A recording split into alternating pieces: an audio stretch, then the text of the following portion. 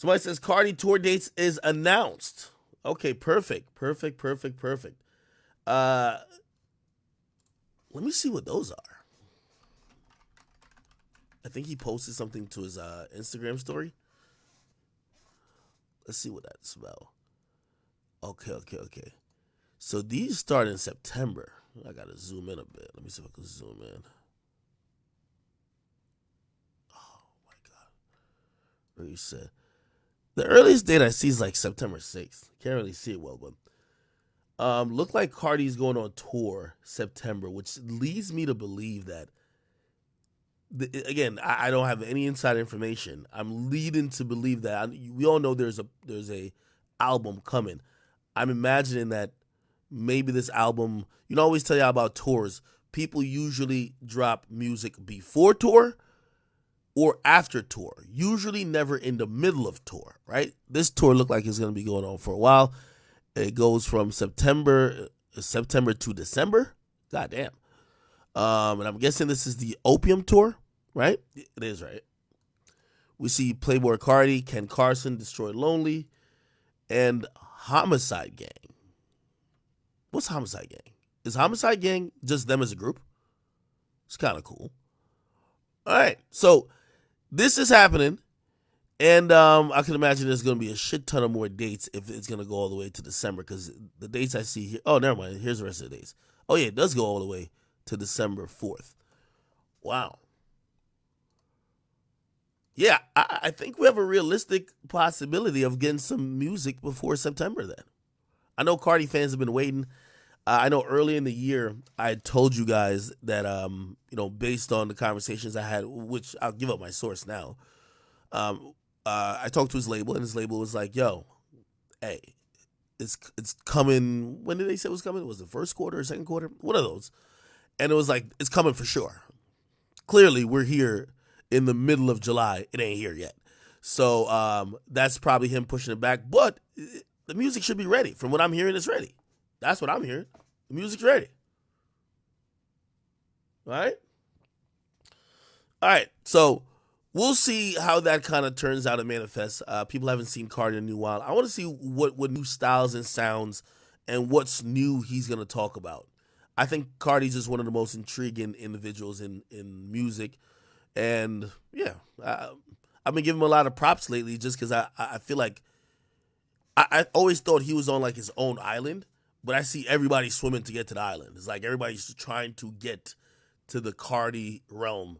So I've given him more credit. I'm like, shit, if you got all these other niggas wanting to be you, you must be the guy, right? Okay. Somebody says, you think the label gets to decide that? Well, I mean, the label works with them, right? You know, like, you got to realize, again, to some extent, whether it's a Cardi or Uzi, they obviously decide when their music's coming out, but they're not just showing up. Like Drake doesn't really work with his label at all, from what I know. Like Drake, like for example, For the Dogs, Drake is not cooking up like a release plan with them. Like Drake is probably gonna pop up like, yo, hey, I'm dropping this next week. Here's the music. That's it. Which, it's worked for him for a while, but I think it's also hurt Drake for a while doing that. Look at Taylor Swift, who I just covered that the re-release of one of her projects is doing 700,000. You know what I mean?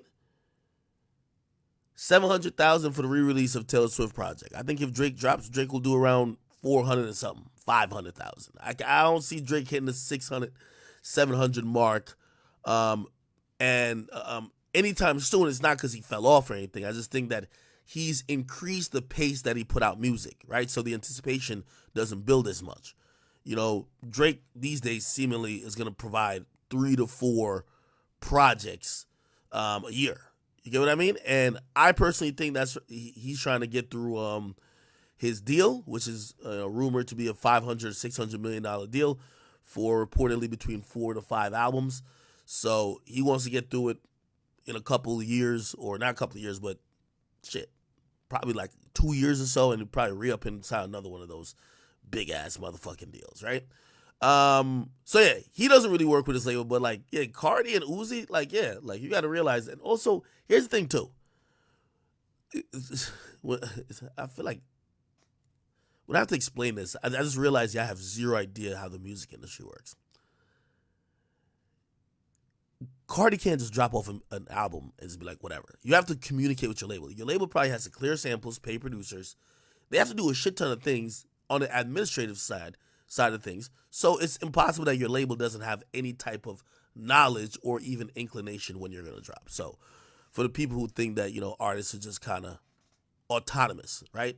Like there's a few artists that kind of do that. Cardi's not one.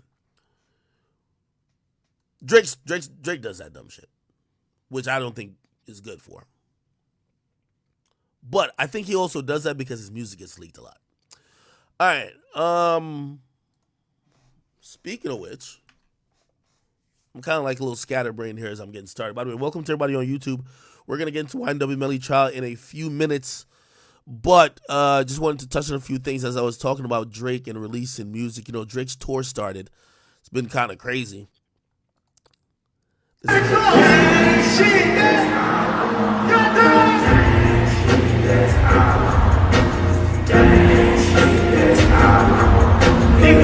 Funniest comment is in my comment section is like, yo, these are the kids that's telling Dirk to go slide for Von. Okay. But there was another clip of Drake being there, and let me see. Can I get it? To the United. Where is it? My boy Drake started. Drake loved dissing niggas on tour, man. What? I think he admitted it in one of the interviews. The few interviews he's ever done. He's kind of addicted a little bit to like beef and confrontation. He came up in that era. He was on stage recently and he basically called out Kendrick. You know what I mean? There's this like subliminal beef. He'll probably never admit it, right? But he throws these like random stones that seemingly have really direct aim at Kendrick because all these things apply to Kendrick. He was on stage and he was just like, yo, I'm not like one of these guys who don't drop for 3 to 5 years. Like, because I guess he was talking about he's going to drop for the dogs. Let me see. So basically he's saying that, yo, I'm dropping music more frequently and I'm not one of these guys who ain't going to drop music. Let me see. Can I find it? I'll go on YouTube and find it if I can't get it here. Probably got to go on YouTube. It weren't so bad. Maybe I should. Interesting thing about this, people thought this person here was a hologram. Like this person was a hologram. So Drake is sitting with what's quote unquote his younger self, and they're on a couch. It's part of the show. From what I hear, is this is not a hologram. This is a real person, but they use CGI on the video that the people are seeing in the arena to kind of manipulate the kid's face to look a little bit more like Drake. So this is a real person. He doesn't really look like that. But it's CGI, it's live CGI that fucking, it's like a face filter, I guess, right? That makes him look like Drake. So you're looking at it to say, is that motherfucking Drake? But no, it's an actual kid. All right. By the way, while we still on the Drake shit, do you see Drake with this little shady ass post? Obviously, this isn't Taylor Swift. This is Taylor Swift lookalike, though. Drake took a picture with them, and Drake said, "Congrats on the drop, sis. Dialed in." Now, I'm telling y'all, Taylor Swift and Drake, I think that they're a little bit competitive with each other. Obviously, it's not beef, right? But it's like a little competition. From what I've realized, Taylor Swift is trying to line up mad of her releases with Drake. If you don't know, she's redropping all her albums. So the album we just talked about that's doing 700,000, right? Like when she says Taylor's version, it's because there's another version of it kind of out already. But she's explained to her fans that like she don't really make no money off of it. The catalog got sold, all that type of shit. So she's re-recording her stuff, and her fans love her so much they're still copping it like it's cool. Right? Now, of course, she put some new music on it, but essentially, she's just dominating the game just off doing this. She has so much music to drop, it always feels like she's about to drop when Drake and them is about to drop. Like, for example, when Drake was about to drop Her Loss, she was going to drop one of her, like, either albums or bundles. Like, she was doing all these crazy deluxes Um, she was trying to line it up then. Remember, Drake pushed it back, right? He pushed it back like a week, right? Some people think it was to avoid Taylor because Taylor was coming through and smacking shit, right? Didn't Taylor sell like 1.6 million the first week, and then the second week was like 600 or 700,000 or whatever the case is?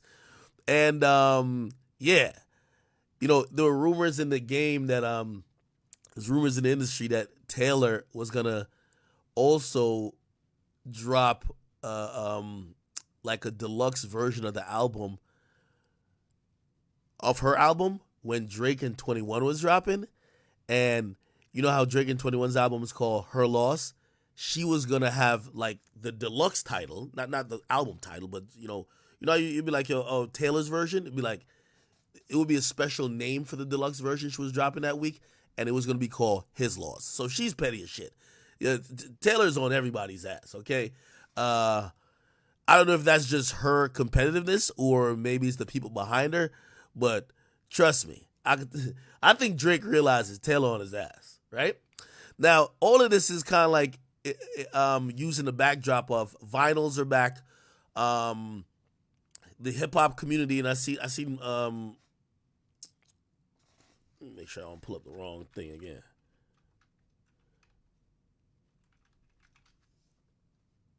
Okay, here we go. Okay, yeah, vinyls are back, and wait, what the fuck is the wrong thing? Yeah, my bad. Sorry.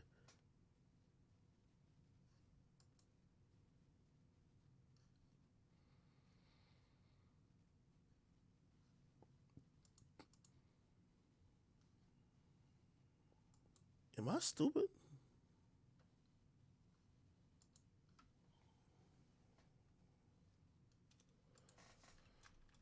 Hold on.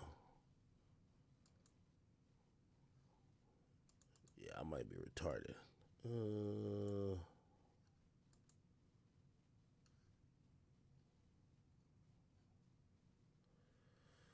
All right, whatever. Okay, so pretty much hip hop artists are getting back into the vinyl game. Um, uh, People like Taylor Swift, they have used vinyls to bolster their sales because number one, it's something that you gotta purchase physical, right? Not just stream because it's really a collector's item with the vinyl thing.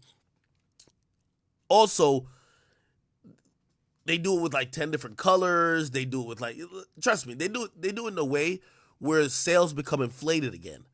Now, hip hop artists have ditched that. If you notice, hip hop artists haven't their music hasn't been leaking. Only Trippy Red's album keep getting leaked like a month before. Everybody else's music doesn't really get leaked anymore. However, the reason being with that and the downside of that is how it used to get leaked is that you have to send the music out to people to press up copies of these physical things you're hoping to sell. You have to turn your album in a certain time before. You can't be like Drake, who shows up on Monday and sends it to the label and says, "We're dropping this Friday." That ain't gonna work. You got to turn this shit in 2 months before. Your music sitting in hands for 2 months before and going from company to company and people, somebody's gonna leak your shit. So the hip hop community dealt with the leak because leaks affect hip hop sales way more than pop sales. They just stopped putting out vinyls. But it's coming back around. Also, bundling is coming back around. So hopefully we'll see like hip hop artists. Like I don't even know if nobody will ever do a million again in the hip hop sphere, but there's a possibility again with these new sales metrics kind of helping out hip hop artists. You feel me? All right. I feel like that was some boring sales talk, but if you kind of are interested into it, let me play this shit where he was dissing Kendrick at.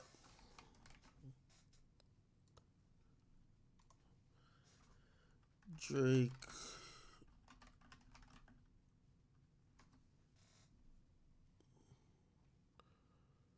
He was on stage and said it. Where can I find the clip?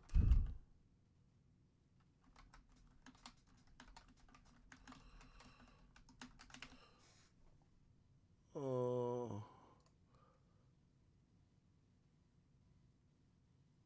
where the fuck? Okay, somebody send me a link, And I'm gonna be honest with you, man. Yo, Kendrick, man. I know I'm a Drake fan, so this might seem very, very disingenuous coming from me. Yo, Kendrick, you gotta pick up a stick, man.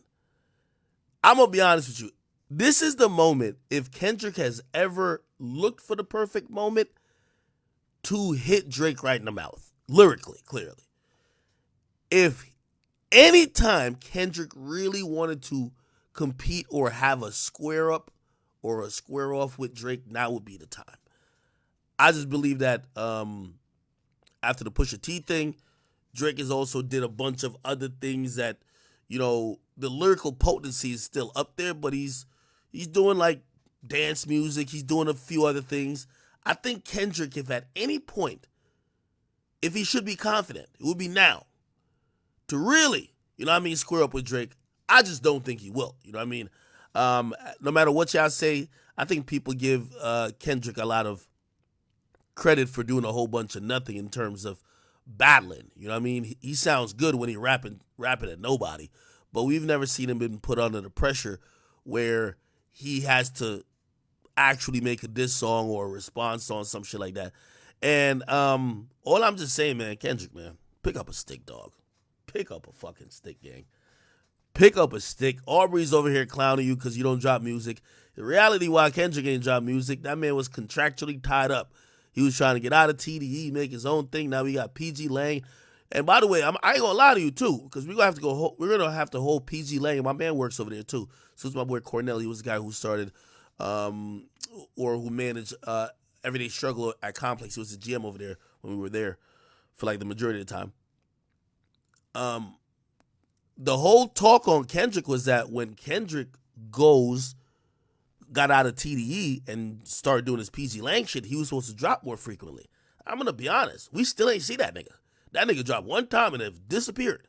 So, the whole excuse of why he doesn't drop or why he isn't present, if that was, he was dealing with the whole TDE thing, well, that shit's done. That nigga's still not here. What's going on?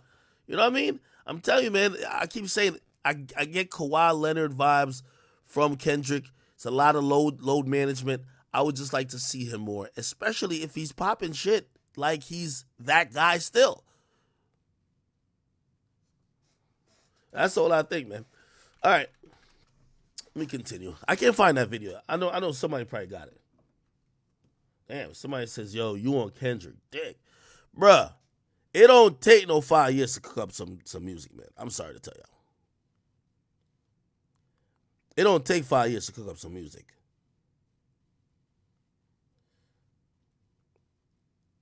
Yo, memes, send me that clip, or Grant, send me that clip. I bet. We're gonna kind of hop into the trial in a second. I do want to get to one thing before. Man, I'm telling you, we live in such an interesting world. If you're not realizing the patterns of what's going on, and shit, I'm not trying to sound all Andrew Tate here, but it feels like as a man and as a dude, you basically gotta allow your chick to be a hoe for people to say you're either wait, I don't even know what they say when you allow your chick to be a hoe. Oh no, you're secure. You're secure. You got big dick energy. Like, if you allow your girls to go ride on another man's dick, you're secure and you got big dick energy. If you tell your chick you can't go out with that see-through outfit, like, bitch, like, that's for me. You insecure, all these other things. We've been seeing it kind of get pushed through a lot of different ways. I mean, it's manifested in very common examples, like, for example, the Keke Palmer thing. Yo, the dude who's the father of her child and also with her said, yo, listen, this is inappropriate. You're a mother. Like, you in a relationship. Why you over here like you over here, she looked like she was about to squirt like Sukiyana when that nigga Usher started singing to her. So it's like, come on.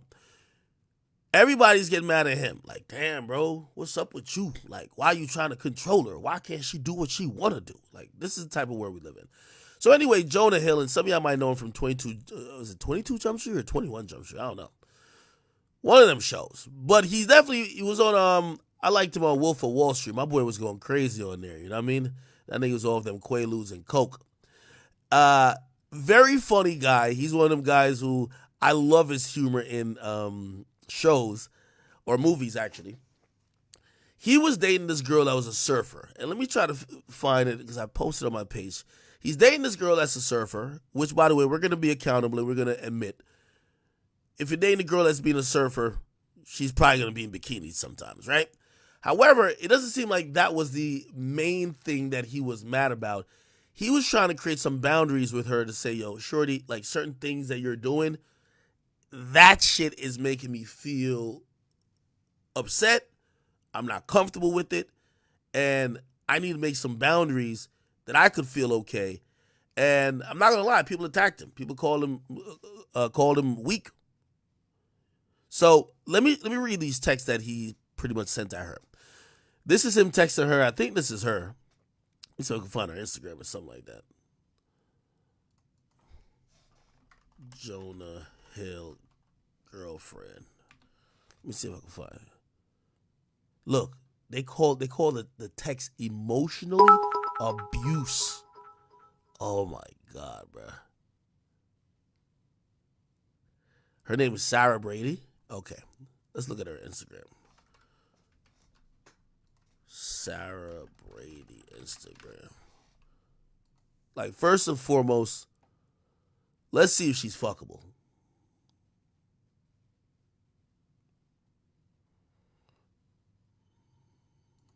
All right. Damn, she got that elongated back. She had to literally sit down for the shit to curve. Oh, hell nah. This one of them flat back pancake bitches. Oh, hell nah. Oh, yeah, he could keep her. Oh, yeah, he could keep this joint. I ain't gonna lie, though. Sometimes chicks with flat asses be having the most fire pussy. I ain't gonna hold you. But this is her. Whatever the case is. All right, bet. Ain't really got nothing. This is what we call a plain Jane right here. Just a regular old white girl. Is this her? Nigga, this bitch looks like Dave Portnoy from Barstools. Okay, whatever. Anyway, this is what he said to her. He said, yo, plain and simple. If you need, and he's listing a bunch of things, surfing with men, boundaryless, inappropriate friendships with men, to model, oh shit, to post pictures of yourself in a bathing suit. Holy. You can tell this nigga just watched a fucking episode of Fresh and Fit. To post sexual pictures, friendships with women who are in unstable places, or and from your wild recent past beyond getting lunch or coffee or something respectful, I ain't the right partner for you. If these things bring you to a place of happiness, I support it, and there will be no hard feelings. These are my boundaries for romantic partnership. My boundaries with you, based on the ways these actions have hurt our trust. He then says, take some accountability and operate with respect. It's simple, because I'm tired of your attitude towards surf culture and that contest and that place, because I deserve respect, period. I have been more than patient, and shit like this is still here. Fuck that contest, fuck that place, and fuck not respecting me always in every situation within the surf culture, or you don't get it. And you don't get me. It's hurtful and unacceptable to me. Get it? I don't know if you get it or care or give a shit more than me. What? Or give a shit about that shit more than me, even after Dr. Stern has said it loud and clear. Then he basically says, literally, just say hello and leave the convo. I love how your therapists think I suck. I'm literally the best boyfriend on earth. Then she says, that made me feel like you're testing to see if you should keep me around or dump me because there's something wrong with me, like I'm a nerdy, dorky, unaware, naive idiot. Socially, I hear you. He says, your words, not mine. Hey, I give my thoughts on it, man. I think it's a little complicated here because her work, which, surfing. By the way, I don't know if this woman makes any money from surfing, right? It might just be a fucking hobby, right? And bitches will tell you that their hobbies all involve them being naked around men. You get what I mean? Like, yeah, I love Pilates, but I'm doing Pilates with a bunch of niggas that want to fuck. You get what I mean? Like, again, if it's her work and it's providing her with income, like, I would say if he knew this going in, unless he's willing to take care of her, which, by the way, I do believe he's willing to take care of her, it's Jonah Hill, he shouldn't complain about, right? Like, shit, for example, they say if you meet a girl in a strip club and if she's dancing, you can't get mad at her, continue to dance while she's with you if you met her while she was dancing, especially if you're not providing for her because now she's losing income. Now, I don't know if this, again, the surf culture, she probably is getting paid or something. Or maybe she's competing, contests. I guess she's a model or whatever the case is. She don't look like one, but she claims, by the way, all these bitches claim to be a model. It's all good. I would say that I don't think he's being emotionally abusive. I think he just can't handle his woman being scantily dressed around a bunch of dudes, and also her interactions made him feel appropriate. By the way, I have no problem if she says, yo, listen, I still want to do the surfing thing and you can't deal with it, I'm going to just leave. And I think that's a really grown-up discussion, but anything that these days that doesn't allow a woman to be a complete whore, you're now emotionally or mentally abusing her. No, he's giving her a choice. He said, yo, if you're going to keep with these habits, we can't be together. That's very fair and very reasonable, if you ask me. If you could acquiesce, we could be together. If you can't, all right, wish you the best of luck. Let's move on. However, this woman apparently put all these messages out to make him look like he's abusing her. I don't think that's the case. I think he just got boundaries. Now, granted, I'm not backing him up on everything he's saying, because if he didn't meet her while she was a surfer, well, I don't know too many female surfers, so who you think she gonna be surfing with? Men, right? Most of those women, if your boundary is her being a model, it probably is a deeper thing. You probably just don't want her show her body off. Look, post pictures of yourself in a bathing suit, bro. That's gonna come with it. Like, you don't date a surfer if you don't want her to post herself at the fucking beach. That doesn't make sense. Now, again, all these other things, I think he probably was at a breaking point where wait, hold on.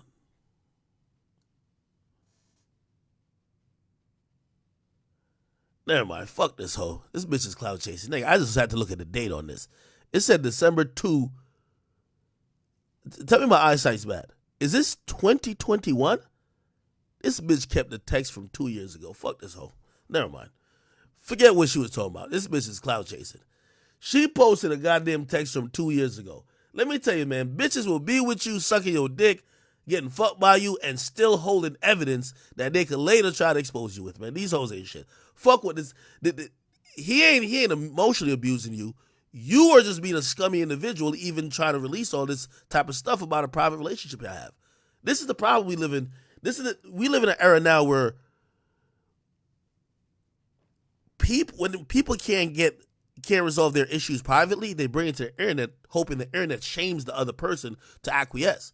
The fuck you posted? I thought this shit was gonna be like from last month. This bitch posted some shit from 2021.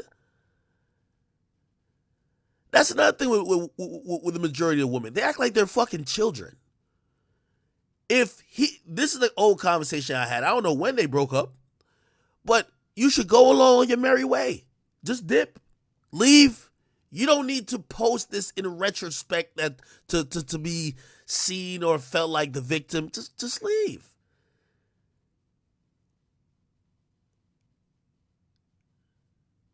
I'm telling you, every woman I've dealt with, you get to a point of diminishing returns where they start doing dumb shit or they start posting shit like this, and it always comes down to this: my feelings. My feelings, my feelings, but my feelings, my feelings. You gotta treat women like they're fucking like children. Like, you see, just like I treat Pluto, this is how you almost gotta treat these women, bro. Because they can't be logical adults to say, all right, cool. Granted, there's love involved, but like, yo, he says he's not cool with this. You still want to do this. Leave. It's it. Just leave. All right. No, Mary, it was a case dismissed, man. Get this bitch out of my courtroom, dog. Case fucking dismissed. I thought this shit was recent. She posted this shit from 2021. I can't believe it. Nah, I'm good. I'm good, bro. All right, let's get into this Wind Up and Melly case, man. Oh, Boom says she doing that because he got a baby on the way with a new woman.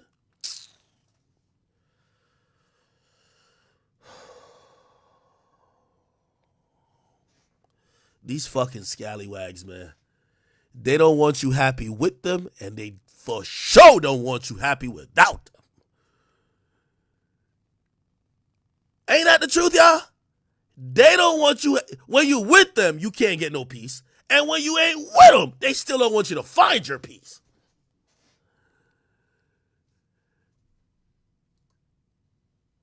She posts up, see the misuse of the term boundaries. You know what, though? I'm going to blame Jonah Hill, man.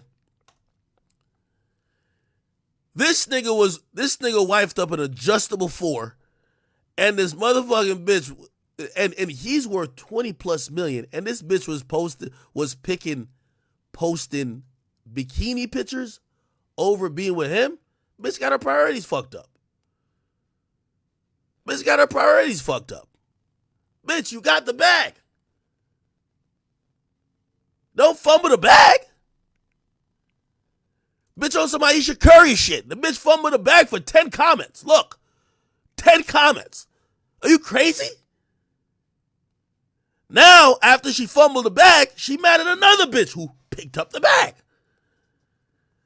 This is what he probably was saying in the message. Yo, bitch, could you stop fucking posting you in a bikini with your thought friends? I don't like your thought fucking friends. Please. Now, let me tell you this about women. They never get the bigger picture because women live in a la world. Like they're like Walking Dead. They're just like that's them. You know why he's probably saying this? Take it from me. Just take it from me.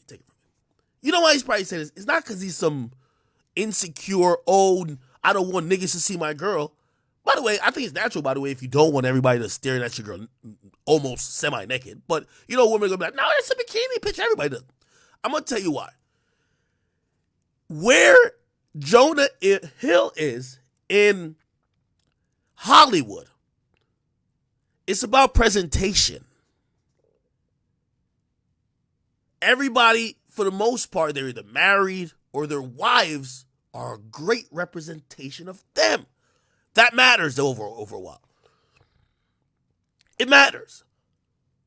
Because it precedes these arguments, or every time you walk in the room, when he has to walk into the Oscars, guess who's going to be on his arm? Her. Hey, what do you do? Oh, yeah, I just post thotty pictures online. Oh, shit. So it's kind of almost secondhand embarrassment for him.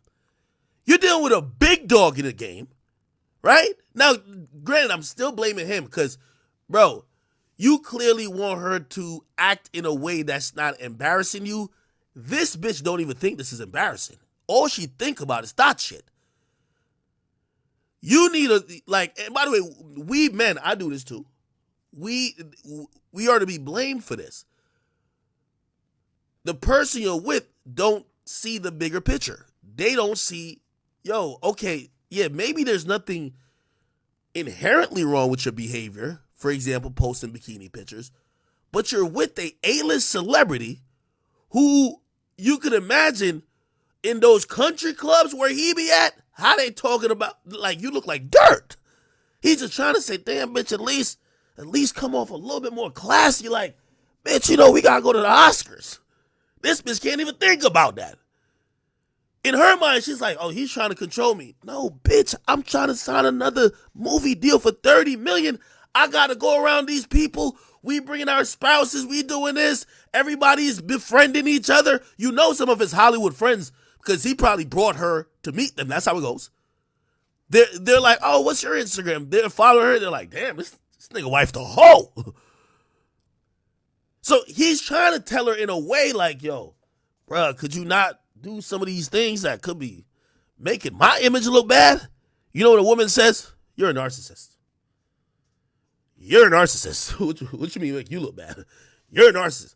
No, it ain't, bitch. You're here because the bag is here. The bag is here. Why is the bag here? I'm a great actor. Cool. But also, there's an image to uphold. There's an image that could be tarnished. Do you like the bag? All these bitches, of course, they love the bag.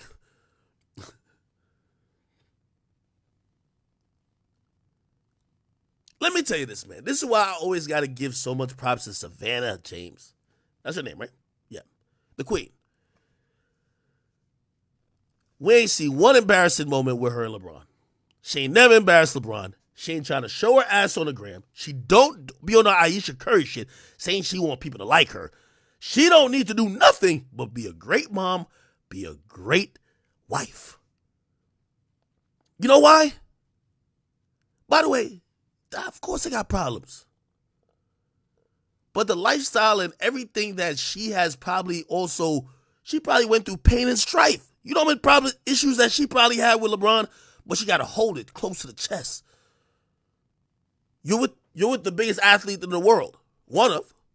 If you go online and start putting up, and if Savannah went online, and you know when all these bitches are mad with their niggas, they just start quoting some thought shit. Well, I'm back outside tonight. Somebody take me to Pound Town. If she does anything even close to that, she could put up a random City Girl lyric. It's fucking a windstorm. Everybody's gonna make shit up. So she gotta, like, even if he does some fuck shit, she gotta hold it down. You gotta respect a chick like that.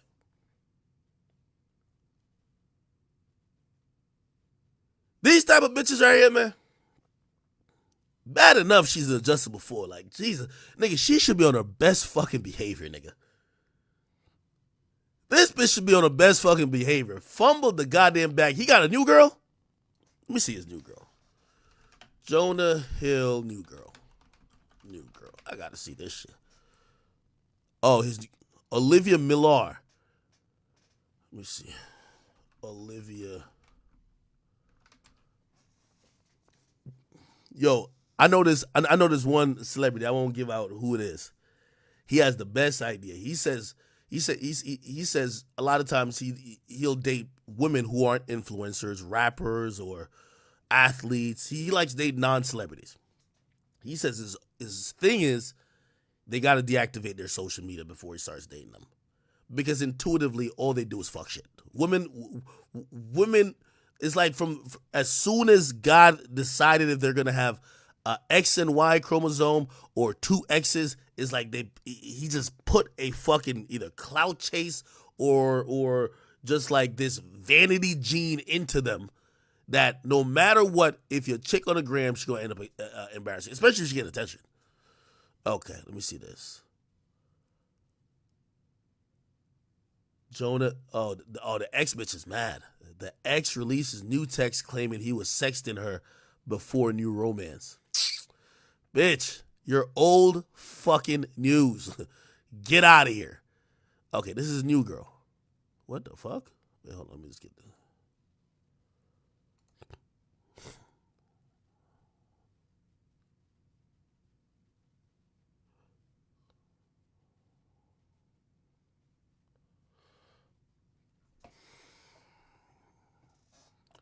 Let's move on. Let's move on.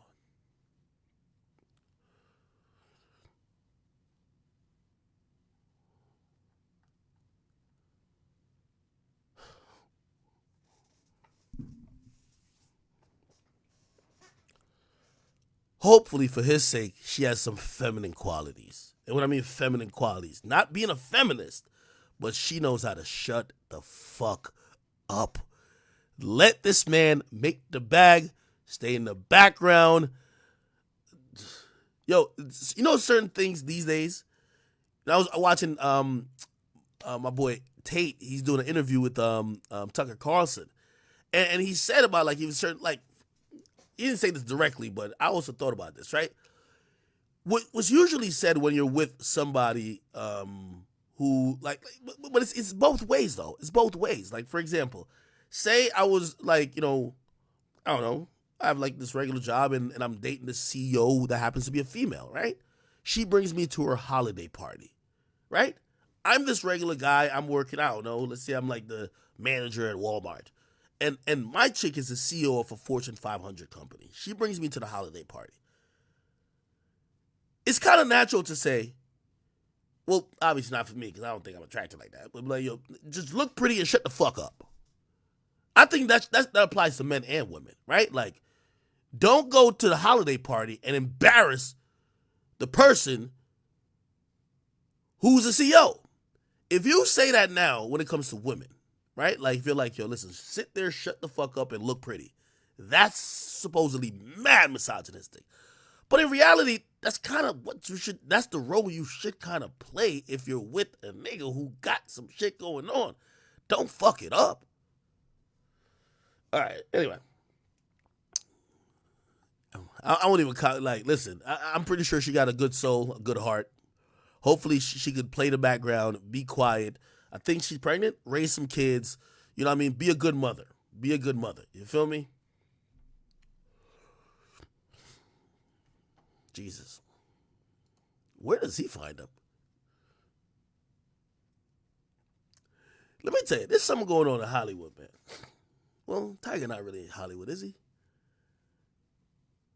There is a reservoir of mid bitches that anytime there's certain niggas, they always with a mid.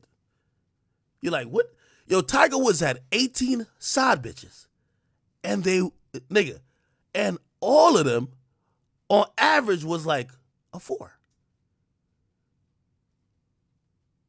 I've been trying to do like almost a study on that. I would think that Tiger Woods would be fucking the baddest bitches that would walk this planet. All the bitches he was fucking were 4s. There's not one bad one in there. I'm like, what the fuck?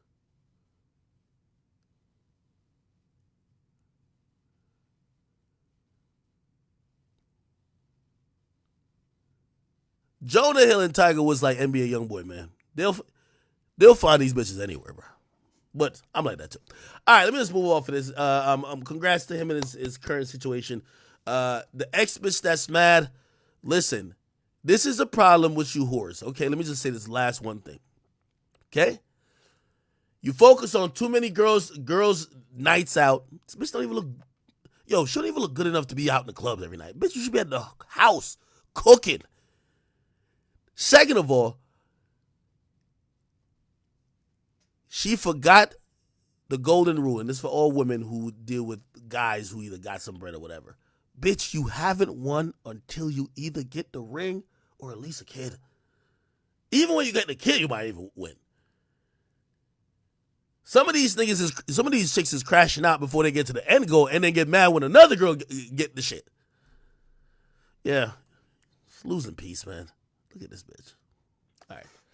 Let's get this wind up and Melly case, man. I know there's probably a couple more topics to delve in on. I don't even know why I got so passionate about that shit, but it is what it is. By the way, also, salute to my boy Wiz Khalifa. He sold his catalog. This is a publishing deal, actually. So he sold his publishing, and from what I'm hearing, it was a 8-figure deal. So some people are thinking it's between $60 and $80 million. But again, these rappers are all selling their publishing or their whatever they own of their masters and their publishing. They're all cashing out. I'm not mad at them at all. Obviously, some people, like for example, Russ has had this conversation many times to say, well, it should be about your intellectual property and what you care about. It shouldn't just be about the money. Listen, these musicians are still current. Most of them still think their greatest works are ahead of them. And shit, they feel if they get their hands on a lump sum of money that's kind of crazy, they could build other businesses and do other things. This music shit don't last forever. So again, and by the way, I think, did he have one of them songs that was on one of the movies? Yeah, he had one of them songs that was on one of the movies. He sold the publishing for that too. So I think it was everything before this year or last year. So congrats to him, and I'm not mad at any, especially African American entertainers who we see these deals a lot, or we used to see them. We see them for Bieber's catalog. Taylor Swift, who's mad at her deal now because her shit got bought. Not her publishing, but her masters got bought. But it wasn't really owned by her. It was owned by like the label, this and third, all that type of shit. Most of these entertainers, whether Future or anybody else, I'm not mad at them for selling shit. Bro, get the cash as y'all can now. Most of y'all are still active. Y'all will make way more works than y'all can, whatever. And then y'all could think about either sometimes rebuying back those assets if you really care about it, or hopefully you make more great music that you're fully in control of, whether on the publishing side or the master side. So, salute to my boy Wiz Khalifa. All right. Cool. Let's get this YNW Melly trial. I'm going to start off by playing what was happening yesterday. So, yesterday, I got to do the recap on it, which is day 13. Can we find day 13? Can we find day 13? No, actually, I'll just play the clips. All right, here. So, YNW Juvy's sister allegedly threatened Melly mom on social media. And I'm guessing this was recent. So, here it is. Welcome back. I'm Anjanette Levy, and you're watching Law and Crime. Thanks for being with us on this Tuesday afternoon during the lunch break in the YNW Melly double murder trial. We left off with Mark Moretti, the lead detective in the case, on the stand. The state is still in direct examination, and joining us is Terry Austin of Law and Crime. She's down there covering the case for us. So, Terry, bring us up to speed about what's been going on in the courtroom so far this morning. Well, Anjanette, it's been a very interesting morning. It did start off earlier with the defense bringing up an issue. Apparently, Juvy's sister posted on, I guess, one of the social media outlets, and she said that she was going to harm Jamie King. And so that caused a big, issue in the courtroom. It wasn't anything that we got on tape, but it did happen this morning. It was on the record, and she has a bodyguard now. So that was one of the first issues that the court dealt with this morning. And it was interesting because the judge did basically say, if you needed more security, I can get it for you. Ultimately, it was determined that the security she had, the bodyguard, was going to be enough. So that was the very first thing, and it was quite interesting. And it was, I think something that was not expected as far as I'm concerned. But then obviously after that, Moretti got on the stand, and he did talk about the drive back, and forth as far as the crime scene was concerned. He talked about cell record data. He talked about, the 980. Hold on. I'm trying to hear the actual court thing. Doesn't it mean to location B? And in that, in some way.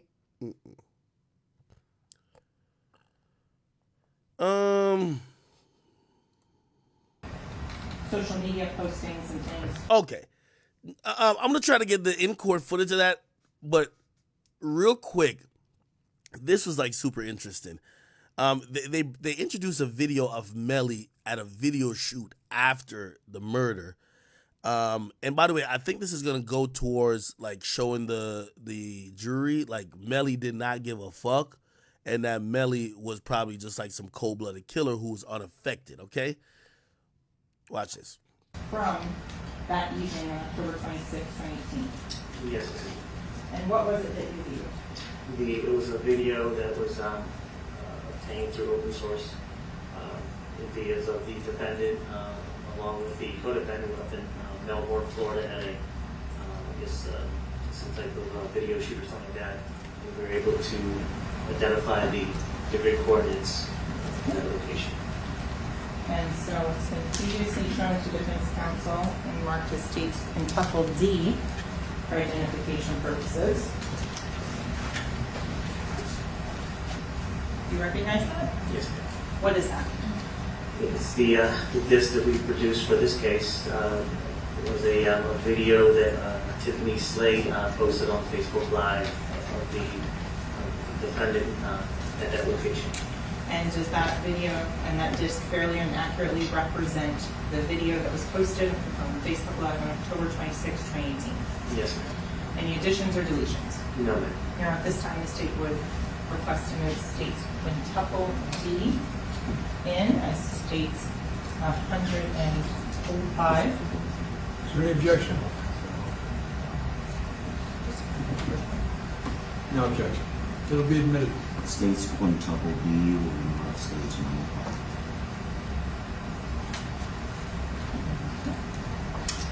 And I'm just going to publish a short portion of this.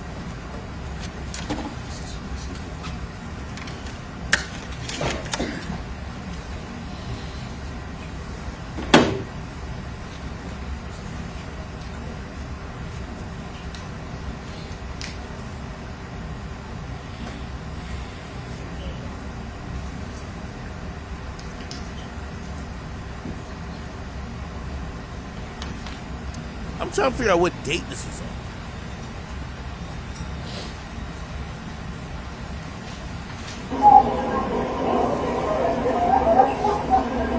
It's a video shoot. Y'all see that?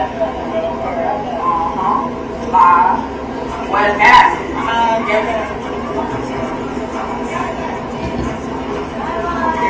Y'all see that? Y'all out here.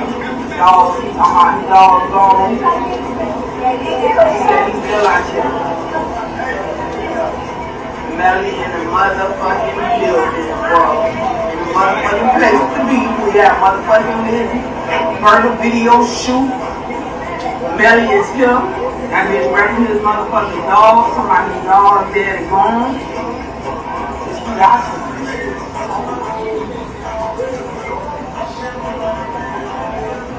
Melly out here for his dog. That bitch came and walked out the car. Come. My dog was gone. Rest in peace to my dog. Security guard right on his ass. Ain't nobody gonna fuck with him.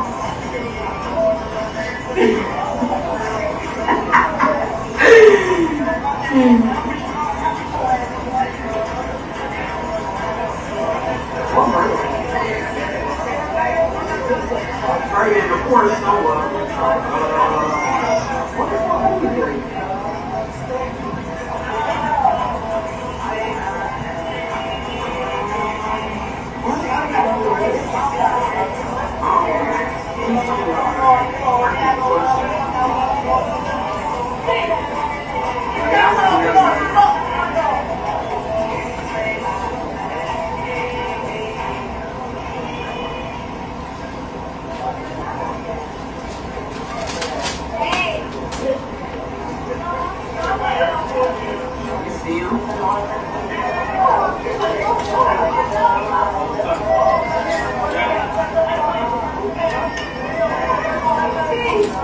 Melly still turned regardless of what happened this early morning.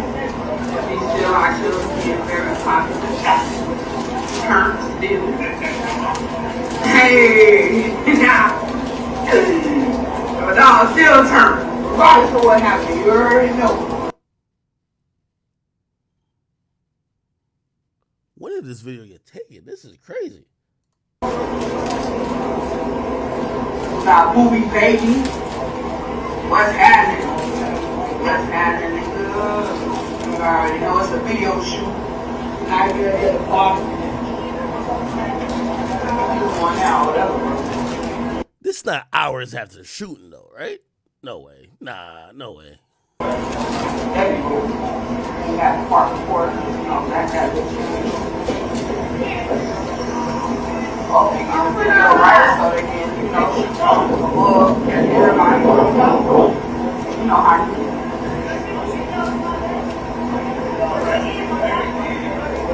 They shoot the video from way up in the sky, man. Oh, motherfucking, what's it called? Up around? No. Yeah, whatever that is talking about.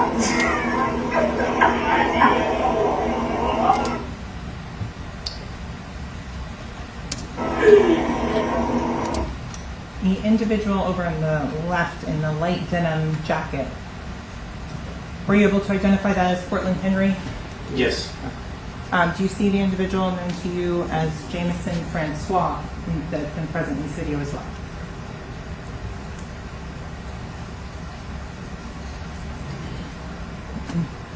I don't see him in this screenshot here. Okay. Have you seen him previously while watching this video Yes. at other times? Yes. Okay. So at that point, I'll conclude publishing at 3:22.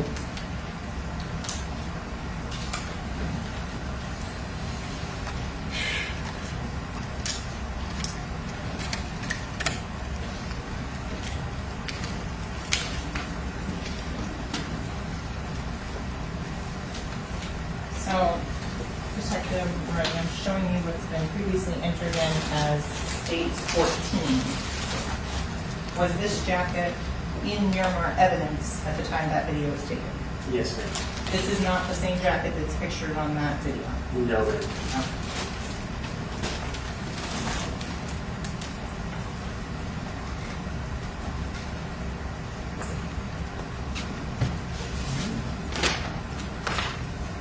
So when you're going through these phone records, is everybody say just their full legal name? No, ma'am.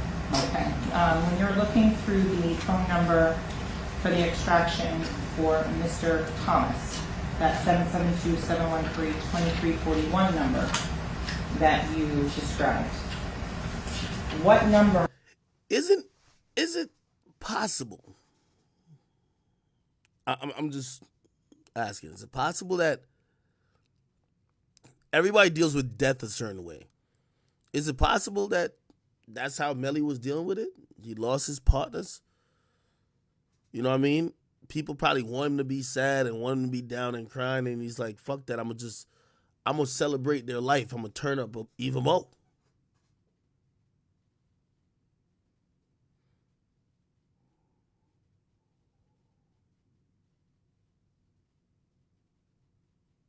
Somebody say, yeah, if you're a psychopath, sure. Maybe, you know, people like, don't mourn them, celebrate their life.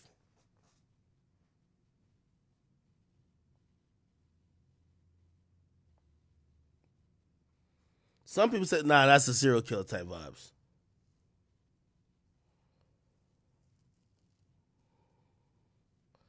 So I said, not if you was in a job, my boy.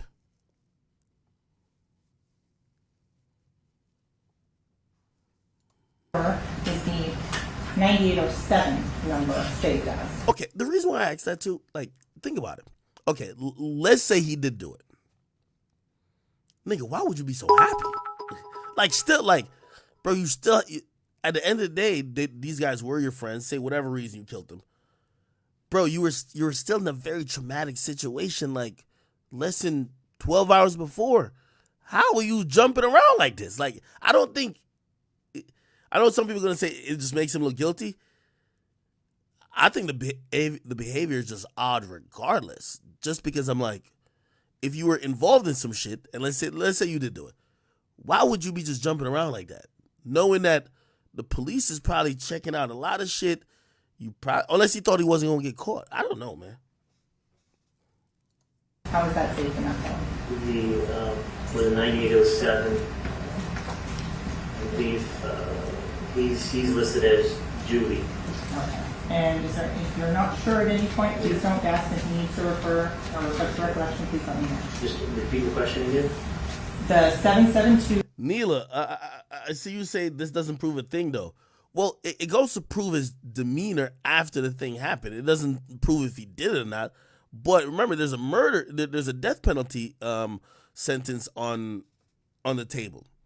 If you see somebody basically just very nonchalantly unaffected by the death of their friends, and you then, let's say the jury believes that at any point that he did it, they're going to say this guy, like, the requirements of giving somebody the death penalty is you got to be some cold-blooded shit. This would be some cold-blooded shit. It's cold-blooded psychopathic shit, right? 2713-9807 number. How is that saved in Chris Thomas's phone? Chris Thomas's phone.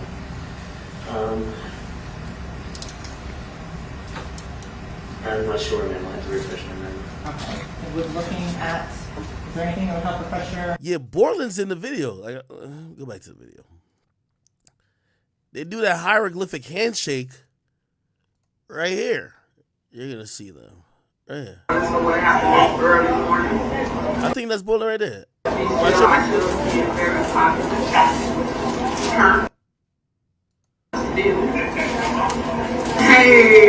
yeah, I ain't gonna lie. This nigga turning up like he won a championship. This is crazy. I ain't gonna lie. This nigga's turning up like he won a championship, my nigga. I ain't even gonna hold you, dog. Regardless of what happened, you already know. Now, movie baby, what's happening? Portland Henry, Yes.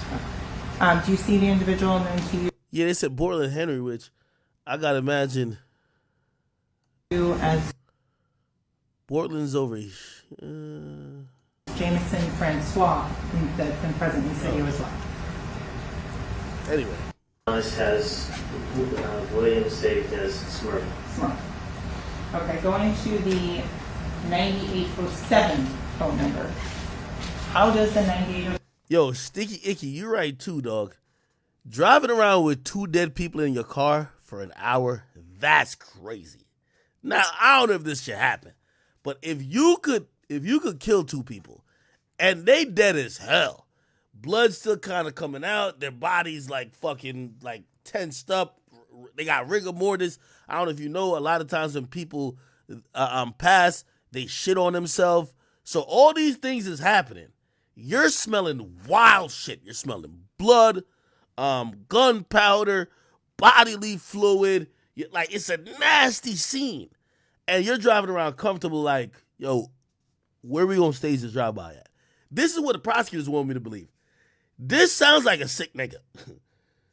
This sounds like a sick nigga, my nigga. Like, you just have the dead. Yo, I'm gonna be honest with you. Nigga, I would almost, like, I'm gonna keep it up. Nigga, I'd probably crash. Every time you have to look right to check your right side mirror and you see the dead nigga just there with a bullet through his head, bro, I'd probably just, yeah, bro, I would have fainted, bro.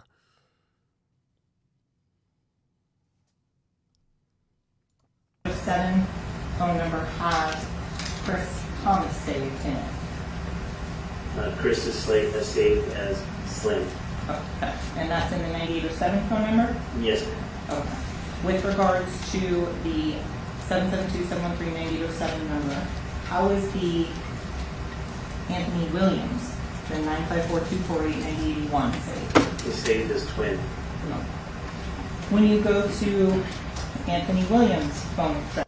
Niggas when I said actual pussy, you said fainted. My nigga, bro, these are your friends. All right, let me give context to it. We're in this crazy philosophy, right? Like, this is just me, y'all. Like, this is some chat nigga reasoning. Let's say he did do it. Now, if he did do it, what do you believe? Do you think that Bortland knew he was going to do it? I don't think so. I think if he did it, he doesn't tell the driver, like, yo, bro, I'm about to shoot the nigga to your right and the nigga to my right. I don't think he knows. I think, if anything, oh, what the fuck? Then I think Melly probably got to calm him down, because you got to think, remember, Melly's directly in front of you, which, by the way, you know, he could beat this whole case and be like, yo, Melly killed them and then put the gun on me and said if I didn't help him, he was going to kill me. So, of course, that's why I helped him. But Melly's behind you with the gun, and you're the driver. The nigga to you is dead. The nigga in the back is dead. Could you imagine what Melly told that nigga? Yo, pull over right here. I'm getting out. Nigga. That nigga was probably the best Uber driver that day, man. Somebody said he ain't do it. Bro, listen, we're talking about alternate theories. The reason why y'all all care about this case, either we probably all like YNW Melly, but this sounds so crazy what the prosecutor's alleging. Like, if that's not what happened, we want to find out what else did happen, because that shit gotta be ridiculous too. This whole situation sounds ridiculous. Do y'all think the Oh, King Buck said, nah, they in it together. They both cold as fuck. Yo, Boom, you around, nigga? Hop on Discord.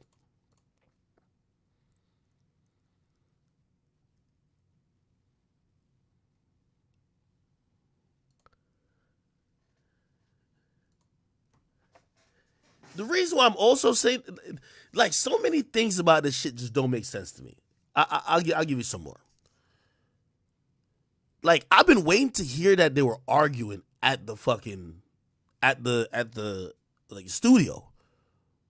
Even the guy who came on stage to snitch, he didn't really say they argued. So, or came on the stand to snitch, he didn't say they argued. So you're telling me that a regular day where niggas were just tired at the studio, so they said, all right, let's just leave because y'all niggas sleeping anyway. and you just decide randomly to kill them then? No argument preceded it? No type of like, so if that's the case, maybe I'm with y'all then. Well, or some of y'all in saying that it was planned. But even then, I'm going to just keep it a being with y'all. If I'm the driver, nigga, even if I'm planning it with Melly, I'm not letting Melly sit right behind me. Because you know what Melly might say? I clapped the two niggas I wanted to clap. Let me clap the last nigga that's the witness. Right? I clapped the two niggas I wanted to clap. Let me clap the nigga who's the witness. Then also, if you want to believe Melly did it, remember the text messages they said that he sent on Snapchat where he said he was just like, yo, man, I gotta thank Bortland. Like Bortland, he a real one. You have to realize Bortland at any point could have just said, yo, bro, this, he could have told the cops anything like, yo, bro, this what happened, man. Yo, that nigga just wilded out and just took his gun out and shot these niggas, bro.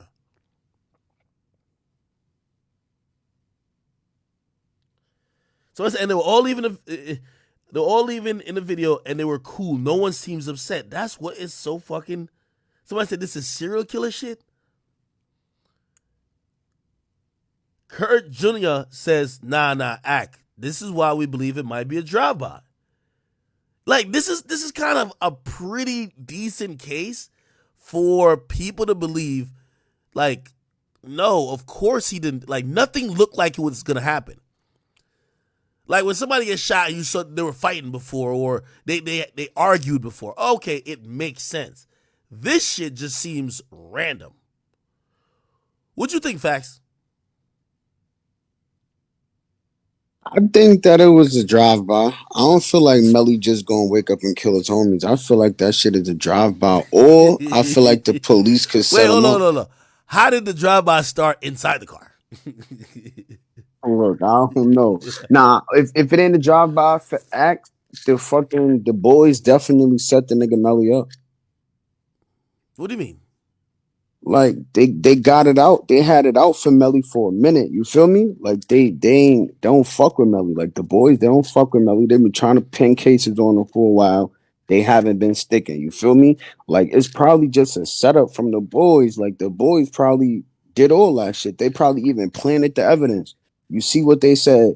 It wasn't no fingerprints it wasn't no fingerprints on a car door. Now all of a sudden is fingerprints on a car door, Melly fingerprints on a car door years later. Yeah, but okay, I hear what you're saying, but let's be honest. You know the reason why they're showing videos of him turning up at the video shoot is like Facts. You say you got shot before, right? Yeah. You don't have to explain like whatever happened. It just, but was it traumatizing? Like did you just go back to like, yo, just popping bottles in the club? Like obviously you probably just couldn't go back to the club immediately, but like were you just kind of carrying it like nothing happened? I mean, of course it was traumatizing, but like after a while it was over. Like it was, you know what I'm saying? It was over. Like I wasn't on no traumatized my whole life type shit. Like, yeah, it was traumatizing at first, but then it was just like, we back to regular. Like, and act, you got to think about it though. That video that they showing, he was at a video shoot. What you want him to be? Sad at a video shoot? Depressed at a video shoot? Yeah, but yo, listen, what that Beanie Siegel line says, 85% of communication nonverbal. Like again, his demeanor is one of a nigga who just got to Six Flags. His demeanor ain't like, yo, you could still like do your thing, but like that body language is like, yo, we just hit the championship, my nigga. Like we had Six Flags, nigga. We're getting on the Superman ride next type shit. Like, nah, it don't seem like it was like, damn, yo, I just lost my partner, but shit, I'm just trying to do what I gotta do. It seemed like, yo, fuck yes. No, I don't know. I don't. You gotta be a crazy ass nigga to actually do something like that. You feel me? Yeah, I ain't gonna lie, I would probably cancel the music video. So, really, nigga, you were in the car 8 hours before, and your best friends died. What the fuck you showed up to the music video to do? Like he said he wasn't in the car when they got shot though. He was somewhere It else. don't matter. That I would be. I would have the most questions. I would be like trying to get down there to the hospital, be on the phone with his mama, be over at his mama's crib. Yo, what the fuck happened? Nigga, I don't know if, damn, niggas dropped me off here. I don't know if niggas like peep me getting dropped off and tail the car and this and third. What the fuck? Nigga, I would be looking for answers. I would not be just turning up and stacking. Nah, that shit do look a little crazy, but I don't think that Melly would do that shit. I can't think that he'd do that shit. I don't know why, but I can't. You gotta be a crazy nigga to do that. This case a little bit reminds me of the OJ case. And it reminds me of the OJ case just because when you look at both defendants, like you look at Melly and you look at OJ, you're like, man, what the fuck was going on that you just randomly killed these people? If you did it. If you did it. Wait, but why you say the OJ case though? Like, what you mean? Nigga, in the OJ case, like, his actions didn't make sense. Other than you could tell something was going on when, you know, that they caught him in that chase or whatever. But it doesn't make sense when you watch that trial, right? The OJ Simpson case. It doesn't make sense that he's just fucking. I mean, they kind of got the motive later on. They said she was cheating, whatever it was. But you're trying to figure out, like, why the fuck did this person just go kill that particular person? You know what I mean? It seems unprovoked. Doesn't seem like it was you know, sometimes things can happen. Like, oh, y'all are getting into a little fight, and then it escalates. Nigga take out a gun. This seems like an execution, right? Nigga sleeping, you shoot him in the head. That shit. So not saying yes, right? You don't gotta even give your answer. Do you feel like Melly did it? Man, I want to keep to the facts of the case, man. Will it be proven? Do I think he did it? I'm gonna be honest with you. I'm running out of options of belief of trying to not believe he did it. So It's like you feel like you're back against the wall. Yeah, it's like I'm looking for alternate theory, which that's why I can't wait for the defense to get to go. I want them to tell me what could have possibly happened because this drive-by shit just don't sound right. Yeah. How come there's a drive-by but nobody can find the next car? No, like there's nothing even in the realm of possibility about the next car. Insanity. Like put like this. It would be a better stage thing. Like say if that car crashed a couple times and like you had different color paints that were on it type shit. You know what I mean? Like paint from another car smudged onto it. So they'd be like, oh, okay. Clearly it was interacting with other cars. Nigga, ain't nothing wrong with the car other than it shot the fuck up. And the shot started from inside.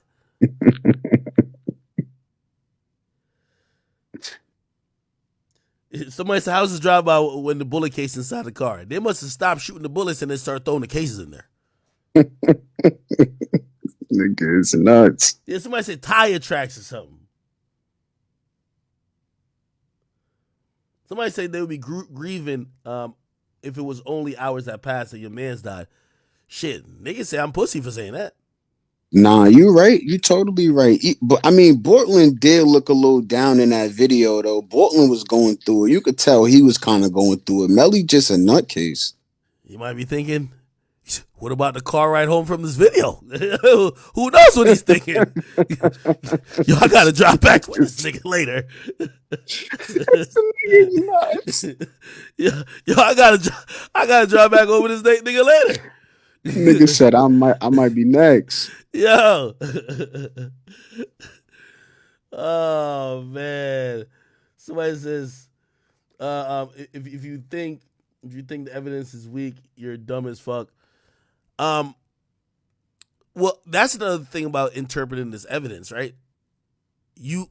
Some people they want it to be like they want like a 4K video of Melly doing it, which you're not gonna get.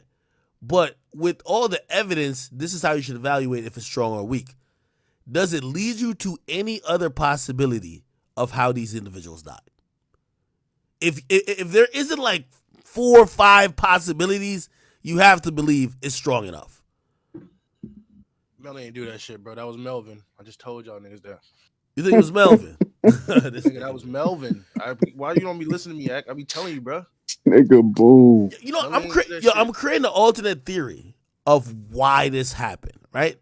Again, we're not predetermining the case. I'm obviously not against Melly. I love Melly. He's a great musician. I don't know him as a person like that. I don't know if this is within his capability. Anything he sings about in music, I'm not going to use that to taint what I think of him, right? So hopefully the truth, whatever the truth is, comes out in court and he gets found guilty or innocent. But just assuming or even going down the train of thought that maybe he did this, I'm wondering, because now it brings me down a whole different rabbit hole. They look mad cool walking out the studio. They weren't arguing in the car because niggas fell asleep, right? The car ride, apparently, remember there was 2 cars following each other. One gets to the house, the other one that they're in didn't get to the house. All this happened like an hour. So it's not like within an hour. So it's not like they had to drive like 5 hours. So it was reasonably, within 60 minutes or so, the car ride should have been. Did Melly, if he did this, must have been waiting for the right time to do it, or this is what, like, if I was looking for motive, if I was a detective, Detective Act is pretty good. I would look at how many days they were at the studio before, and did they all leave just like how they left that night? Because if you ask me, if he did do it, he was playing this shit for a couple nights over whatever disagreement they got. Remember, he was texting his mom that he needed a legal gun.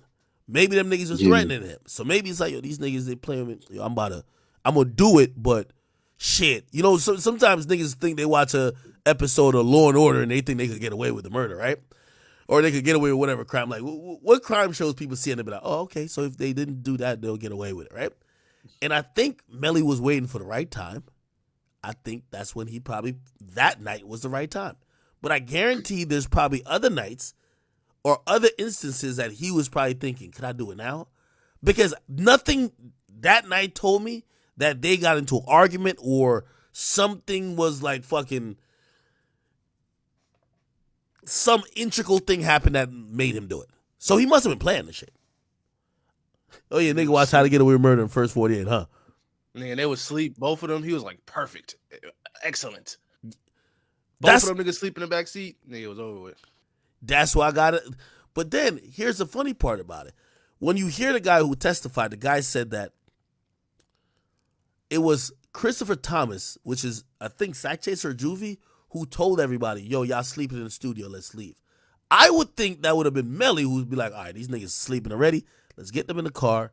I know they're going to sleep in the car. I'll clap both of them then.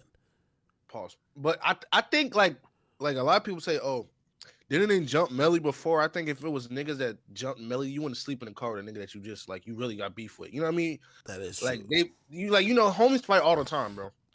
Like, y'all gonna have disagreements. And from Florida, bro, if you disagree, it's called a friendly fade, bro. Y'all niggas can fight and then be back together as homies the next day. That's some normal shit.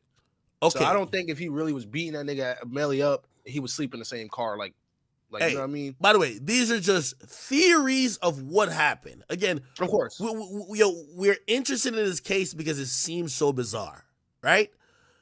I have another theory. So this is one of the theories I was working with early on that I realized I'm like, nah, they don't make sense.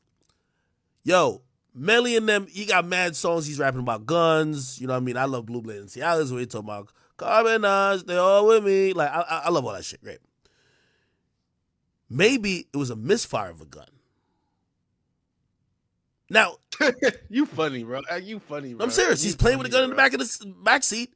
It goes off and kills the nigga. The only thing is, if it was one person shot, yes.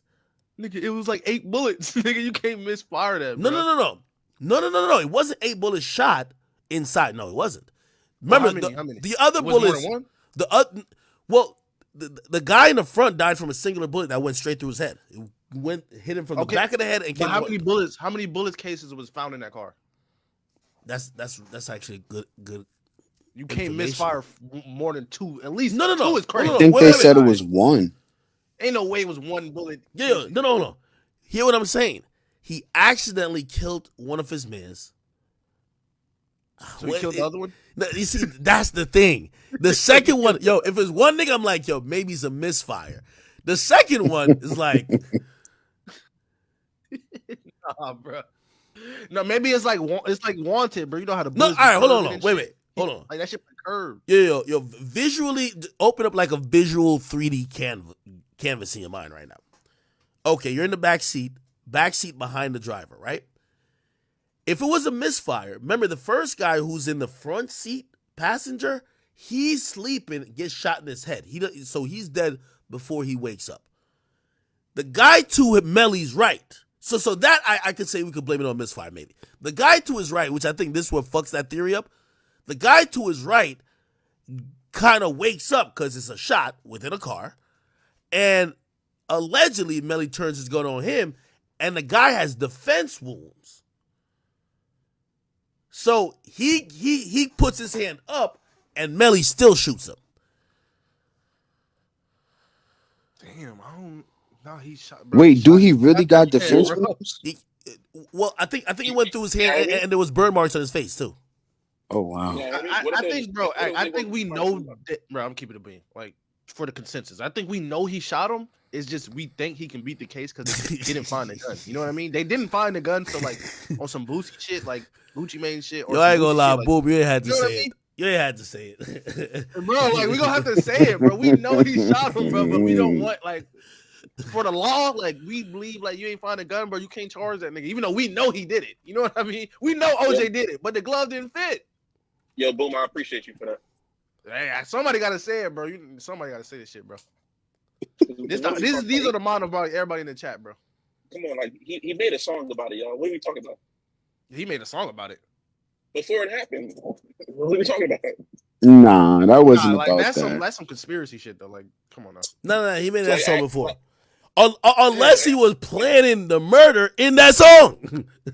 You just said that. You just said that. So how am I crazy for thinking he planned it in the song? Not because that song was like 2-3 years old. Yeah, it was over a year. Nah. Like if the nigga was planning for 3 years, if it was planning for 3 years, at least have a nigga not named Fredo Bang come pick you up in the middle of the murder. You know what I mean? That's so crazy. I think he could plan for 3 years, bro. He seemed like the type of stuff. You know what I'm saying? Bro, yo, the biggest problem in this case is niggas' cell phones. Like, he should have just turned that bitch off, bro. The facts, you know, rappers have problems with cell phones. Oh yeah. I don't know, bro. Maybe it was a drive-by, bro. Like maybe somebody actually did just like, you know what I mean? I think it was the police, Boom. I think the police set a nigga up.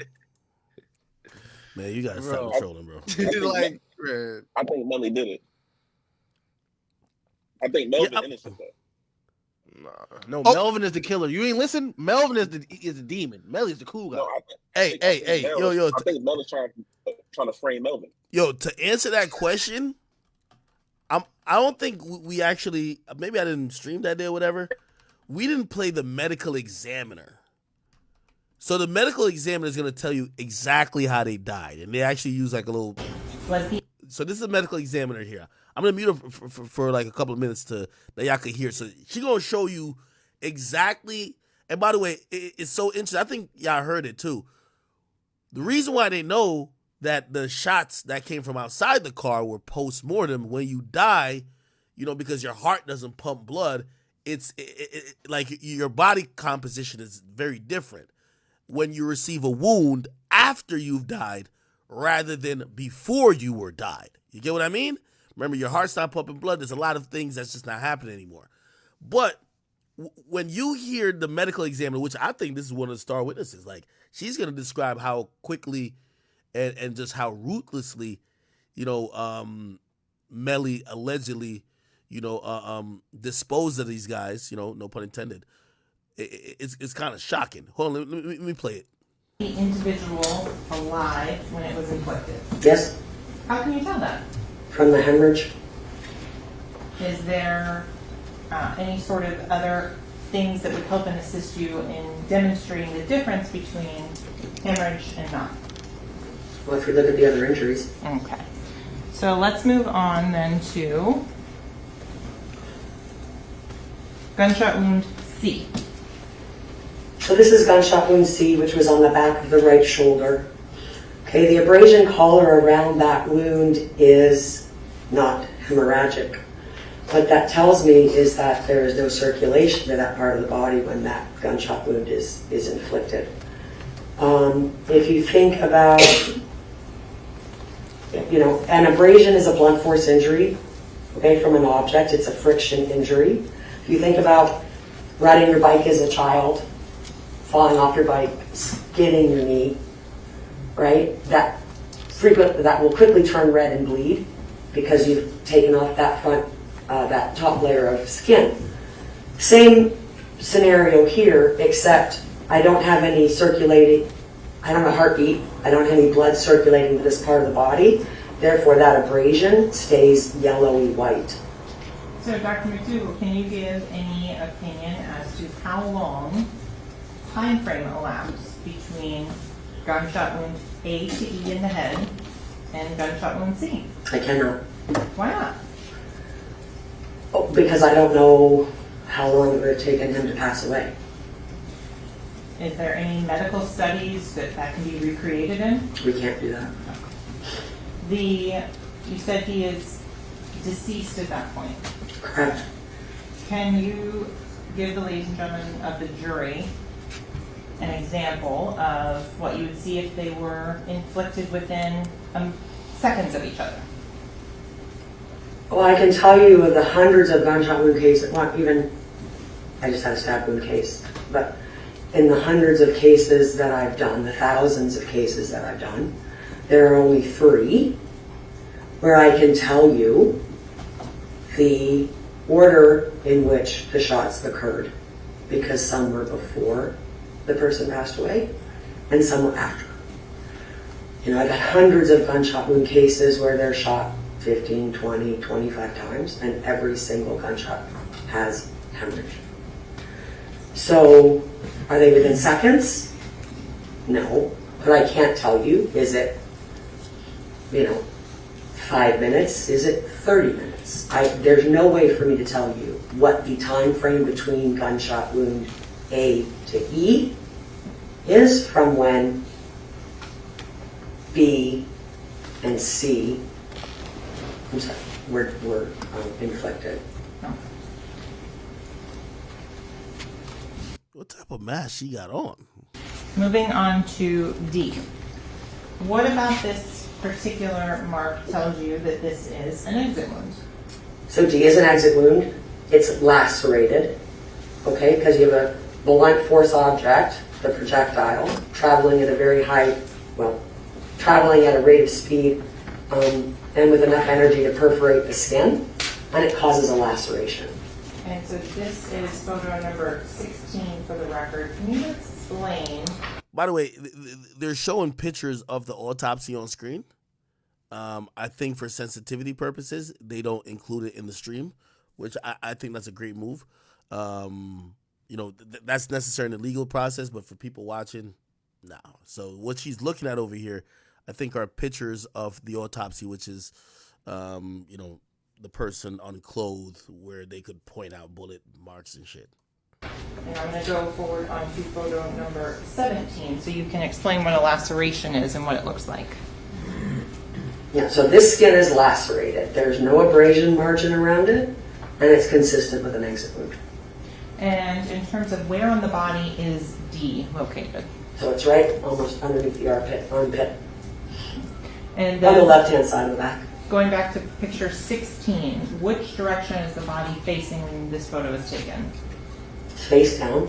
Okay. Going on to photograph number 20 for the record. What are we looking at here?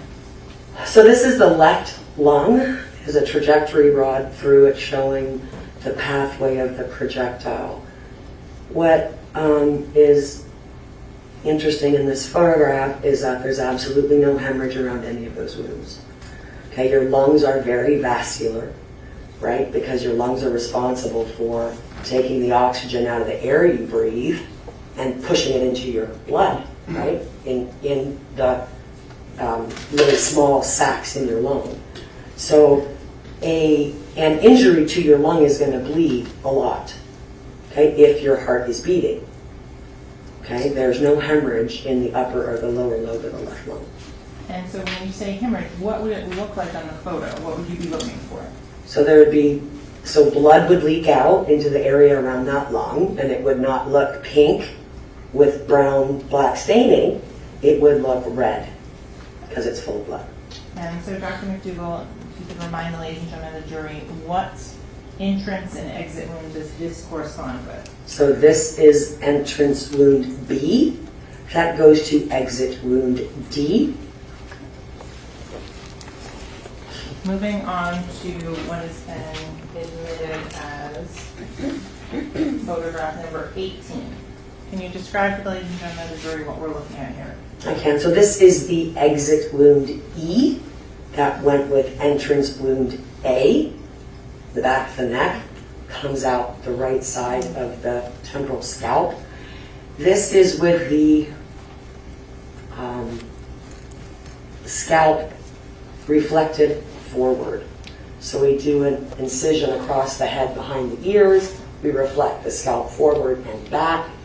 And what this is showing you is this is hemorrhage. Okay, this is blood. This is bleeding. There is a heartbeat.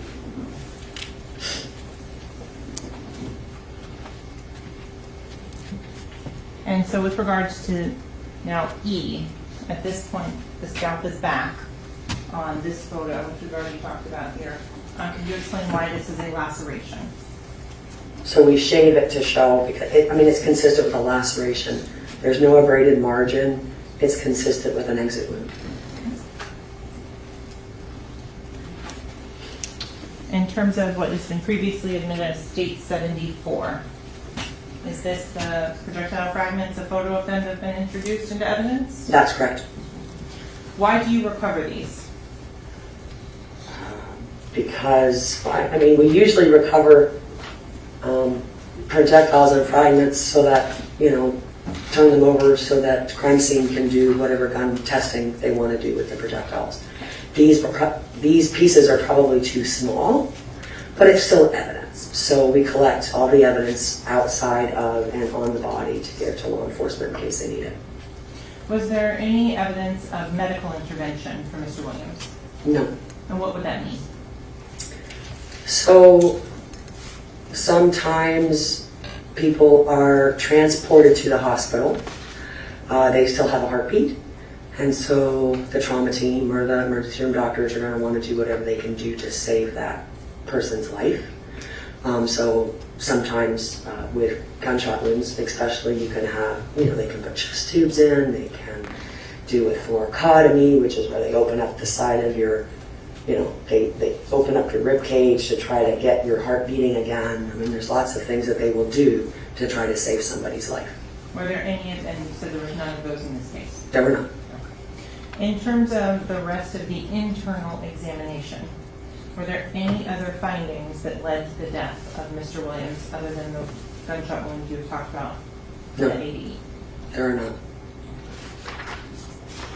Do you collect samples for the purpose of processing for toxicology? We do. And do you do that testing? We have a toxicology lab. I don't do it personally. We have a toxicologist that does it. And did you do that for Mr. Williams? We did. And in terms of the results of that toxicology, what showed up? So he has marijuana, THC, and marijuana metabolite. And can you give any sort of time frame on the ingestion of those I substances? cannot. All right. She obviously does a longer testimony here, but I don't know if you guys remember when the prosecutor was talking about the gunshot wound, especially to the guy, well, actually to both of them, there was something they kept referring to as stifling. And if you put stifling and gunshot wound together, you'll get a definition of it, which is, it says the powder tattooing or powder stifling is the live tissue reaction caused by the impact of partially burnt or unburned powder particles on the skin, causing hemorrhage. It often looks like soot and is caused when the gun Shot is either contact with near or near bullet wound. Yeah. The guy who was to the right of Melly was awake. The guy who was in the front, he never woke up. So, I think these are the things that's gonna kind of weigh in a jury's mind.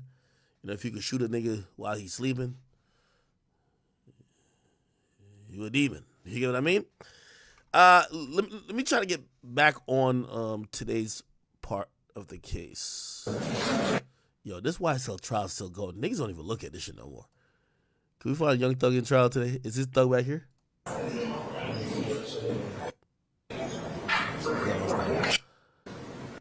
Those items we talked only about possession. Oh, Thug right here. Damn, this nigga. No wonder this nigga hate Gunna. This nigga is in court every day. Gunna's fucking a new bad bitch with a BBL every day, bro. I know he hate Gunna. This is today in court for why the niggas have just stopped covering the YSL shit. Like, it's just.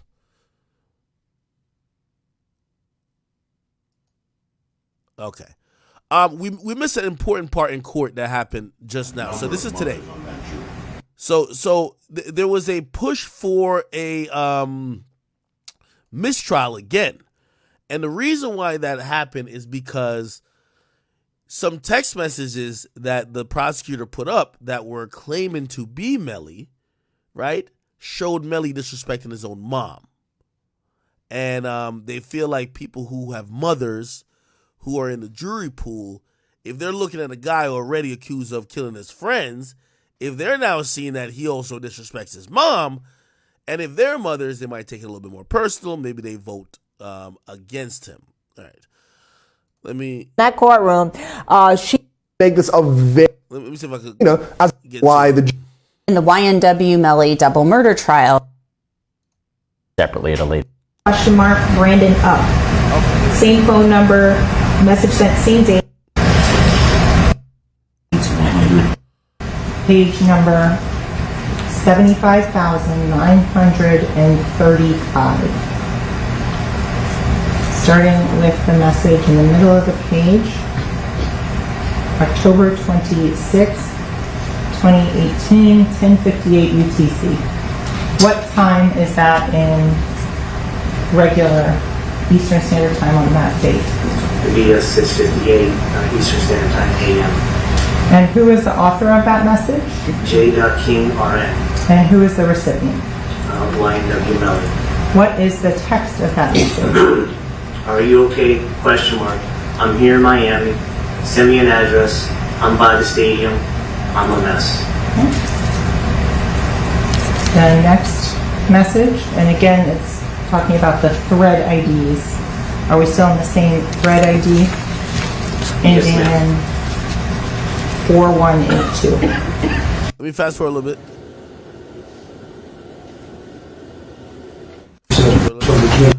Investigation of presence and terminal research. 1 second. Council Tennessee sidebar. Sidebar. Came up my definition.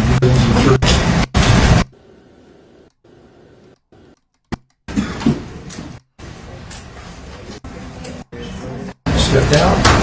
And to the evidence. Pardon me? Yeah, we can look at it. It's no problem. Hold on. I'm trying to see the message between them. I believe so, man. Phone 9807, sent 11/3/2018 at 4:29 p.m. Love you too, Mom. From 9807, 11/3/2018, 5:27 p.m. Mom. Phone number 6942, message sent 11/3/2018 at 5:51 p.m. Yes, son. Publishing page 65. From 9807, 11/3/2018, it's 6:10 p.m.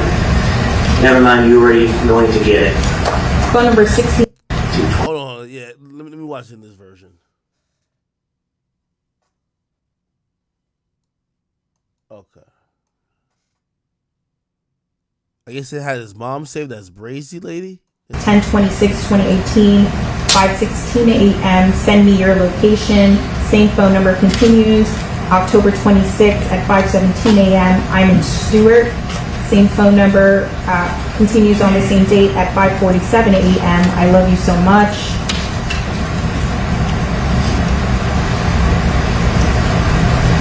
From 9807, sent 10/27/2018, 3:40 a.m. A location was sent. Phone number 6942, message sent 10/27/18, 3:40 a.m. Okay. Publishing page 52.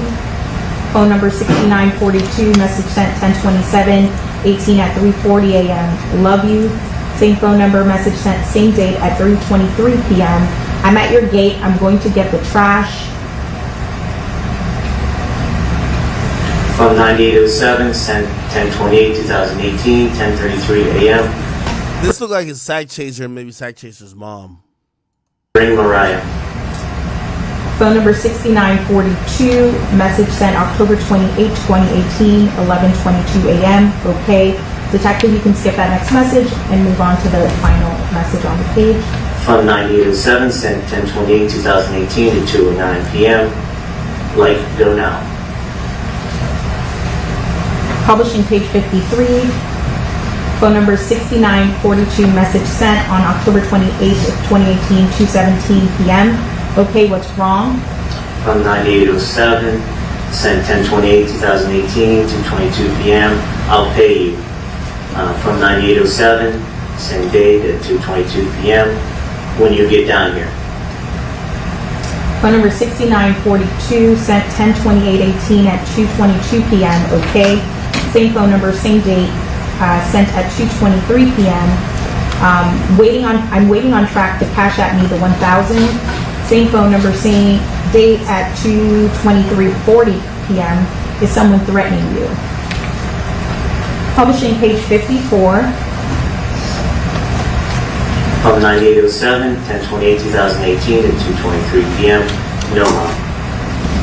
Phone number 9807, 10/28/2018 at 2:23 p.m. I'm not scared. From 9807, 10/28/2018, 2:24 p.m. Just listen.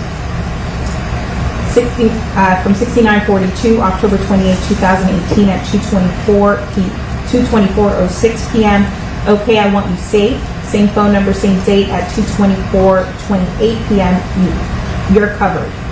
From 9807, 10/28/2018 at 2:24 p.m. I know. Publishing page 55. From 9807, sent 10/28/2018, 2:24 p.m. Still need to protect myself.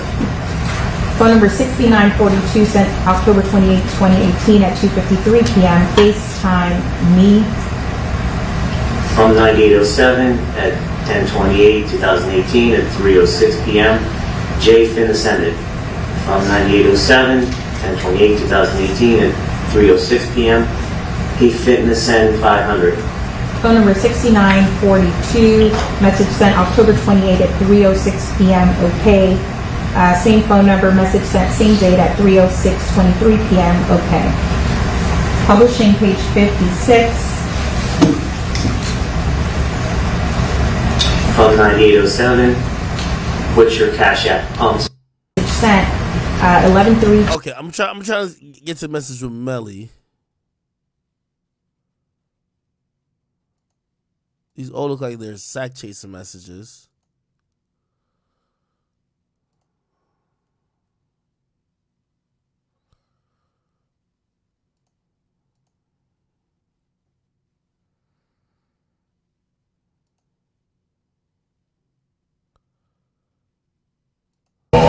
That has been cited in support of it, but it might be time to have that discussion.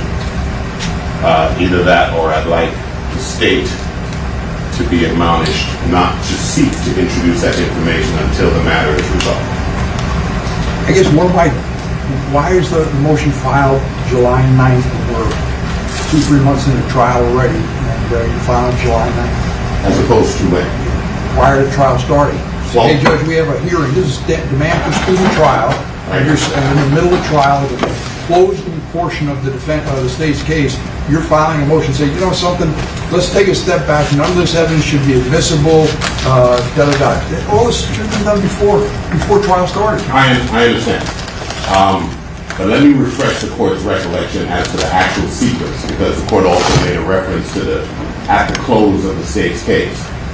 This information and this objection was brought to the court's attention 2 weeks ago, at which, and I provided the court with case law. I read the relevant matters into the record, and the court took the material back, came back and said, this is too much for me to read. This should have been a Daubert motion. This is not a Daubert motion.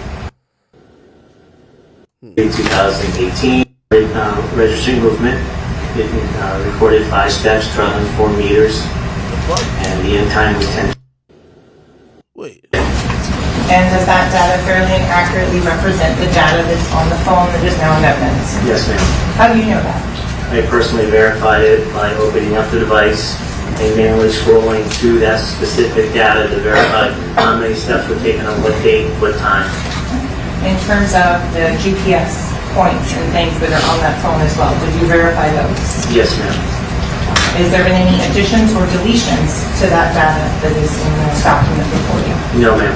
Your Honor, at this time, the state would request to move state in couple Q as states 160. Objection on grounds that we raised. Objection over. I admit. States quintuple Q would mark states 160.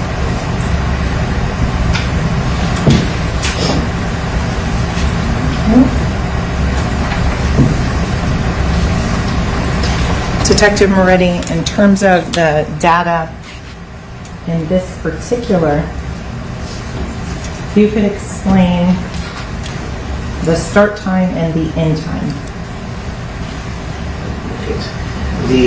It's when the phone reads or detects that there's movement, so it starts, it creates a start time. Interestingly enough,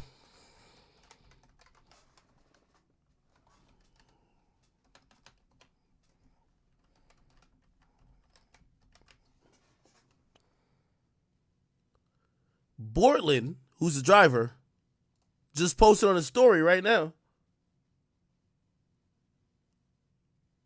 Free Melly.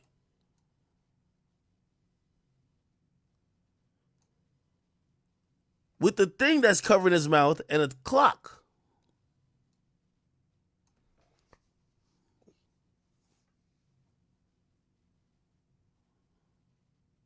Nani?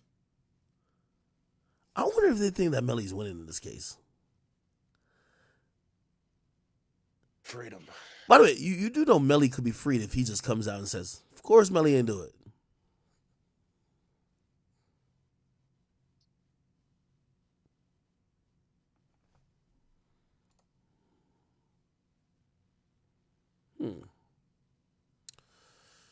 Interesting. I'm just trying to find the part. By the way, this is where they're tracking the steps of everybody. They're tracking the steps using the phone.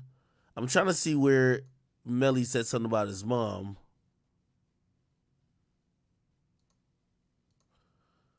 Because apparently that was like a big deal. Here we go. And the mothers sitting on that jury are now. The fuck? All right, come on now. 7 p.m. FaceTiming. Publishing page 75. From 9807, sent 11/10, 2018, 3:16 p.m. I'm not going.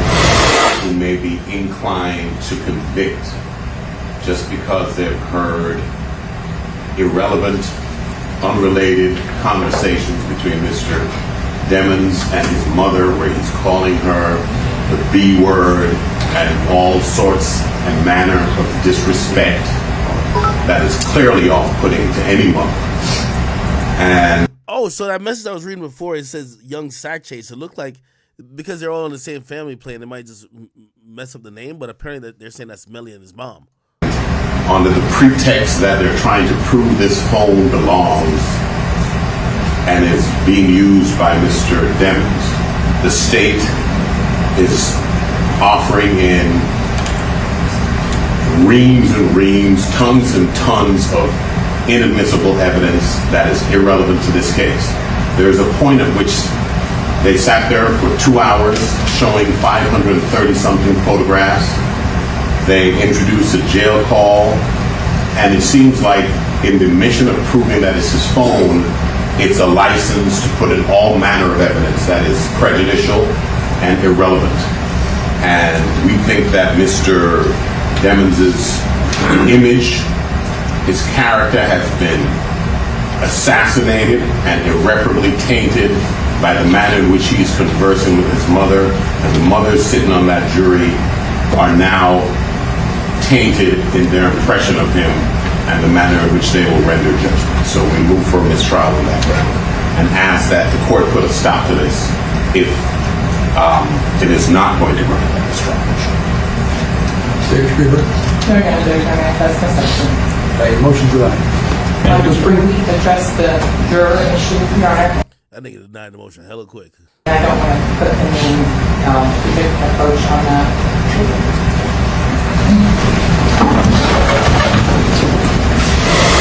Bridget, the judge felt kind of quick there, automatically saying denied. I thought the defense made a good point. I mean, the juror, you can't unring the bell. The jurors heard this about YNW Melly. Now, maybe it is a leap to suggest if he calls his mother these names, he's automatically a murderer or they're going to convict him because of that. I mean, maybe it's a little bit of a stretch.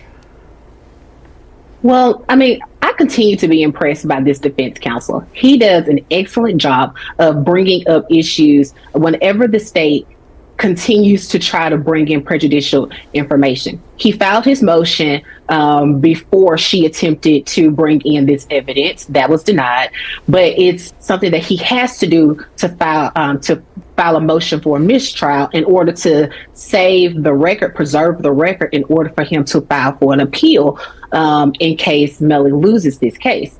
And so he's doing an excellent job of preserving the record and also making sure that the state knows that they are intentionally bringing in prejudicial information against Melly. Yeah.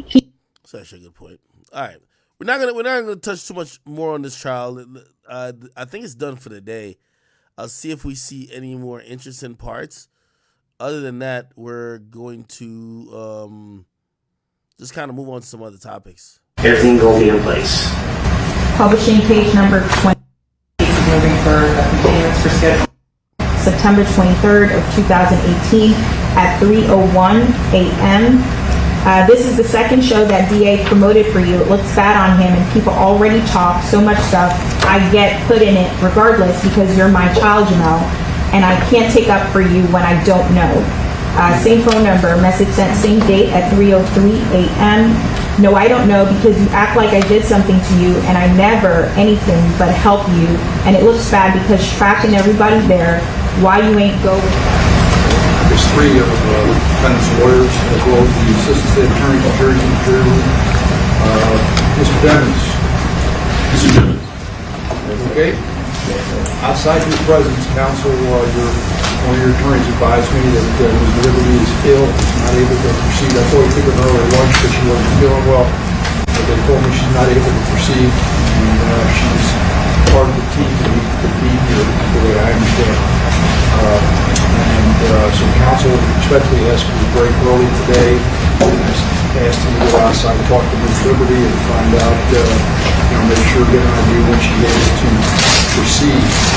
After he spoke with Ms. Liberty, he thought it would be better to postpone until Monday. Is that right, Mr. Adelson? That is correct. And as I've indicated to the court, she's outside the courtroom, down the hall. And I would bring her in, but I don't think it would be advisable.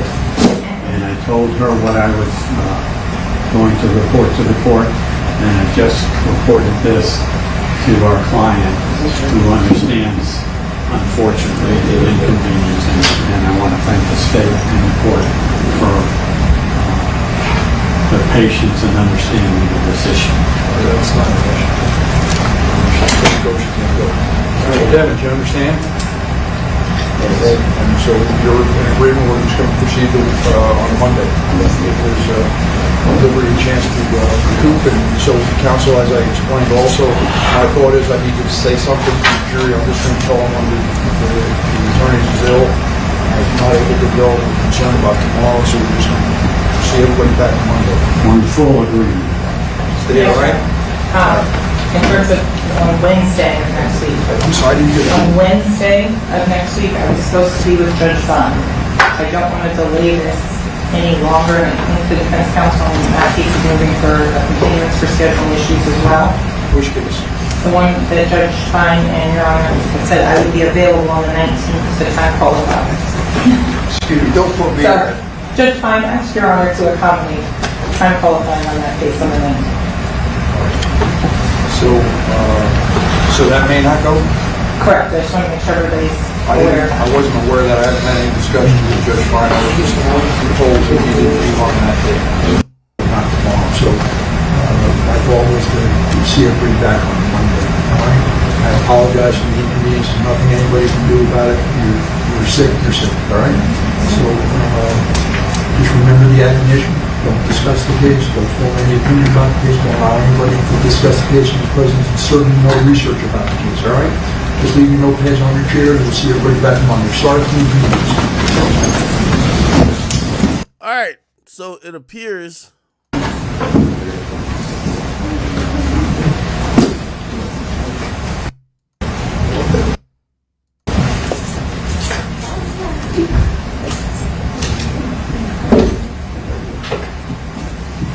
Melly's in good spirits.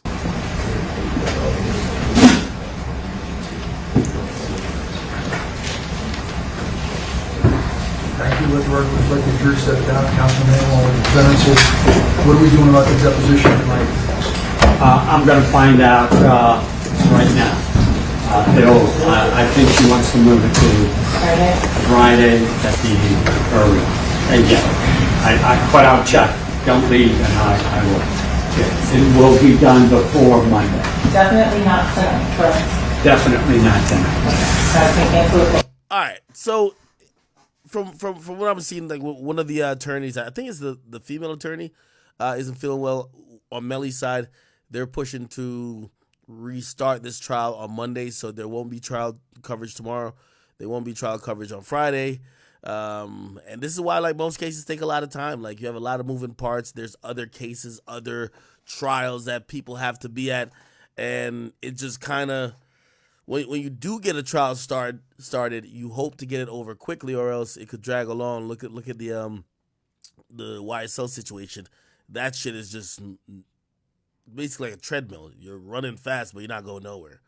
So this will continue, but I think today, if I had to summarize what the goal was, the goal of the prosecution today was to still try to convince the jury that phone belongs to Melly. They've confirmed how they died. They confirmed that it seems like it was somebody in the car. They now need to place Melly in the car. And while his defense team is putting up every objection to say, no, he was not in the car, he was not this, he was not that, they're trying to drive that point home.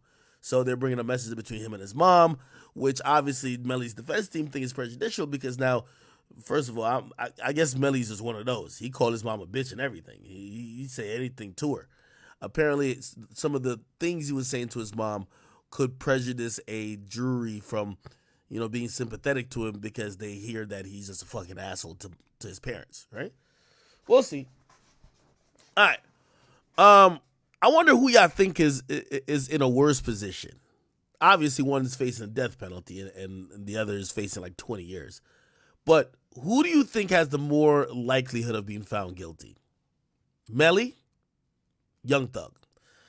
I would love to hear what you guys think about that. Anyway, yo, Boom, you still in this bitch or what? Yeah, Sirski. Shit, man. This trial's going nowhere fast. If I'm on that jury pool, man, you're just getting told the same thing 10 different ways.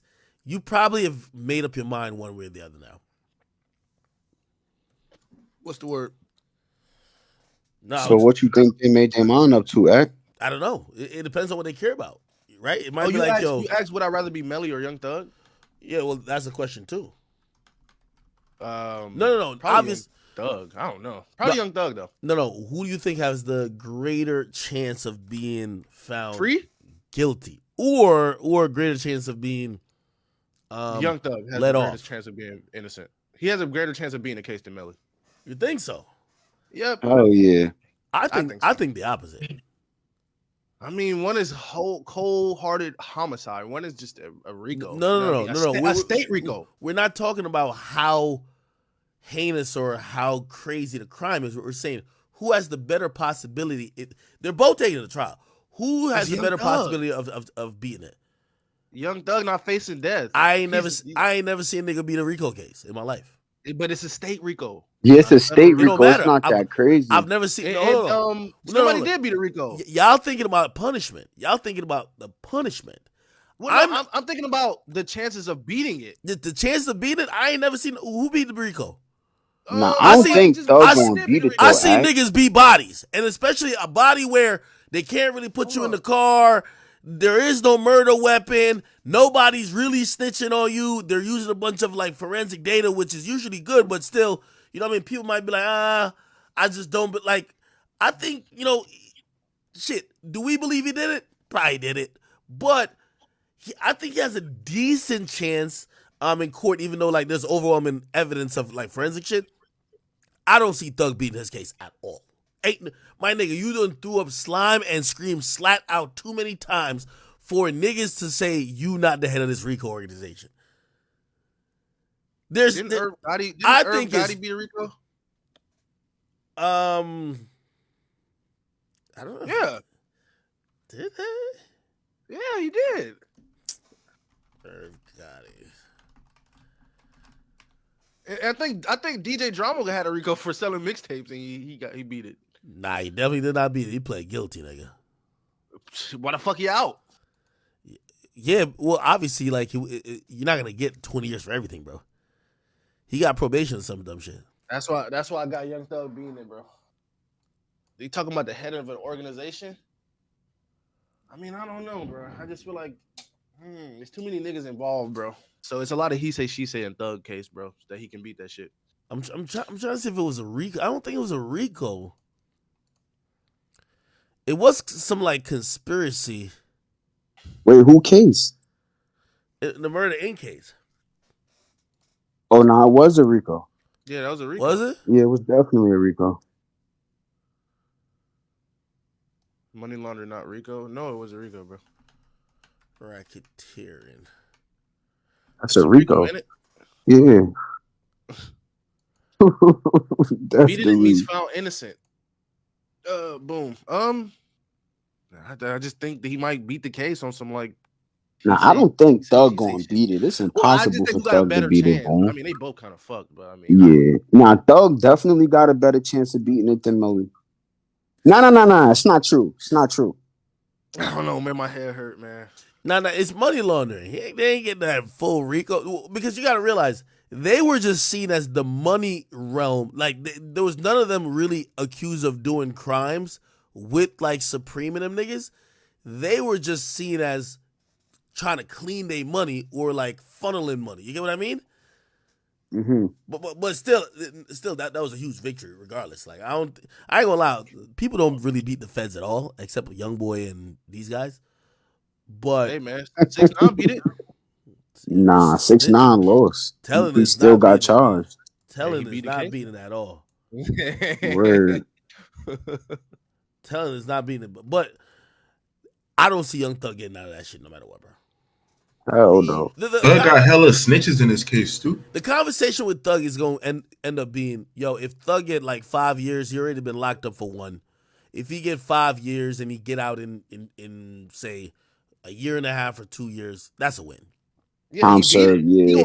Nah, that's not beating it. That's not beating it though. That's just, getting out with the best circumstances possible. But I know they're trying to give him 20. You know what I mean? I don't know, man. I don't know, Billy. Nigga, his shit. And then you do say niggas snitching, but like, is niggas on the stand testifying against him yet? No, they just taking pleas and shit. And, Who, Doug? Apparently, you can't. They not even using the pleas. Nigga. They got about 5 snitches who's ready to take the stand, bro. Nigga, YSL Woody, he gotta take the stand. Damn, man, he might be fucked, bro. I don't know, bro. They both fucked, so it's hard for me to pick a side, bro. But I don't know, bro. They both. I don't think they both beating it at all, but I don't know. They have it on tape snitching. Yeah, you're right, man. Hold on, chat. Yo, I ain't gonna lie. Give me 1 second. Yo, I got to salute to my boy Meek Mill, man. Oh no. Nah, that's my nigga. The reason why I got to salute Meek Mill is that no matter where and what app Meek go on, Meek still is Meek. I seen Meek on some shit recently. Hold on, I'm about to post these joints.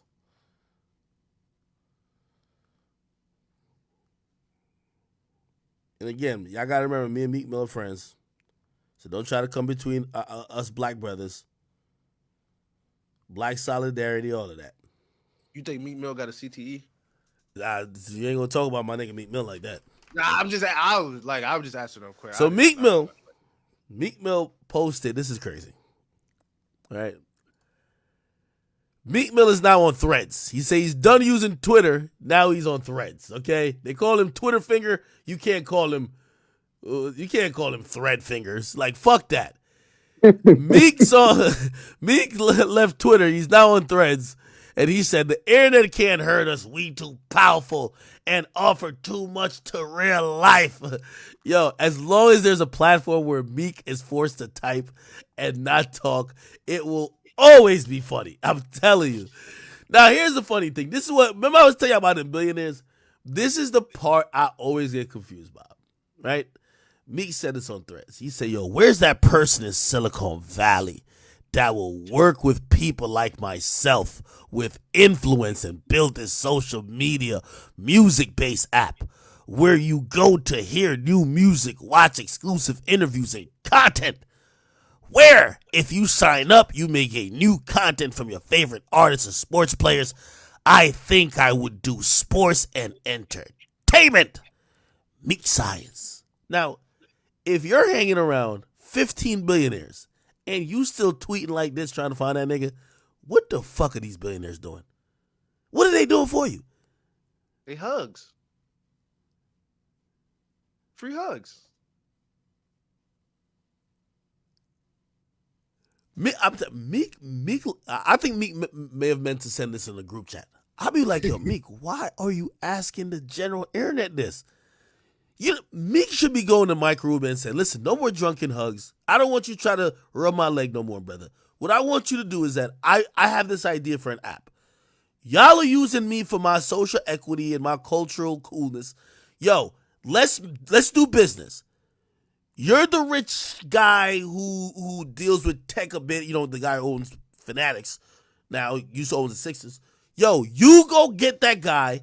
I'm going to be the person to promote it. Because I own part of culture, I'm going to own part of the app. You put the money up because you're a billionaire. That's all you bring to the table. And you go find the nigga who could code it. We got an app now. Meek is on Twitter asking a bunch of trolls. That's why I realized, listen, man, these sleepovers that's going on at Michael Rubin house, they talking about a bunch of nothing. I'm serious. Yeah. Imagine if Elon Musk was my best friend, and me and Elon Musk, all we do is shirtless chest rubs every day. Pause. Imagine if I get on Twitter and I say, yo, man, I'm so fascinated with like outer space and shit like that, man. Yo, I need a smart motherfucker who's from like Silicon Valley who could like possibly build me like a rocket ship. And build me the rocket ship, and I'ma go put my music and all my shit into it, and we're gonna send it to space to see if we can communicate with aliens through melody. Wouldn't you look at me and be like, you stupid motherfucker? Why don't you go ask Elon to do that shit?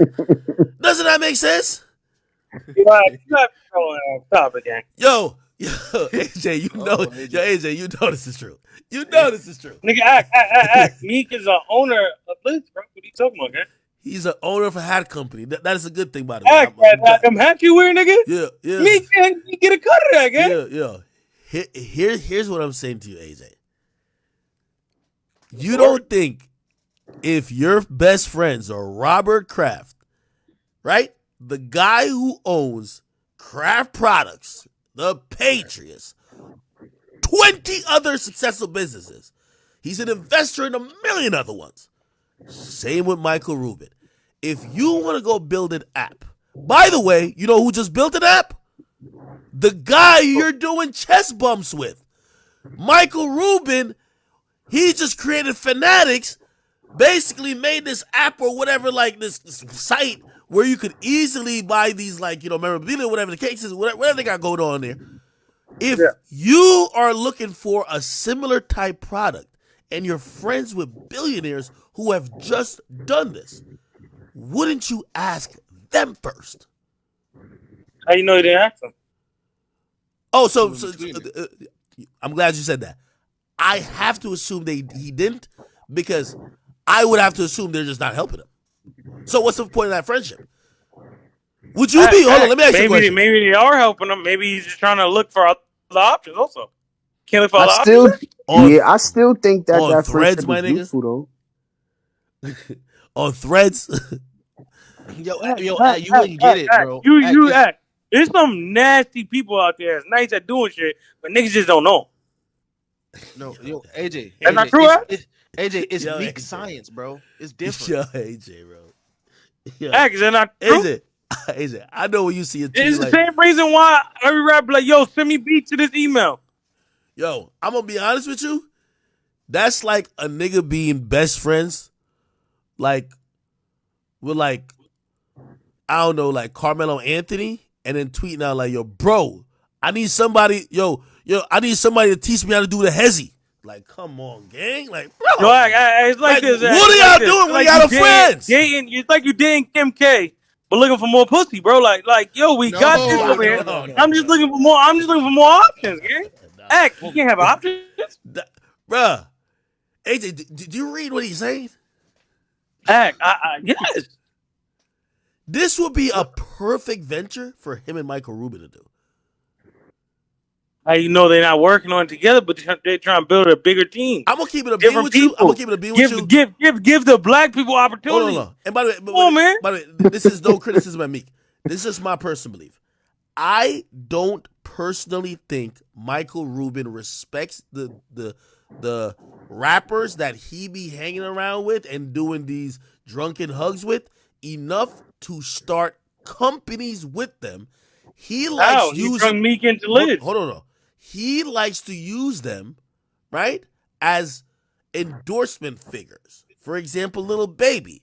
Hey, come do a song. Call it Merch Madness.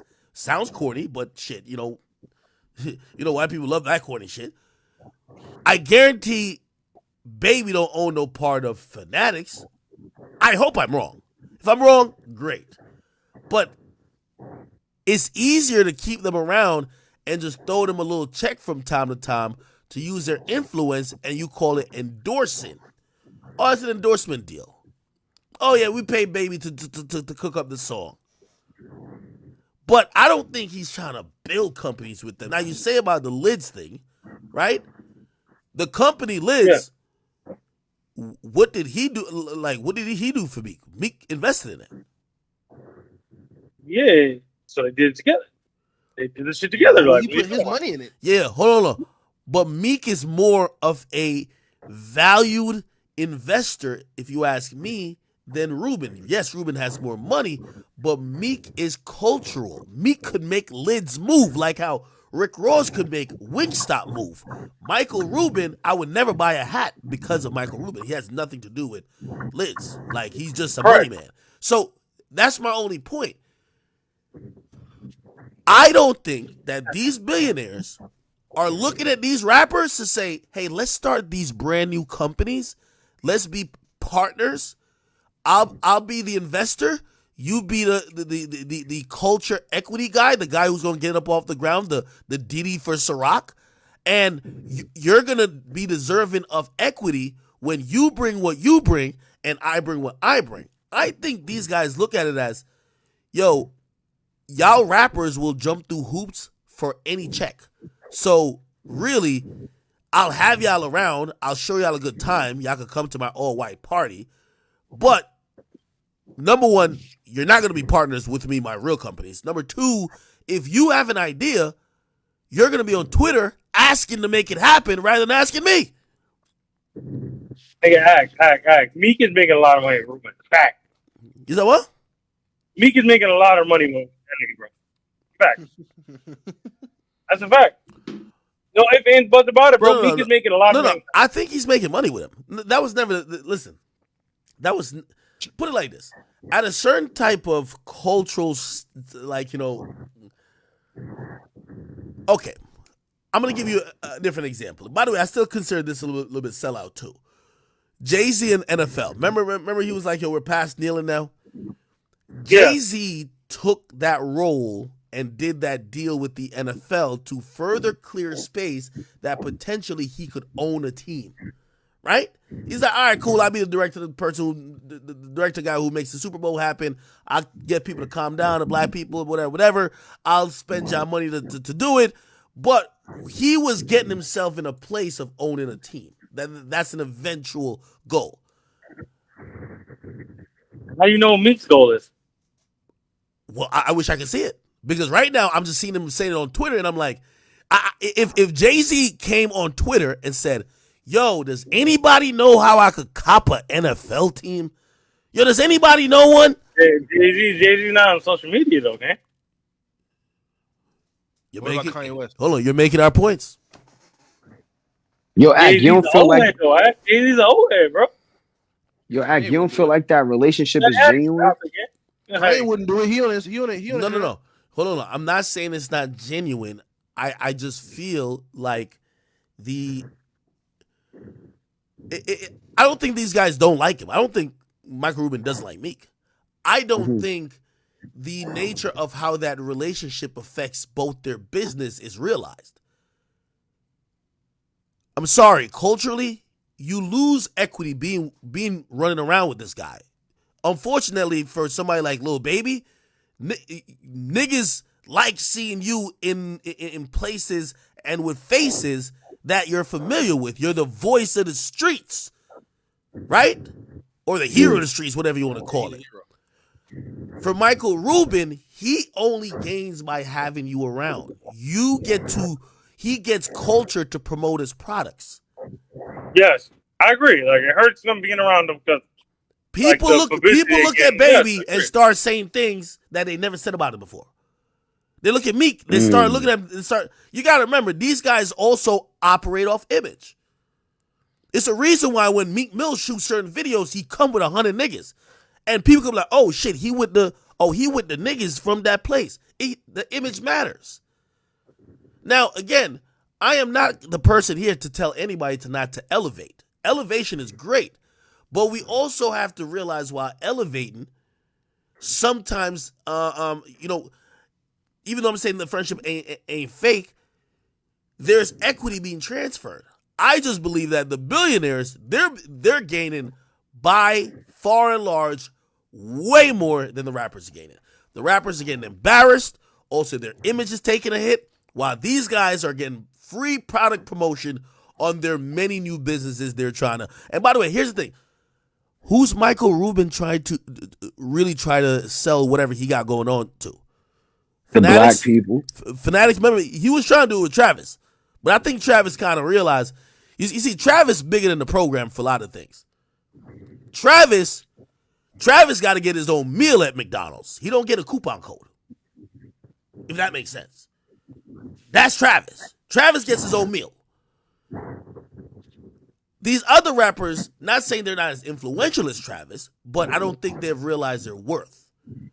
Because I can't see it in the other way around. And by the way, here's the thing.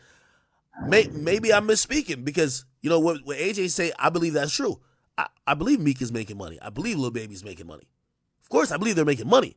But at that level, when you're flying around with a billionaire all the time, your equity to them is just so much more than the little dollars they give you.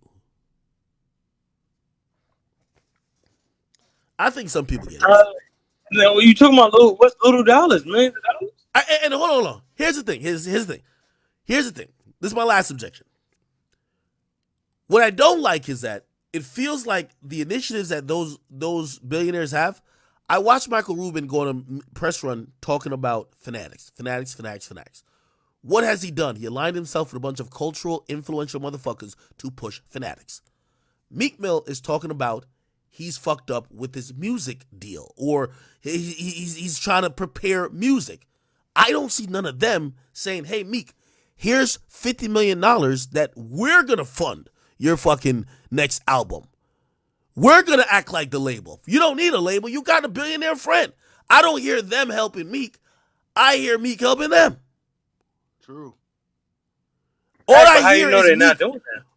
Well, I only know because Meek Mill he's only asking for help publicly, while those billionaires, I don't see them asking for help publicly. They go get the niggas that they need. Yo, wait, what if it's to start a conversation though? What? What if Meek Mill just doing that to start a conversation? Maybe. Tweet. Maybe. But then what if somebody just take this idea and make it without him? Would you be undercutting yourself? Yeah, you're right. I ain't think about that. Like you giving out the sauce, bro. I ain't think that far. No, that's Meek science, bro. That's cold Now, Meek science. now there's some nasty behavior going on because guess what's happening? I don't know if y'all know. Nasty behavior, by the way. I think Lil Baby and Meek, they're about to back up a little bit because, trust me, black men from the hood don't like when nobody start calling him gay. Like Drake Jewish, so Drake, you know what I mean? He's so far in the game, he's like, whatever. Y'all call me gay now, it's cool. You know what I mean? Black niggas from the hood who still say they from the trenches, gay don't really mix. It don't mix as one of the things that they're cool with being called. So while I think they're going to be a little bit more like backing up a little bit because they're self-conscious, that they know that they represent neighborhoods and cities that really respect them really in the streets, you know who's gonna embrace it? Kyle Kuzma. You heard Kuz. He finally got the other two side niggas out the paint. He's the main nigga now. He says, we can always hug, my brother. He posted a picture. Nigga, Kuzma said that? He light skinned, bro. Nigga, the picture's right here. Nigga, it's on the screen. He says, we can always hug my brother at Michael Rubin. Nigga. Brother is crazy with an A is crazy. Bruh. No, brother's crazy with an A. Yo, the picture looked like Michael Rubin giving him a smooch on the side of his neck. No, getting a higgy by Michael Rubin is crazy. That's a real fanatic. That's a real fanatic. Kuz been waiting. You can imagine Kuz been waiting. He's like, damn, this nigga Little Baby and his donkey teeth just coming in here getting all the love. You know what I mean? Like Michael Rubin and Lil Baby sharing a motherfucking sharing a blanket. Like, damn. He probably in the front of the plane mad as hell, like, my legs too long. I can't even fit under that little blanket with them. Bro, his shirt rising up and shit. Now this shit crazy. Bro, this is a crazy picture. His shirt rising up and everything, bro. Nah. You meet Michael Rubin, he try to give you a hug. Bro, Digging it? Nigga, his crop top rising up, bro. You gotta stop. Nigga, we could dap. Like, bro, I'm gonna be honest with you. Like, it's just kind of interesting that, yo, place. You ever seen that picture that video when Lil Baby taking a picture with fans and a fan tried to put his hand around his waist type shit, and he just bat that nigga hand like, nah. Like the baby did. Yo, a lot of us black men who are usually on super alpha macho time, we have no problem with letting a nigga know where our boundaries are and letting them know the consequences of crossing those boundaries that make us feel uncomfortable. But a lot of times when they get in front of somebody, and I'm telling you, that word billionaire, I see why people almost just kind of associate the Illuminati with it, because it makes people do things act out of character. Like, when people hear billionaire, you don't even know what the motherfucker did to become a billionaire, right? You don't know if it's like, his pops had a bunch of money like in a trust fund that appreciated with time and inflation, and now it's $1 billion. It's just like, oh, a billionaire. He must be the guy. Whatever he wants, however he wants to act. So you'll see how people kind of act around this type of dude. I don't think that most of those people who are acting like this around these billionaires would act like that around even another street rapper millionaire. I don't think Dirk and Baby was ever doing some shit like that, bro. When they was doing the Voice of the Heroes, bro. Yeah. Yo, Ax, so you and I know you've been around Aiden. Aiden never put you in a double stuffed Oreo act, like first stuffed Oreo. Whatever you blow a nigga. Hell nah, bro. Yo, play this. And that's what I'm saying. I think most of those rappers would freely tell like a regular person, like, yo, bro, chill out with that Stop shit, man. playing with me. You see, just Yeah. like you see how Polo G wasn't with that. You see how Polo G wasn't with that. Now, I'm not accusing Polo G of anything. I'm just saying a lot of people like Polo G, but you put him around a billionaire, it looks different. You don't think they tell him like, yo, chill, gang? They was, but they was laughing and shit like that. And then they made jokes about it on the PJ, man. Come on, man. Yeah. They had Meek Mill doing backflips in the pool, getting hit with tennis balls and shit, man. Nah, but I see what Ax saying. Like, if the nigga wasn't a millionaire, it would have hit different. Niggas would have been like, yo, stop playing with me. Like, I think Meek different Mill, tone. I think Meek Mill, like, is getting tired of it. I'm telling you. Yeah. I think he appreciates the friendship for whatever reason. They have some. He likes whatever transactions that happen there on a business level. But I think he's kind of aware that this nigga be on half gay timing and he ain't with it. Yeah. He ain't with it. Meek don't want to check him. Meek probably don't want to check him on some serious shit. Like, yo, like, you know what I'm saying? True. Probably true. So I said Meek got to put the trenches on if he's still claiming Philly. He put the trenches on. Meek, yeah, he do. He just shouted out mad niggas from Philly for no reason on Threads. Damn. So he owed niggas from Philly that he don't really know.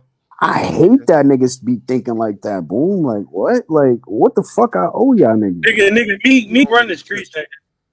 Yeah, but AJ, do you think? Yo, I'm gonna be honest with you. Yo, listen, this is what I heard from. I just did an interview with Gillian Wallow. I'm tapped in with the streets of Philly now, man. They said the top three. The top three is like 4. Let me not say top 3, but the 3 names that come to mind now.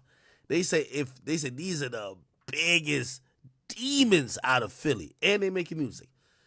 They said Poundside Pop. They said this dude named OT7 Kwani.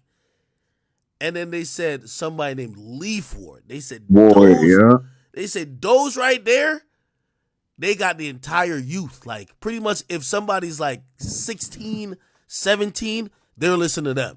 Like the 15-year-old is listening to them. Nah, Leaf Ward is one of them niggas. Hey, that's what everybody's telling me.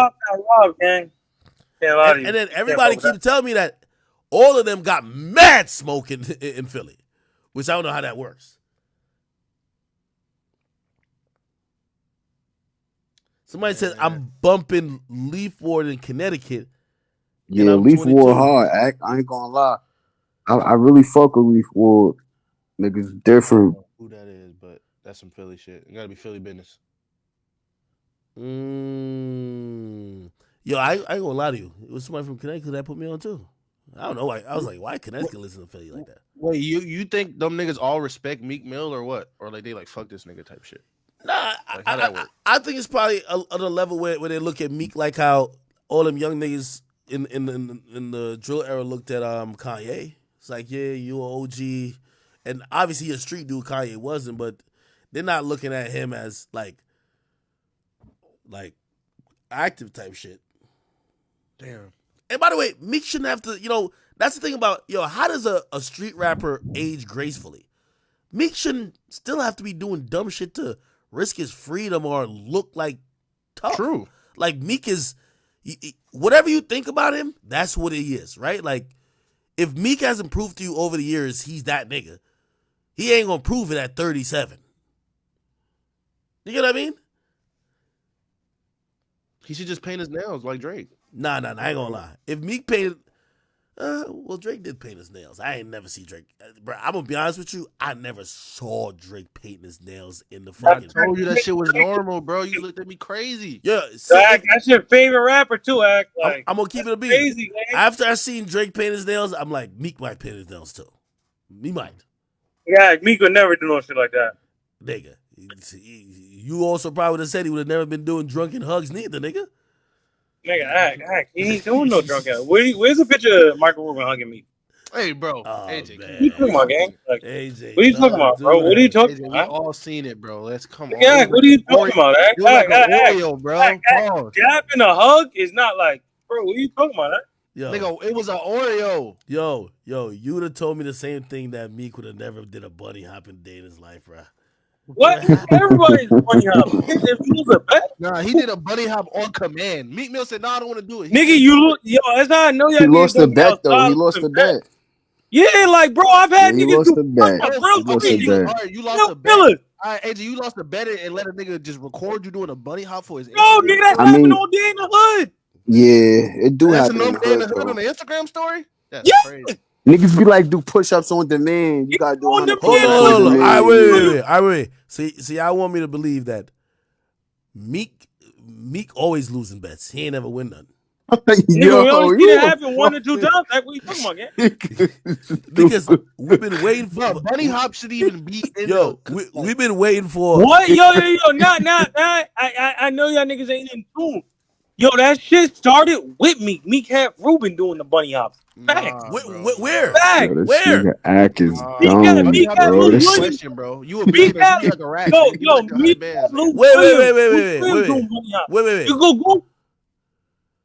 Sure, look at these guys. Mike Rubens is always my brother. Come on, Ack. You just trolling now, gang. nigga Ack Yo, is hold a on. fucking fool. Yo, can we ask a serious question though? Y'all think that Michael Rubin just recruiting boy toys on some Epstein shit?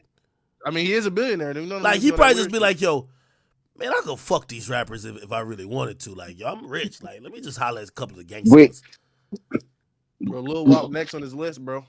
yo, Ack, Ack, you ain't. that's not true, Ack. You don't even know how me met Yo, Michael Rubin. let me ask y'all a question. Do y'all think that Baby Drill would be doing drunken hugs with him? Yo, you Nigga, nuts. Ack, you gotta ask Little Baby fan about that. Huh? Little Yo. Baby shit looked wild. Like I said, niggas hugging him from the back. 3 niggas hugging him. Like, that was crazy. That was crazy. And nigga, I just think it was the they just captured the wrong moment. You know what I'm saying? Bunny hopping is crazy, AJ. I ain't gonna lie to you.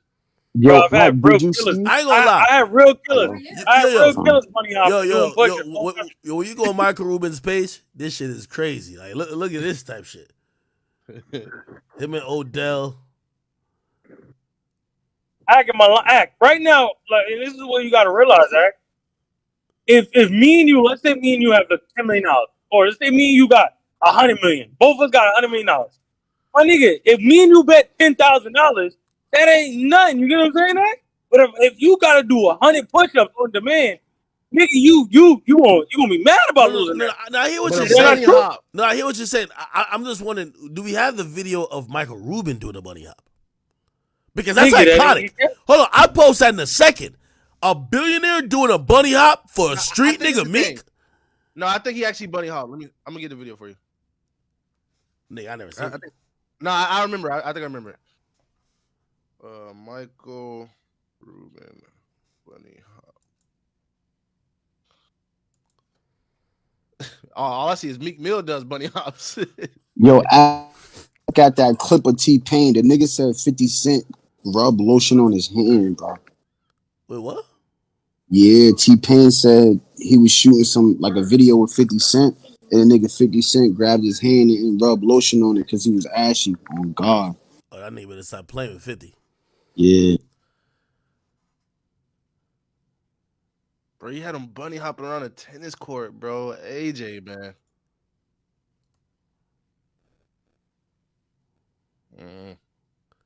Not even gonna lie, it gotta be fun to be a billionaire, man. Like, you know, people could be bought.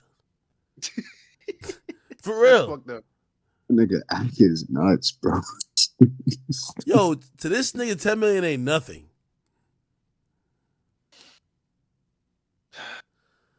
But you know what? They're probably just really good friends because he got Meek out of jail, didn't he?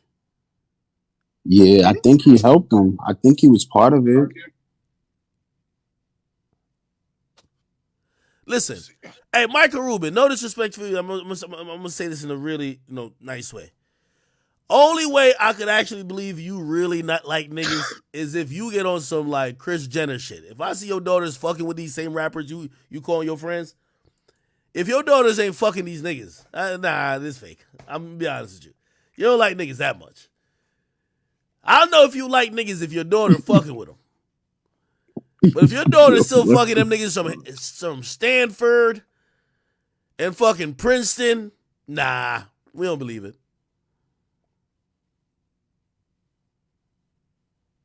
Man.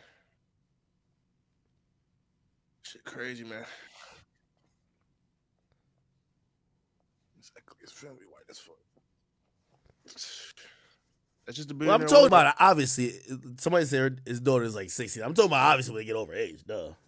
I don't even know how many daughters he got.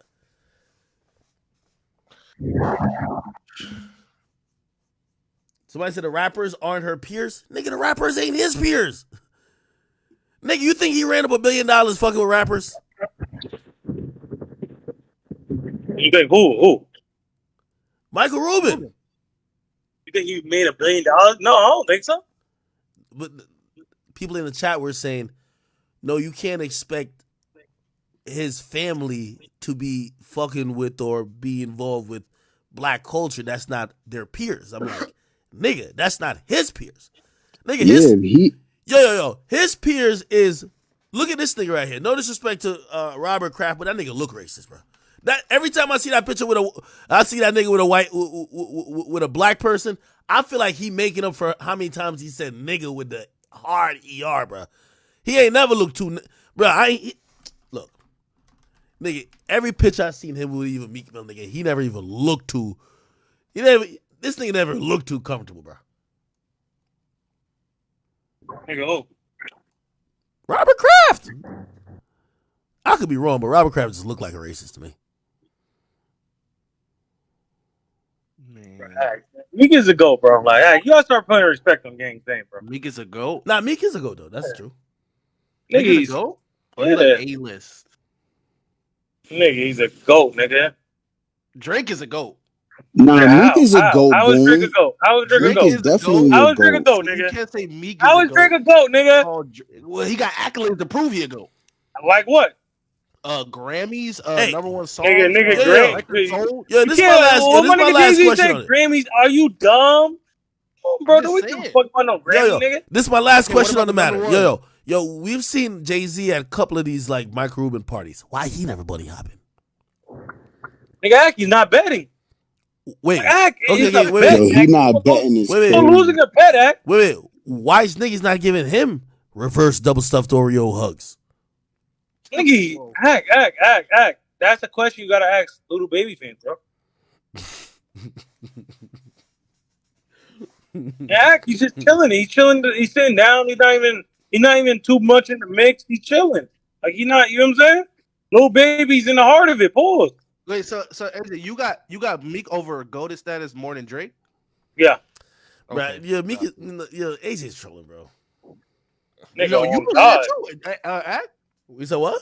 You believe Meek is goated on the same level as Drake too? Stop it, my nigga. You can't call him a GOAT, bro. That's not what you no. watering down. All right, whoa. Okay, what's the difference between a legend and a GOAT? Okay, so no. A GOAT is a legend. It ain't no two different tiers. Once A GOAT is a legend. Well, Meek Mill is a legend. What the fuck? A legend? Yes.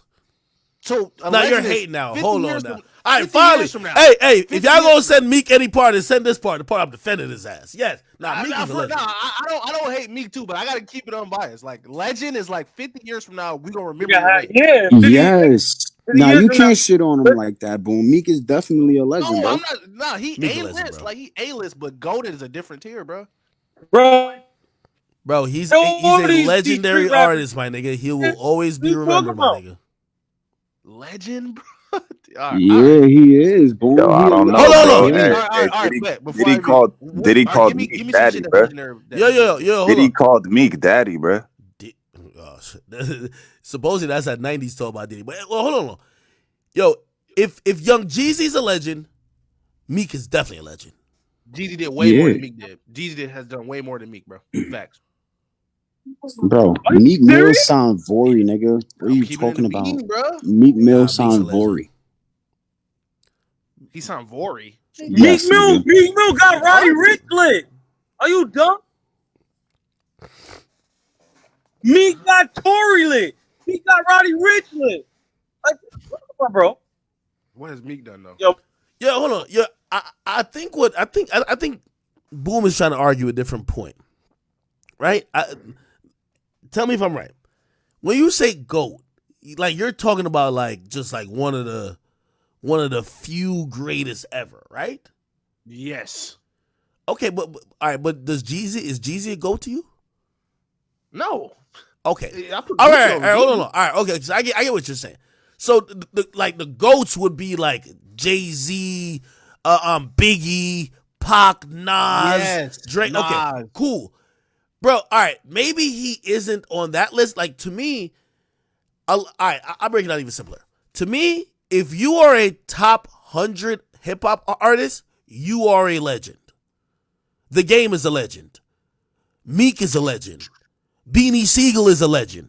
They are legendary artists, but they might not be at the top 10. The top 10 are the GOATs, right? The top 10 are, you could do the top 4, which would be a Mount Rushmore, or you do a top 10 is like, oh, you're going to have the Jays in there, Biggie, Pac, Drake.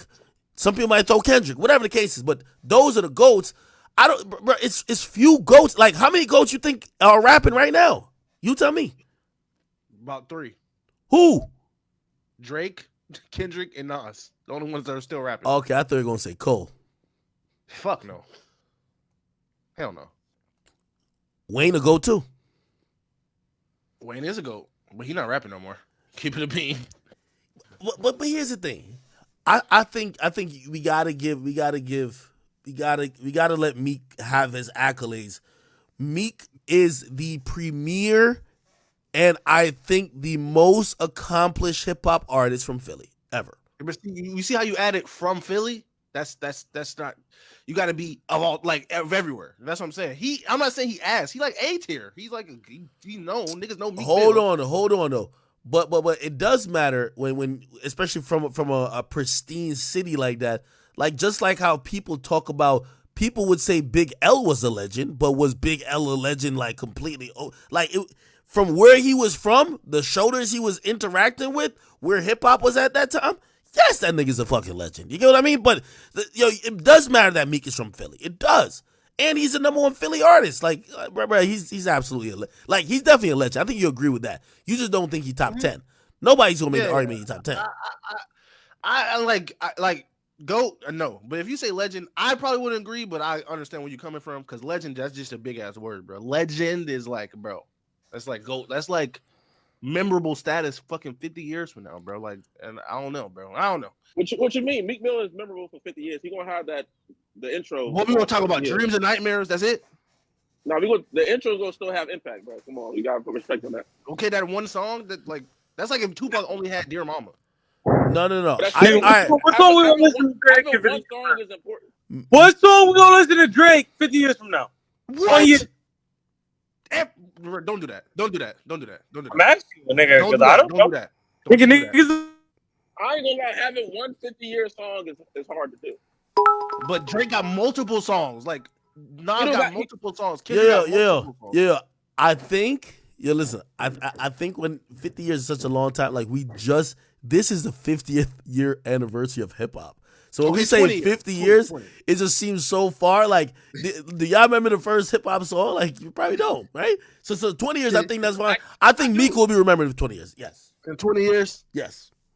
Okay. It's the hip hop, hip it to the hip for hop, and you don't come on 50 years. It can happen. I don't know, man. China Max said that Lil Wayne is more influential, had a more of a culture impact than Tupac and Biggie. Do you feel like that's true? Wait, he said what? I That don't. Lil Wayne had more of a cultural impact than Tupac, Biggie Smalls. Of course. That's Nah. hard. That's of That's course. hard to say. That's That's of true. course. That's Little so Wayne. true. That is true though. Bro, It is bro, true. Uzi is talking about dropping Barter 16. Yo. What you got to hear this. Like, first of all, when Wayne is out, hip hop is much bigger, right? When Pac was out, it was much smaller. Forget about what we said culture. So hip hop is a culture, but it extends beyond the music. I don't think there's anything that profoundly Wayne did, stood for, said, meant that lives up to anything that Tupac has given us. Like I don't even think that's in the same realm of sphere. Okay, but what you mean by like? I don't want to sound stupid, but I know I already do. But just explain that a bit. Because of what he stands for, don't mean he's as influential. Because of he don't stand for the same things as greater than Tupac. Well, I'll bring back in facts to what you said. What did China Max said? Who's more? I'm gonna send a video because I don't want to get his words construed. So I'll post a video in Discord. I'm about to post it right now. I'm about to pretty scan sure it it was right more now. influential of an Yeah, and artist. you would have to say that when it comes to influence, you gotta think like how many niggas is out here trying to be like Pac and Biggie. Not a lot more than them niggas trying to be like Wayne. Exactly. So. Okay, all right. Hold on. Today. Okay. So influential is different than impactful. I was going off impactful. Impactful, Wayne don't touch Pac at all. All right, I just posted it in Discord. I'm tagging you right now, Ak. I just posted it in Wayne Discord. impact is still like dreads, skinny jeans. I don't know, niggas doing rock albums as a rapper. You know what I'm saying? It's in chat, niggas. It's in chat, niggas. The face tats, all of that. The freestyling, punching in, like all that. That's really Wayne. Yeah. Let's not forget, as far as impact is concerned, in the moment, he was one of the million records. That was a big moment, platinum, right? With a Carter 3 or something. Somebody said, aren't they the same word? No. Impactful and influential. Influence is just to have influence on others. Impactful is, is usually changing the game. And impact. I'm using the same word to define itself, which is kind of stupid. I feel like impact more talks about the conversation around the moment, where influence is what permeates after that. That's a good definition of both. Yeah, but Wayne got that impact though. Auto tune, like, bro, like Wayne kind of got that shit, bro. He impacted the game, bro. Like, I would say the biggest impact is the selling the billion. You know what I'm saying? Like, when the president mentions you, like, shouts you out for doing that, that's impact. You feel me? I think people get lost in the like Tupac being hella like a poet and making like modern day Kendrick Lamar type shit. You know what I mean? Like when he trying to hold on, but he did have more of an impact on society and culture. Like when it comes to if it's just straight music, yeah, cool. Wayne got it, but okay, can you name me it? Just name me the Tupac impact for reference. I just think just this whole revolutionary movement was part of his impact. Just even where, like, if you consider where American black society was in the 90s and all of the events that happened, because like we're so stuck in the here and now, we're forgetting when the LA riots was and when motherfucking this is why like for example Straight Outta Compton, which is based on NWA, matters, right? They had an impact just bigger than music, right? It was a lot of things that were happening. What we see right now is like these days we have it seems okay for even people non-black to say the N-word or like, yeah, people do say like police brutality here and there, whatever the case. It was a completely different world for black Americans.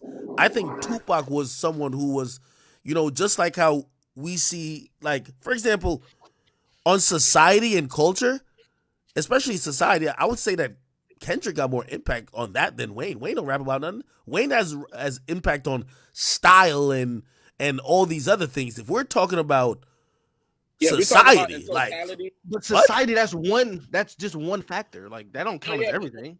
But boom, like if you really think about it though, if you put A lot of people Tupac would and prioritize Wayne that right over next to anything each other, else. You said what? Ed? A lot of people would prioritize that over anything else.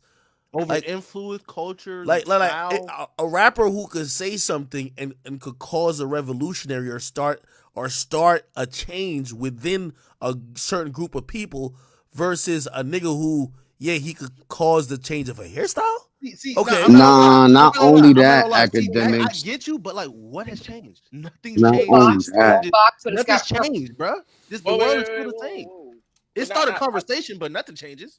But that goes back into impact because again, you're talking about change. That's what permeates after the fact. In the moment when Tupac was around, the fact that he could speak on certain stuff, not only that he was a part of film, you know what I'm saying, style was a part of that too. Granted, I think when we look at Lil Wayne, Nigga died. They trying to take you out, bro. They trying to silence you, gang. Yeah, what the fuck just happened to him? Yeah, they just said, yo, they came in silence, my boy, bro. They came and saw holy. Hey, bro, the only person that everything Kendrick did, he copied Wale. I ain't gonna let y'all glaze Kendrick like that. Nigga, what? And that's a fact. All right, man. Hey, anyway. Hey, with all due respect, like play this. And by the way, Wayne had a few songs like that when he was talking about even like remember the hurricane that hit Louisiana hard. I forgot what song that was. I think performing at the BT Awards. But historically, artists have been seen as greater when their message is more than just changing what the youth contemporarily does as fashion or style. Like if we go back and we look back at people like Bob Marley, like as much as he's saying three little birds, like his music, the underlying notion of what his music, get up, stand up, fight for your right, all that type of stuff. It was kind of music that was pushing a society to a betterment or to a place of even revolution. That's why people like, as I said, Bob Marley, Pac, John Lennon to a certain extent, they're seen as different than people who have controlled cultural style, which is of course important, right? Like if you I always say that the usually the highest in power you see a rapper get is when they could dictate what style is. They could tell you what's cool and what not cool. So they could tell you, hey, you wear your hat like this, it's not cool no more. We rocking it to the side, or that style is out, this style is in. But to me, then everybody at one point used to thought Kanye was gonna be that person because old Kanye kind of spoke on those issues. He is still. To me, well, I mean, I think Kanye kind of is a little bit, right? Or he aspires to be, but that's the realm he wants to operate in. And I feel like this might seem like I'm taking a dump on what's the name, Wayne, but it's not. Wayne's impact was just never nothing beyond just like you can't even say tats. Pac really like face tats. Oh, you say face. So you're talking about a subset of tats. I'm talking about tats in general. So he just made more extreme. He just made more extreme. No, actually, everybody's just getting cut off. Yeah, but that's everybody now though. That's this generation's now. Face tats, dreads, music, drugs, everything. But when tattoos already were normalized, right? When tattoo pretty much already was normalized, we could give Pac that credit. Bringing an extreme version of that in terms of face tats, like, are we giving? It's like saying you're gonna give more credit to the person who redefined one particular thing rather than the person who kind of innovated and also probably stood and took the bullets of the tabooness of doing it in the first place. Do you get what I'm saying? My thing is, academics. What are we really arguing when Tupac was in parts of classic movies and black culture? Like, it's not much to really argue. Even the sound of music though, that was all Wayne, bro. That was all Wayne, man. Get that man his flowers. Right now. Facts. Get that man his flowers. Like from niggas trying to make bars and had them little one-liners, bro. That's Wayne. That's all Wayne. Niggas punching in. Hey, that's all Wayne. Yeah, we'll play this. until Wayne really, well, it's not until, it ain't never gonna happen. Like, part of not only who Pac was, but his music was him holding up a mirror of social reflection that kind of applied at every level, from how the inequalities are from the have and have-nots, from black and white, and even how the government just don't care about certain people. I think all that was kind of shown through the music. Now, was his music multivaried, where he had music where he objectifying women, or music where he's like, man, that's why I fucked your bitch, you fat mother? Of course. But a lot of the music that really succeeded for him was music that directly, I just give that a lot more credence, other than Wayne talking about he's a pussy monster. You get what I mean? Like, great. I understand. You know what I mean? Like, great. I Like, you know what I mean? understand. Obviously, and by the way, that was taboo too. Like, the way Wayne talked about like eating pussy was like shit. Like, niggas started, for me at least, how I seen shit, niggas start bragging about eating pussy. Because I remember when that R. Kelly tape came out, niggas had all type of jokes for R. Kelly. Obviously, nobody wants to see nobody messing with minors, but people were like, yo, this nigga was down there like a vacuum cleaner. This nigga was going crazy. But so there was a little bit of taboo-ness of like certain things being accepted into popular culture. Wayne obviously pushed the limit on a lot of that. Face tattoos, certain type of subjects he talked about. Also kind of definitely helping to commercialize this gangbanging shit, right? In a sense of making it whatever. I'm just talking, like, I'm gonna always give more credit to the rapper who could do some of that, but also is taking on society's ills. He first got And don't forget that Tupac was the first rapper to be glorifying the street shit. Wayne influenced our biggest artists that we have today. Like, our biggest artists we have today, they influenced by Wayne. Nicki and Drake influenced by Wayne. That's all Wayne. Influence too, because if it wasn't for Wayne's influence, who knows how big they would have been? Literally, Wayne throwing them under the wing. That's Wayne. We would have got a Wayne without a Pac. When I did Wayne was yes, yes, 100%. They give their career to Wayne, bro. Like Drake give his career to Wayne. I'm asking a separate question. Do you think that without Pac, do you think we would have got Wayne? Yes, we would have got a Wayne. Maybe without a Pac, we wouldn't have got a Kendrick. That's a good point. But Wayne ain't even on the same, like, he don't even rap about the same shit that Pac do for him to be like, oh yeah, without a Pac, there would have been no Wayne. What, because he got tattoos? I mean, I will say though. Hold on, I swear, I'm Googling it now. Yo, Janice said hello, Act. You said what? Janice said hello. It's a beautiful lady that I'm working with right now. Oh, tell her hello. Yo, I could have swore Wayne gave some credit and inspiration to Pac. I'm like, I think he did. And Jay though, but I think it was mostly Jay though. But yeah. But do you think we would have got a Kanye West if it wasn't for Pac? I think so. Kanye West more like a Nas type of nigga. Well, musically, I think we would have got a Kanye West. I don't think Kanye West and what he's ended up being in terms of this outspoken, at least at first, he was outspoken for societal issues. I don't think that happens without a Tupac. But Nas did it too, though. Tupac was the only one that was just doing societal rap, bro. Nas did do it as well. I give credit. Yeah. Yeah, and Tupac, Nas. I mean, Kanye's favorite rapper was Nas. You know what I mean? And Tupac and Nas was at the same time, so it wasn't like Nas looked up to Tupac. They was all rapping at the same time.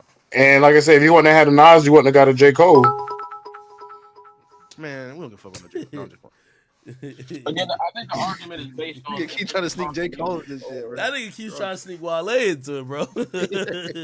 Hey, I'm with all the Kendrick slander, man. Kendrick copied everything Wale did. I would die for that. I would die on that. Everything Wale did, he'd be ass right now. I ain't gonna lie. You know where Wale lost me? It's just that everybody like to glaze the dicks up Kendrick. Oh, Kendrick, like, no, Kendrick did not do this first. Wale did. Wale entered. Just hang it up, bro. Wale ain't him, bro. Yeah.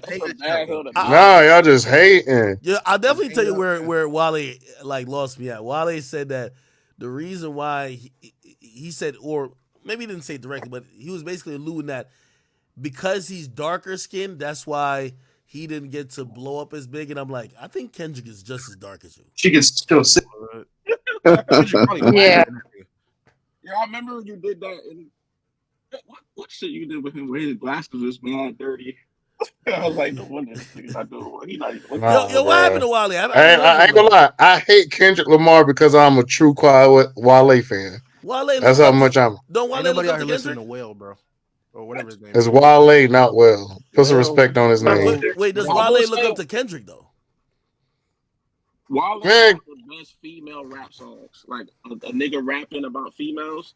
He got some of Yes, the best.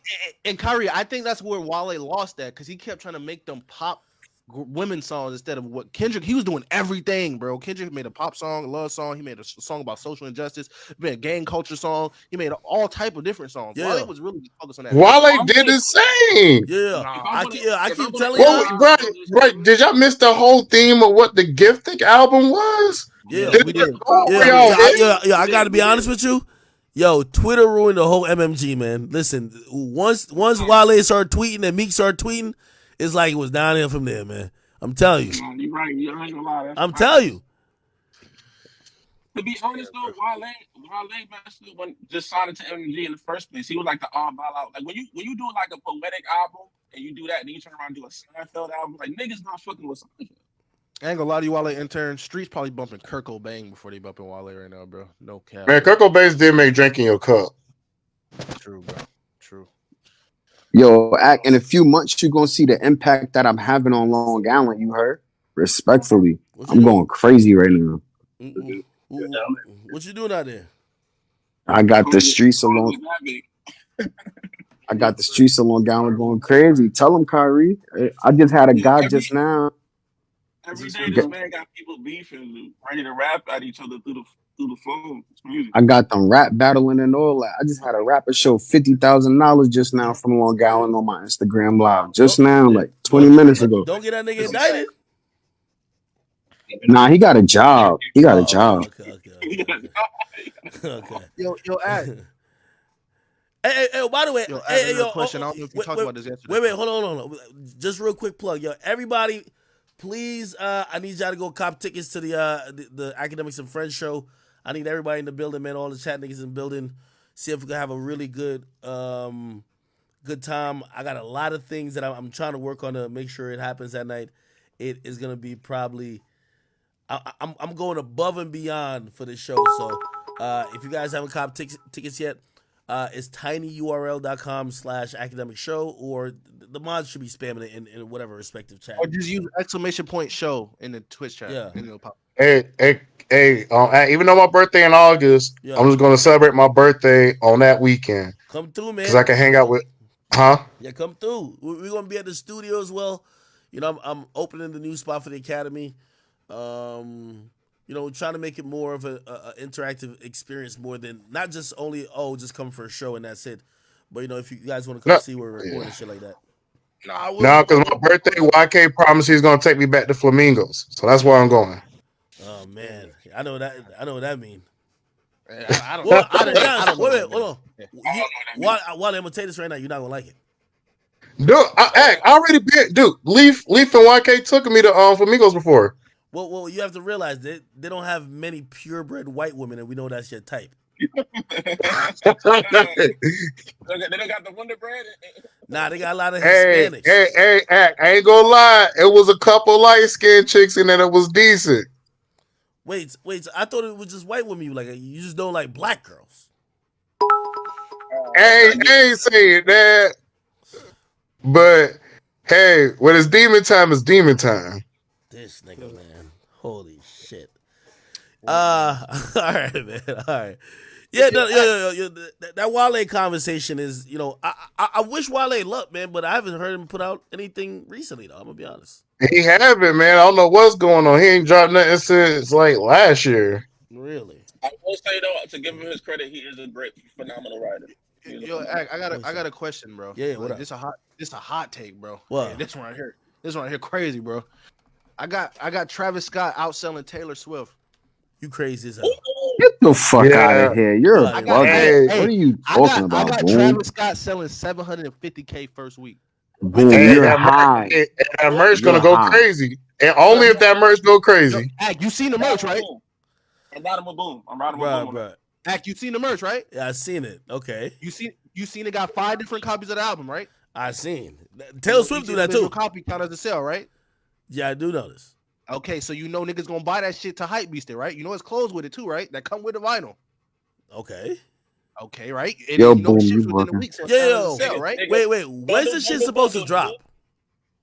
Huh? The 21st. The 21st. That's what is projected. Because like, I think it's dropping that the night he's doing that tour or the week before. So yeah, it's the 21st. He dropped yeah, it. yeah. So the 21st or the 28th for sure. So he got 5 different. You know he's hype beast culture. Same way Taylor Swift is hype beast culture. Travis Scott is the biggest. He's Drake, beyond more than hype Drake. beast culture. He's like, I think You know Taylor what? just got stands. Bro, I got another hot take. Listen. I can't see him doing over 500. 25K sales for $1,400. You know niggas are buying Travis Scott fucking shoes for like 800, 900. So imagine buying a hella rare shit that you know that's not gonna be here. After the first week, all this shit gone. All them clothes and shit is gone. Do you want to bet right now, boom? You want to lock it in? Yo, boom. How much? I lock What- for 700. He ain't doing no 700. He's bugging. He gonna outsell Taylor Swift, bro. He gonna outsell Taylor He's Swift. not selling over 700. Taylor How Swift. much you think he doing? You're bugging. The bundles? I think. Listen. The Wait, most just take notes. 550. Before you get my answer, Act, just take notes. Astroworld 5 years ago did 276 pure sales off fucking bundles, and his bundles wasn't even looking like this, right? 276K. He had the 5 same years amount ago. of shit though. That's what I'm saying. Before sicko mode, all right. So before he even got his like real deal mainstream success, 5 years later, nigga, 5 years later, you think niggas ain't buying this shit after the Travi patties, after the shoes, after the action figures, the Fortnite, all that shit? You don't think he got bigger? Bruh, not only after the incident, he going to the pyramid. That bruh. incident don't mean shit, bro. That incident don't really mean shit, bro. You know that. Hey, that's where Matt. How much does it cost to rent out the Pyramid of Giza to have a listening party? How much do that cost? Or how do you even get the conversation to even do that? I don't know. Like, did you really have to sell yourself to the Illuminati just to do that? This nigga boom smoking whatever y'all think I'm Kodak tripping? Black smoking, Y'all bro. think I'm You tripping? bugging. Nah, you're tripping, brother. 700K. All right, okay. I'm Hey, but surprised hey, that how you would much do say you that, think it's boom. cost for you? Like, if you wanted to rent out the pyramids to do some shit, to do something in there? Act, lock it in. If he sell over 700K, you gotta listen to DDG for 3 hours. His whole album, back to back for 3 hours straight on stream. I'll lock it in with you because I need some money, hold nigga. on. Okay, cool. But if I win, what do you have to listen to? Nigga, I would listen to Wale. Morgan Wallen new album. How about that? That's the best album of the year. You got Morgan a Wallen bunny got hop. album of the year. I would do a 48-hour stream, and Wale is the only music I could ever listen to, bro. Right, I never turn it off. All right, good. I'll take that bet. Yo.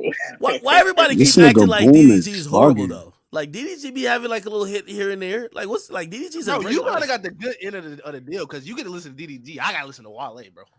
Like, bro. Hey, got some hits, man. Hey, but hey, how much does it cost to rent out the pyramid though to do a listening party? That's what I'm trying to figure out. Like, how much? Like, how do you do that? So what I would think is this isn't a can you afford it thing. It would be more of, well, do you have permission and who do you know to get that permission, right? Like for example, when it comes to a lot of these like pyramids and shit like that, they're usually protected by like a governing body within the country. The reason why I know that is that I was watching some shit about some people who are it's kind of like archaeologists and they were talking about some excavation like journeys they wanted to do, but they were like, what happens is everything they even plan to do, anything with the pyramids, you have to get this approval, like because it's basically a national artifact. So I don't think it's like, yo, this is not like the local pool hall where you just rent out to throw a party. I think you gotta get some severe approvals, and obviously you gotta pay probably some bread, but the approvals is probably the most thing. And the seats there this time. That's all I'm saying. It's seats there, bro. There's Ain't no seats? standing up. Well, Yeah, it's seats there, bro. Nigga, wait. They're bringing. What do you mean? Like, where's it gonna be happening? Wait, you ain't see the video what it looked like? Nah, where is that? Hold on, I'm gonna send it to you. You gonna be can at the- really just at the type in base? Travis Scott Egypt venue and then go to images. Oh, And it's the I'm first. thinking niggas gonna have like folding chairs, my nigga. It is. nigga, Why would you think that Taylor Swift? But just type, you can just type in Travis Scott Egypt venue and go to images. Oh, this right Travis here. Scott's Utopia is going to be performed at the Seven Wonders of the World, more specifically the Pyramids of Giza. Leaked by an Egyptian news source, Travis will be performing Utopia on July 25th, right after the release on the 21st, and his first performance at Rolling Loud Miami on the 22nd. And this also lines up with the hieroglyphics that were seen on his shoes a few weeks ago. Are you ready to go to Utopia? And on that note, Travis Scott's Utopia is going to be... Oh, shit. Travis Scott's Utopia is going to be... All right. Look like they got some shit going on there. Bro, $700K, and I'm gonna make all you niggas look dumb when that nigga sells $700K, bro. Fucking $700K, man. It's 25 different items of the album, bro, that niggas are gonna buy. Yo, first of all, they have a cap per customer, right? And if you think everybody, these things are expensive. If you think every fan is dropping like, yes, bro, he's hype beast fan. It ain't just every fan. These are hype beast fans. They rich. hold on, money. But still. Nah, and the cap is 10. The cap is 10. The cap is 10. The cap is 10. Oh yeah, the cap is 10, and they going crazy. Yeah, the cap is 10, bro, and they can make a burner account, get another credit card. Yo. Here's the point. This is what I think you're grossly overestimating. Travis Scott music in popularity is gonna sell 250,000. So you're telling me he's gonna sell $500,000 or 500,000 items in a week? Yes. Nah. Nigga, Astroworld. Yo, the majority of purchases are going to be people who are going to purchase the shit. It won't count. They're going to be scalpers or trying to put it on the resale market. You remember, the reason why those rules are intact is to make sure that people don't just buy the product don't come, or one person just buys 1 million of them. Okay, but listen. It's already for one. It's already a limit per customer, so you can't even buy everything. It's a limit per customer, which is I think 10, which is the limit to buy for it to count. And for two, you can't scalp it. Like you can't just buy everything on the site. You only get a limited amount to buy shit. All right, so every fan gonna do that. And you gotta hype these culture. Who's gonna buy 4 different vinyls so they can hang up next to their Thrasher skateboard in the background and get a Utopia shirt with a CD. And it's 5 different covers. Like the same shit Taylor Swift is doing. That's why she's selling $700K. You remember? She's selling $700K. Imagine this is a new album. She's selling. I'm being honest with you, bro. If you get an invite, are you going? Yo. Respectfully, I see like y'all trying to like do this comparison shit. My nigga, Taylor Swift is 3 times bigger an artist than Travis Scott. Yeah, but Taylor Swift is doing fucking stadiums back-to-back nights. It's sold out for months. Yeah, but Travis Scott is an arena nigga, my nigga. Nothing wrong with the arena nigga. Boom. If Travis Scott comes to your town, it doesn't get the same impact as a Super Bowl. No, just saying. No, if Travis Scott was to sell fucking, I don't know, pancakes, it'll be niggas breaking the store down to buy these fucking pancakes. That's cool and all, right? But if Travis Scott comes to your city, does it give it the same economic boost? Travis Scott is bigger than Taylor Swift. That's just fucking insane to say. But his hype beast fan culture for a brand new album for 5 years, he has only gotten bigger. It's going to be bigger than a re-release of a Taylor Swift album. This facts. Boom, you're bugging. Yo. Here's the thing. First of all, Taylor got more fans. Second of all, Taylor puts out 3,000 things for people to buy too, and she only sells 700. Granted, this is an old album that she's putting out with some new shit, but still, if you think that you're telling me that with 1/3 of a fan base as Taylor, they're gonna buy 5 times the amount, I just disagree. Boom is bugging. That's that Florida shit, bro. Listen.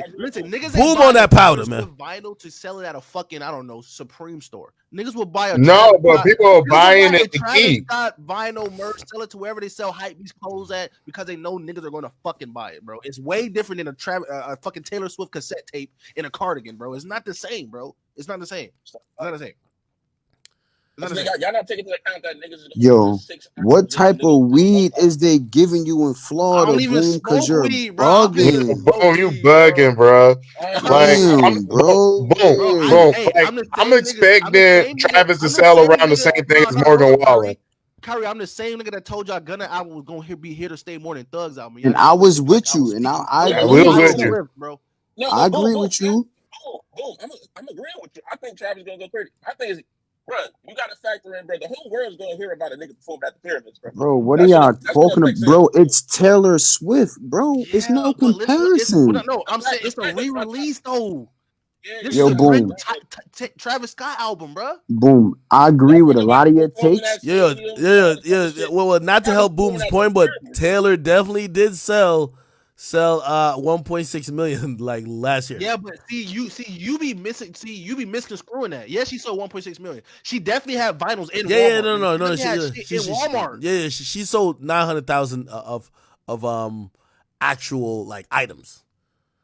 But Yeah, nigga, so her I'm shit was in sorry. Walmart Listen, already. Her shit was listen. in stores. Listen. I don't care about these little hype beasts. Them hype beasts ain't enough like these middle America white girls. I'm sorry to say, bro. Facts. I'm Yeah, sorry, listen, bro. you know the I'm middle America white you know the middle America white girls. Their brothers are middle America Travis Scott fans. bro. And in reality, middle America white chicks got more money to spend because let me tell you, daddy gonna buy whatever to make his daughter happy.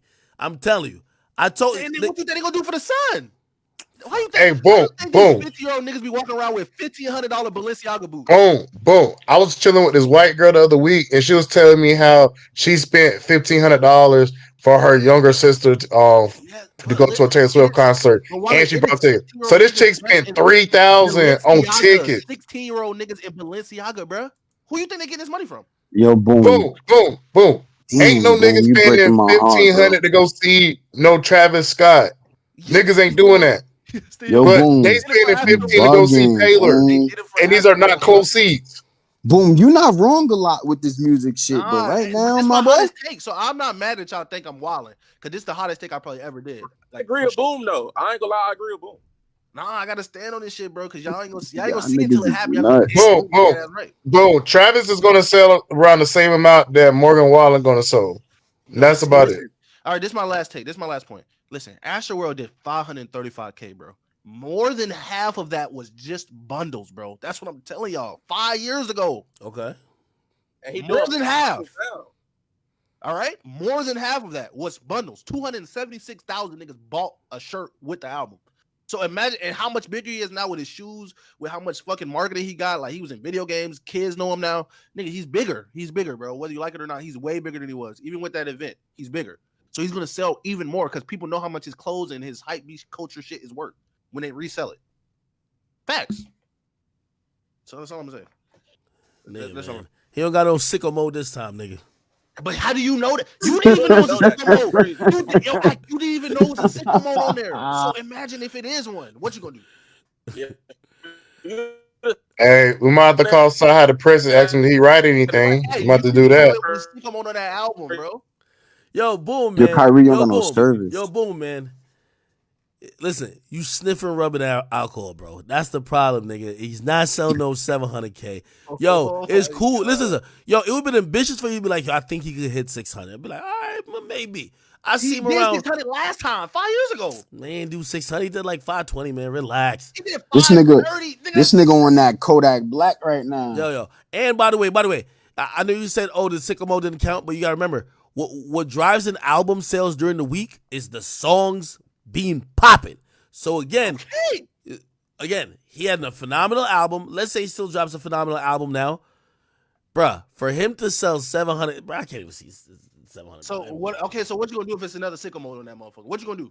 I still think he don't get to 700. Nigga, 700,000 is a ridiculous number, bro. Like It's not that crazy. For a nigga with bundles, it's not that crazy. Nigga, Drake has only done that number 3 times, and he's the GOAT. But Drake don't see this. Why I respect. See, when niggas be like, "Oh, Drake, he ain't shit on Taylor Swift. She selling nigga. Drake don't do all that fuck shit. Drake don't sell cassettes and vinyls, nigga. He stream my music, fuck nigga, and buy it on iTunes. That's all you getting. He don't do all that extra shit. He don't do Taylor's, Aubrey's version, 40's version. He don't do none of that shit, bro. So we like. So basically, so you're basically saying that Travis does all the fuck shit. Yes.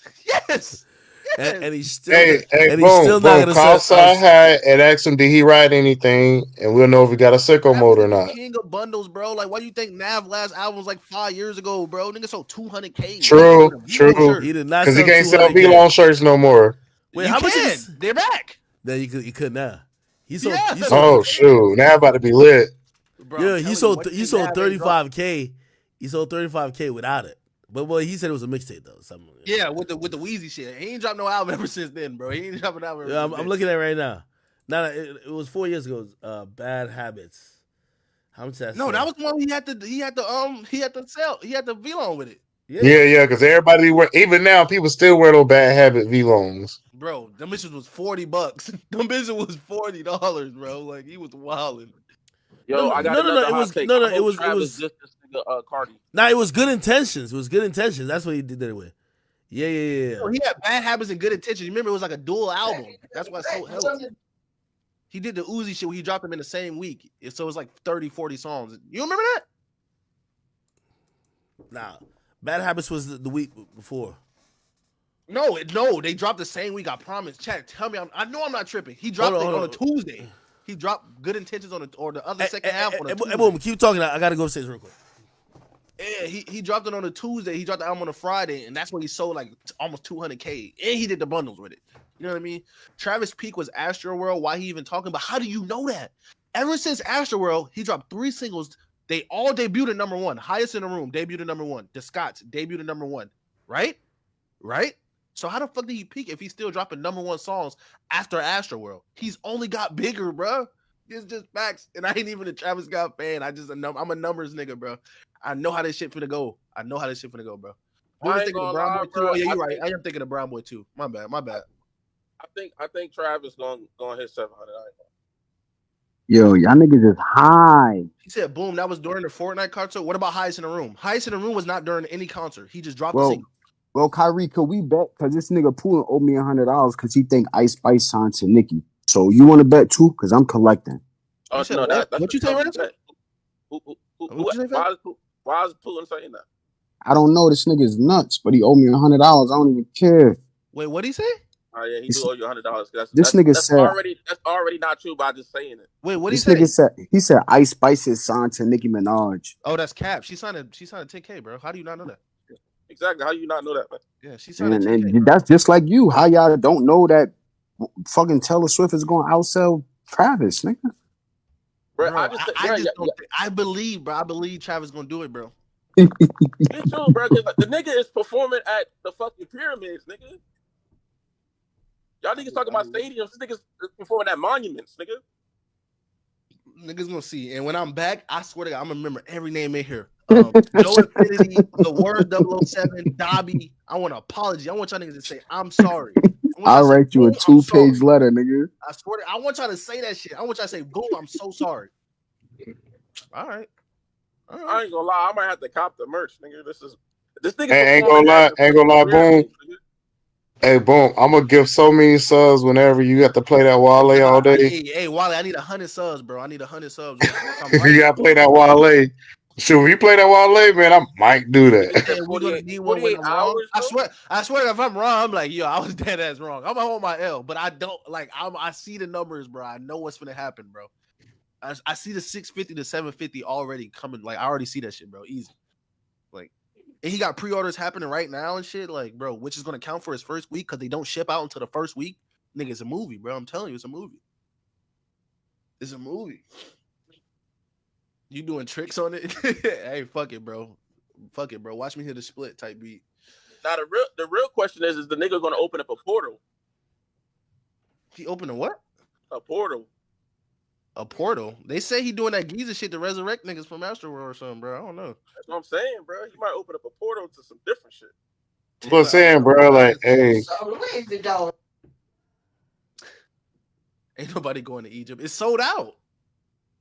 His Egypt show is sold out, bro. Yeah, ain't nobody broke going to Egypt, nigga. Yeah. So if you think these rich white niggas, you think the same rich white niggas flying to Egypt can't fucking go out here and spend a rack on all his merch, nigga? You tripping? Nigga, that's probably a part of getting a ticket. Nigga, you gotta have all the merch already. Bro, I'm telling you. Ooh, that would be fire. It's like collecting all the cards in Yu-Gi-Oh. You know what I'm saying? The obelisk. What's that shit called? A Giza portal, bro. A Giza portal. Hey, y'all think Ak would go if he got invited? Nah, if I'm Ak, I wouldn't go, bro. I want to ask the chat, yo, Chad, y'all think Travis should diss Cardi?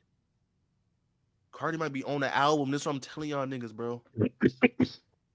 No, I think They act like two Travis legends should diss can't Cardi. coexist.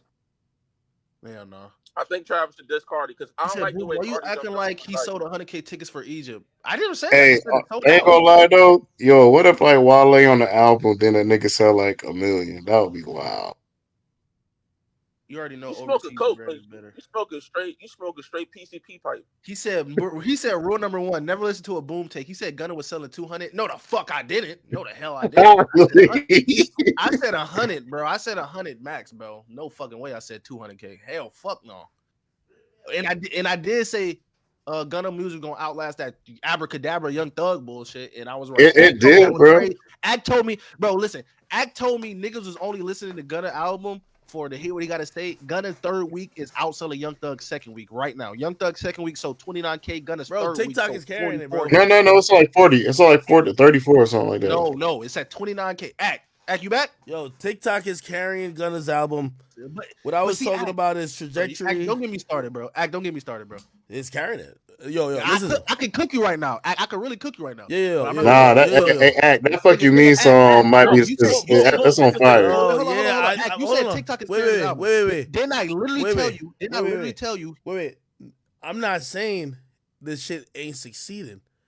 That's not my point either. Hey, if TikTok was carrying Gunna album, Coil Ray would have sold more than 10K first week. Just saying. True.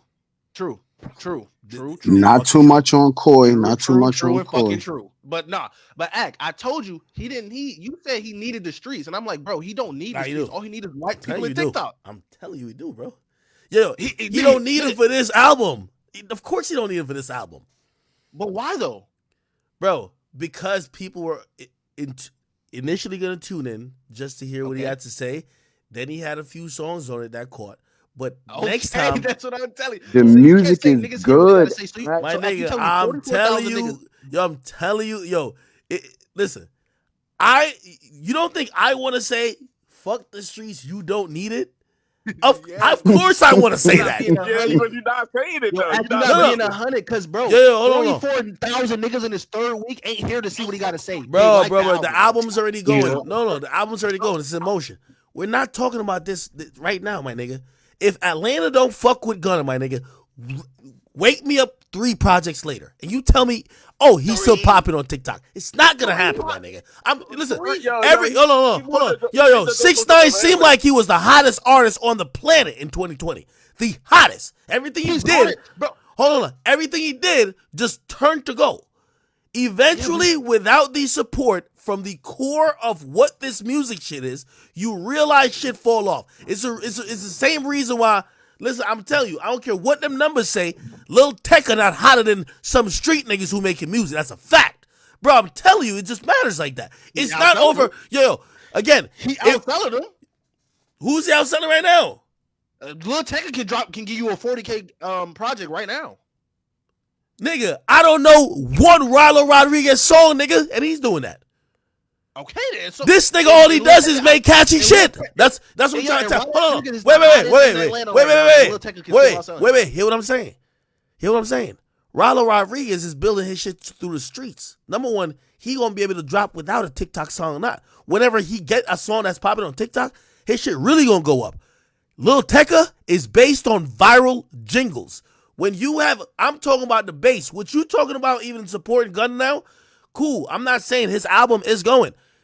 Wake me up 3 projects later when he's still rapping street shit and no street niggas is connecting with it. That's where we gonna have a test. Wait.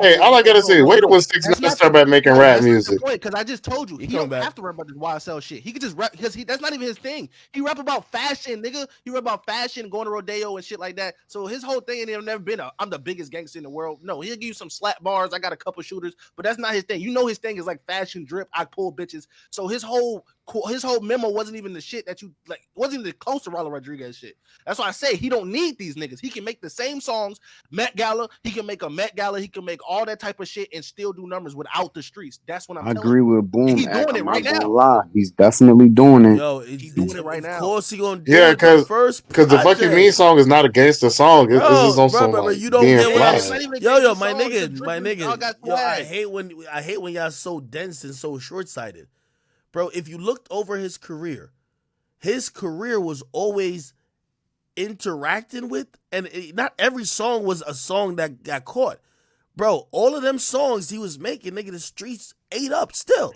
Okay, but that's their problem. My nigga. Put like this. Here's my overall point, and people think it's an anti-Gunna point. I don't think no rapper is sustainable without a core, and I don't think Gunna has a core no more. That's my point. Gunna, bro. I don't think he has a core. I'm gonna be real with you. Listen, I always said the same thing when Gunna better than Lil Baby. If Gunna catches a hot one, it's gonna go. I'm not saying he's hated like 6ix9ine. If he catches a hot one, it's gonna go. But any rapper that doesn't have a core is hit or miss. That's why I mentioned Ronald Rodriguez. I don't know one song, but he's still selling 38K. Hey, we'll put it like this: Lil Baby need Gunna, but Gunna don't need Lil Baby. Think about that. Wait. Why does Lil Baby need Gunna? Why does Lil Baby need Gunna? You know what he don't need a core? Because he already built he already got the core from his old catalog. So he not Ronald Rodriguez. He already got a catalog where niggas can, if you just want to listen to old Gunna, he got a whole catalog for you, all right? So he ain't even trying to come up and make it. He already got a catalog for you. So he already built the core based off his old catalog. Well, facts. This is where me and you are gonna disagree. You're telling me that his core is the newer people that started liking his music. I'm telling you that for the majority of Atlanta artists, been Gunna fans. Yeah, but hear what I'm saying. What I'm saying. Whenever you heard of Gunna a year or two before, everybody in Atlanta was like, "This the hottest nigga out." That's usually the core of these niggas. It's not the niggas who catch on when you catch the hot song. It's the niggas who even get you to the point where those fringe or oh shit, like by the time I heard. Okay, I love that song, right? He went crazy, Baby. I kind of found out about both them same. Well, actually not. I was fucking with Baby before, but like by that time, bro, he's not working on a core no more. That's just mainstream fans catching on. Yeah, true. He's one of them artists. But Gunna always carried Lil Baby. That's the thing about it. Bro, y'all talking about irrelevant shit. Yo, he's one of them artists that came up in the game by navigating. To Atlanta, collaborating with Atlanta street artists, my nigga. Yes, that's what I'm trying to say. You right. Y'all can rewrite the history and be like, oh no, his new fans are white TikTok boys who like dancing to his shit. Cool, think so. They're not loyal to him. They're loyal to whatever the hot bop is. He got the hot bop. Cool. Let's see 3 albums in from now when maybe it don't because I'm saying the mainstream attention to what he's doing is going to dissipate. It always does. Okay, it's like, put like this. Adam just let his bitch get donkey fucked by a black nigga. After the 19th black nigga fucks her, we're not going to give a fuck anymore. It's going to go back to the same horny kids who are buying her shit that's going to keep watching her getting donkey fucked. Right now, her shit comes out tomorrow. I'm watching her getting dick punched in her gut. Not the same, Act. I've never watched none of that shit before. Nigga, I might even pay for it. It's not the same because it's not the same because Gunna can give you another album and have another quote unquote hit hot TikTok song and you're gonna have the same argument. You're gonna say wait till the next album. He's gonna give you another album when he do the same shit. You're gonna say wait till the next album. Wait, no. That's where you're wrong. If we look back at his last album that sold more, right? For all that shit, hold on. For the album that sold more, he didn't have a more successful song than he has now.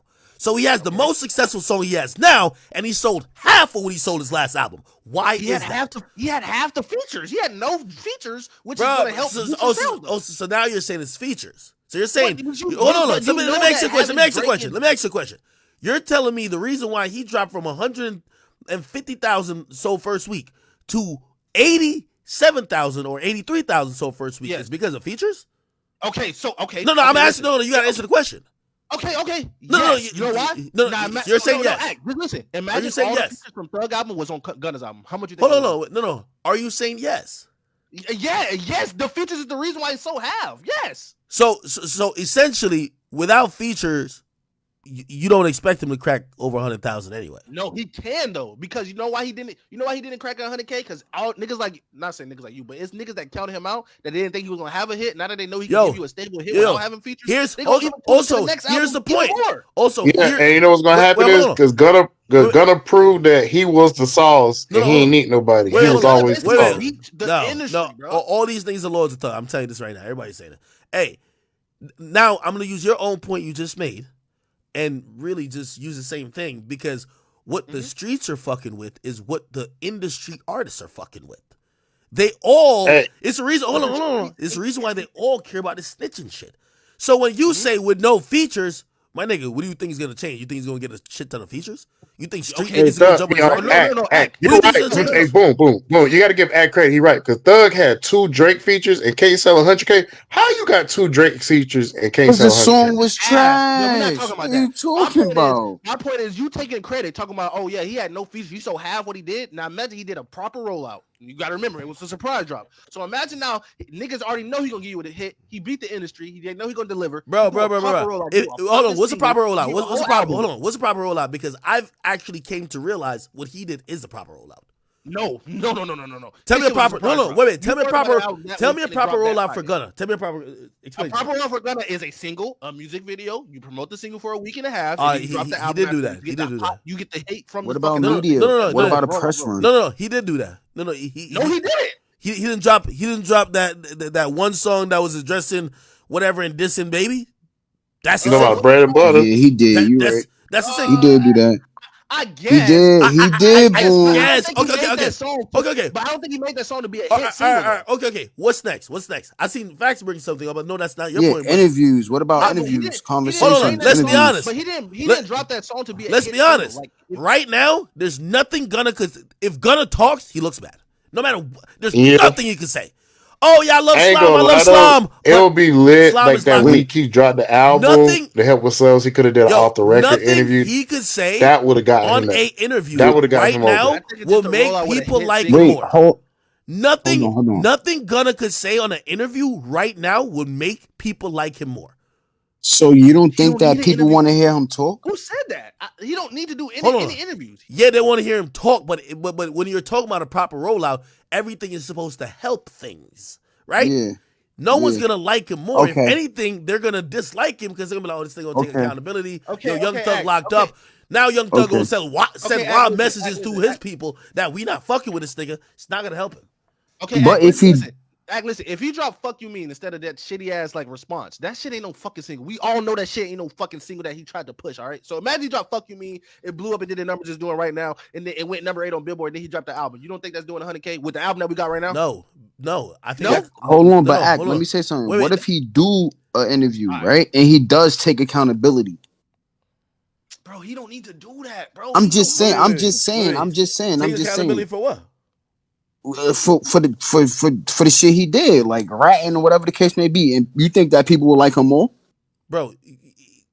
No, you're right. No, if you listen to his music, he's in denial. The nigga said they tricked me. The nigga says everything. The nigga still says he didn't snitch, but then said he again. If he goes in an interview and said I snitched, bro. Again, I know y'all are saying, oh my god, the "fuck you mean" is going crazy. I'm just telling you that in an artist having a career that has some type of longevity, you need to have a core. And what the core for Gunna is not hype beast, even though he raps about fashion. It's not people who are on TikTok, even though he has songs that are viral.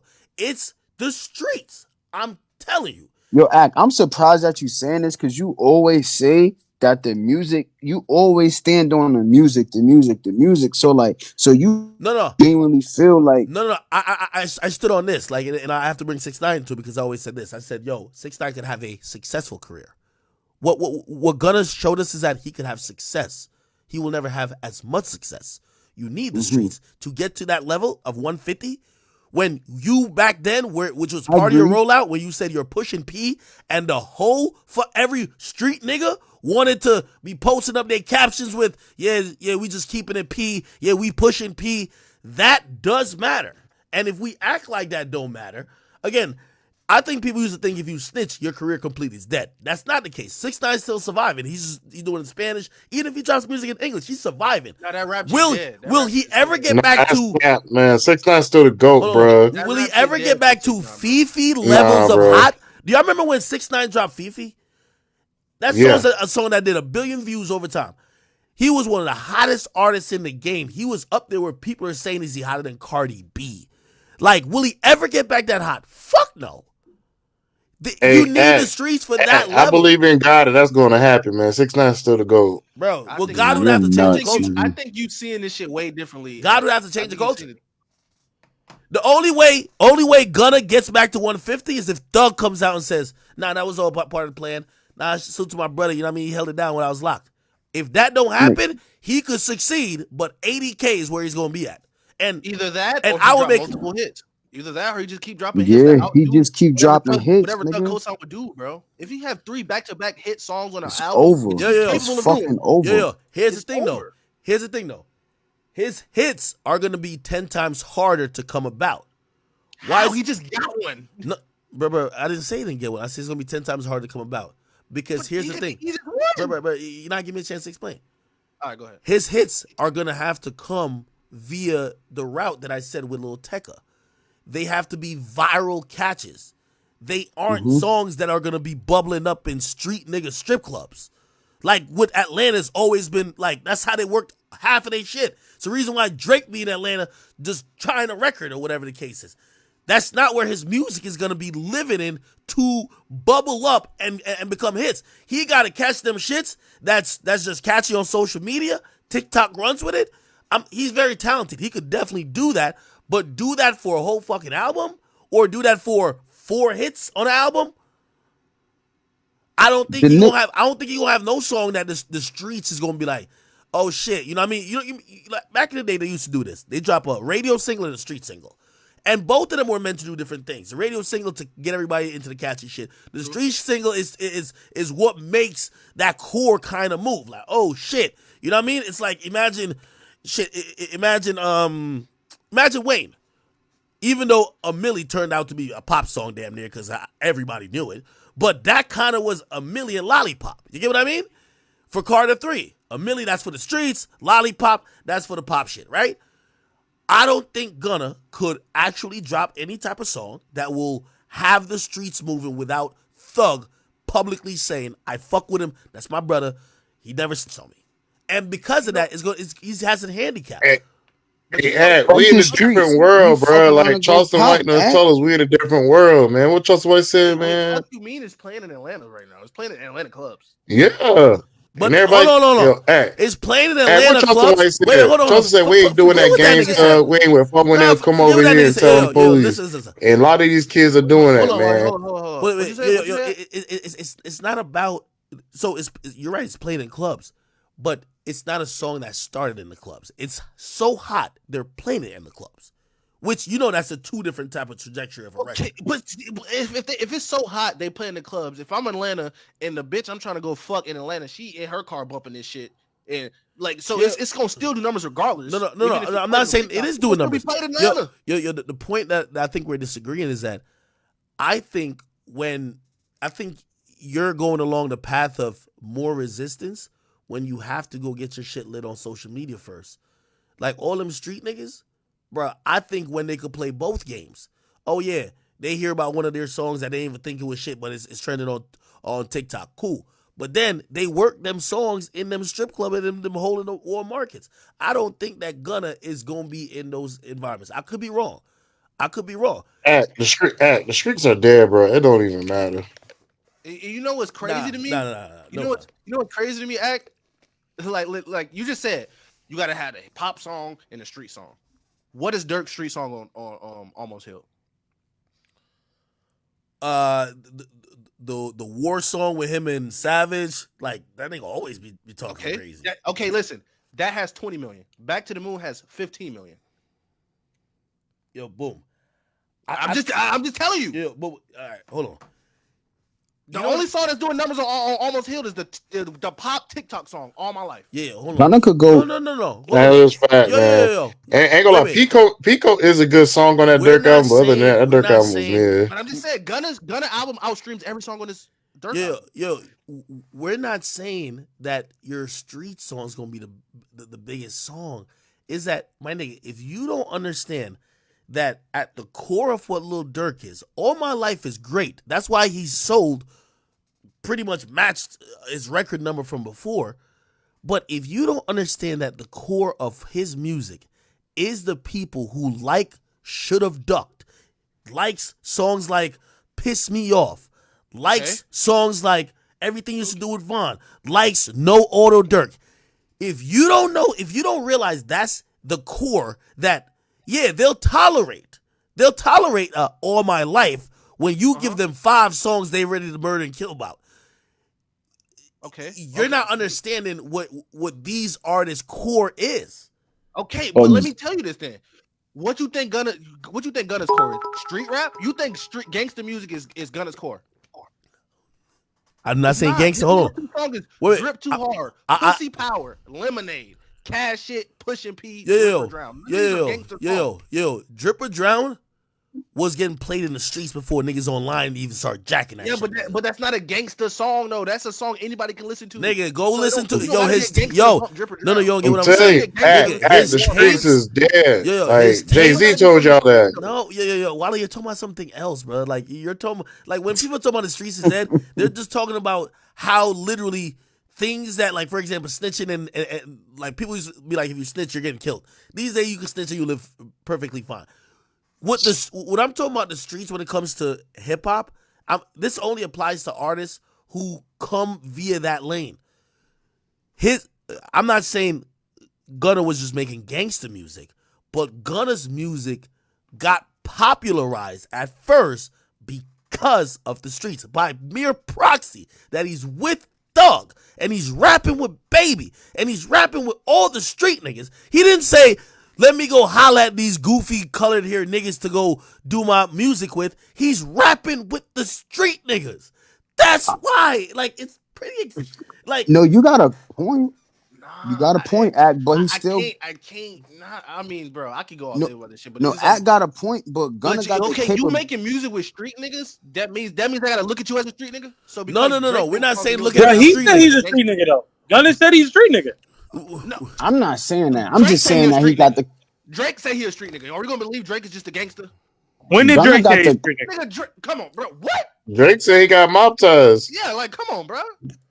Nigga, he do got mob ties. Nigga, he's Cool J And Prince. Drake, and niggas ain't gonna look at Drake. Niggas ain't gonna look at in the streets like, oh yeah, Drake is that guy. Like we Drake is the nigga we gonna slide to. We gonna Bro, slide Gunna to mob don't ties. need the streets We gonna because he slide got to the. Marvin's- Like, even though he got mob ties, Drake gonna give you Marvin Room. Drake gonna give you Controller. Drake gonna give you this. That's Bro. what I'm saying. Even though Gunna got this song with Lil Baby, he got Fuck You Me. He got Pussy Power. And he got the Drip or Drown, he got capability Lemonade. He got Drip of Too Hard. going Songs that pop. are not about murdering niggas that he can still live with. Yeah, you can go pop, bro. That's Hey, what I'm saying. Hey, Like, he don't need the streets. Hold Bro, on. the streets ain't this. Yeah. bro. Since you wanted to talk numbers, and we could talk numbers. Let's go. If y'all were saying that he's unaffected, he don't need the streets, why the fuck my boy ain't selling 150? Bro, you gotta, Don't compare Come him to on, Thug. Alex, that's a push. No. Hold on. All right, so do you think in his next few albums he'll send 150 again? And then tell me why he won't if you don't think he will. Well, You got for what? whatever that explanation is. That's my point. That's my point. The features That's gonna my make point. your album sell more. That's Okay, just true. so you're saying it's features. Well, yeah, features gonna make you sell more. Yes. Will it make your album better? No. Okay. Look at Young Number Thug. one. All right. Well. To address the features thing, number one, I think it's more than features. But number two, why isn't he getting the features? So let's peel back the layers. Why ain't he getting the features? Because the industry. Oh yeah, the industry thinks he's a snitch. We're not negating that. The industry thinks he's a snitch, so they're not going to collab with him. So Does what that does it stop him mean? from being Hold number on. 8 in the world right now? No, it won't. Wait. So what does it mean? Maybe not for success, you don't need the streets, but you need the streets' approval to at least get other people fucking with you. Not really, because he's got number. He's Bro, number. you 8 say in he the can't world. get a feature. Why can't he get a feature? Yeah, even without those features, he is out. He's shitting on young Jesse Yo, hold on. Williams. Yo, so we're agreeing. Hold on, we're agreeing. He could have success without the streets. I never said he can't have success without the streets. I said he will never reach that pinnacle without the streets. He needs it.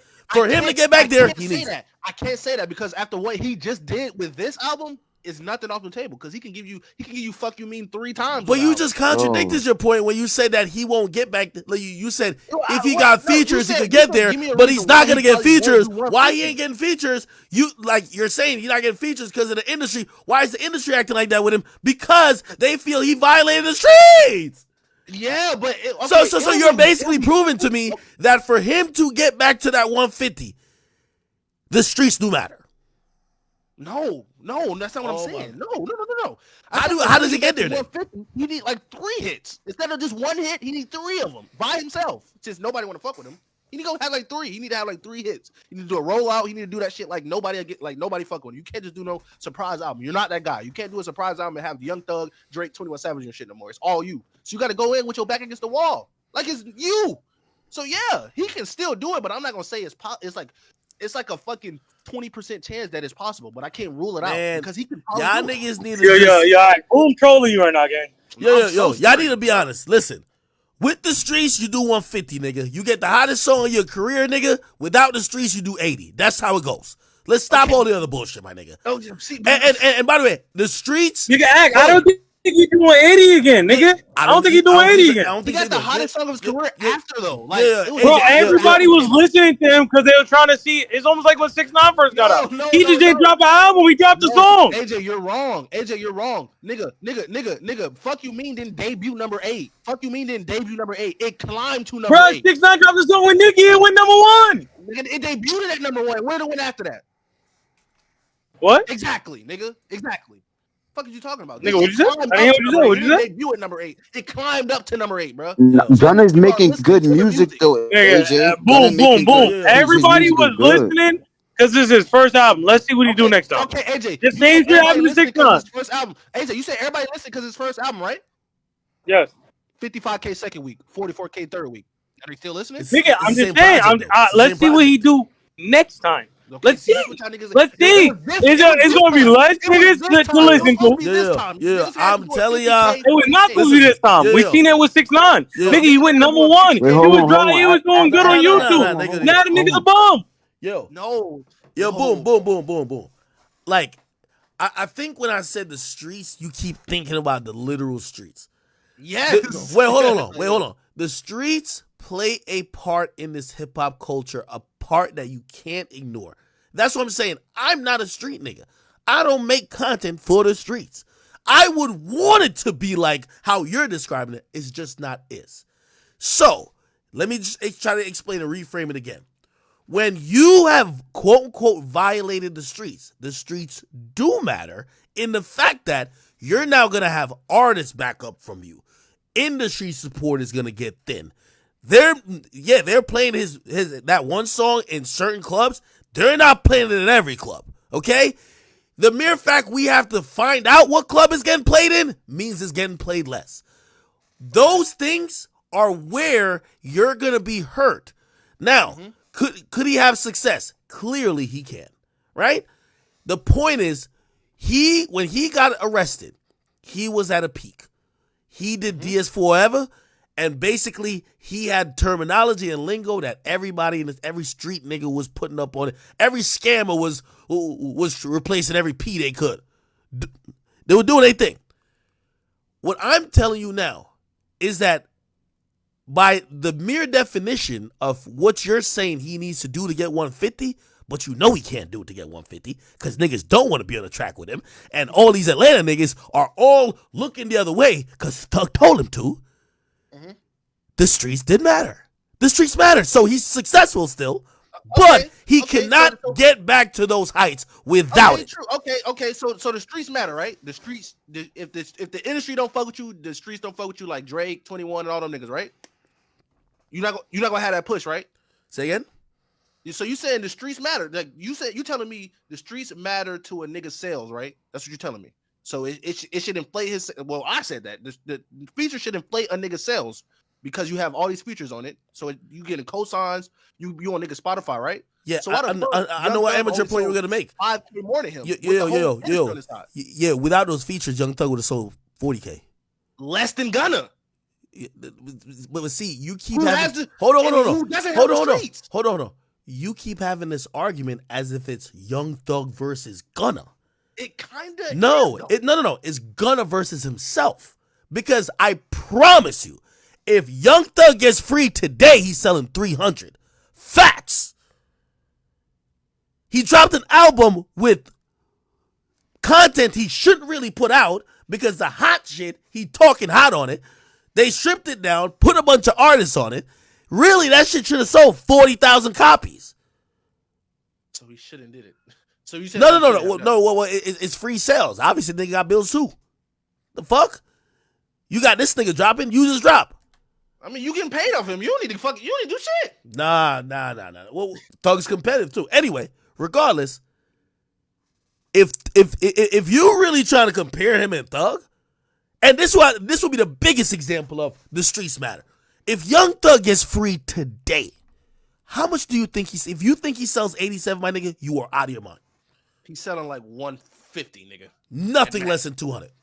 Max 150. I can lock that in. Max 150 with the same features he got right now. Max 150. Well, obviously it wouldn't be the same songs, but the same features, definitely same 200. features. Same features. Nigga, it's the same. Nigga, the Thug we heard on that album, it's the same Thug we finna get today. It ain't Barter 6 Thug. It ain't Check Thug. It ain't Slime Season Thug. It's the Thug we got today. My nigga. You're acting like he didn't just do 120 with so much fun. You acting like yes. Those like Thug's been producing way better projects recently than this. Like, first of all, if you know how so much fun even came about, Cash could chime in on this. Bro, you know how many people from even Lyric Core and everybody else sat down with Thug? Remember when he was doing the whole, slime season shit, and he was just dropping them mad frequently, and even like he did Barter 6. Basically, people were saying to Young Thug, like, yo, bro, you're dropping music too frequently. You need to learn to curate. He finally learned to curate when he did So Much Fun. That's his best album ever. If you think he was regressing based on this, you're judging him on this like he's out free, my nigga. He's not really supposed to even drop the project. If you think that, Gunna's just hotter than him, Gunna is free running around here like Master Splinter. And if Young Thug was free doing the same, Young Thug would outsell him double, at least.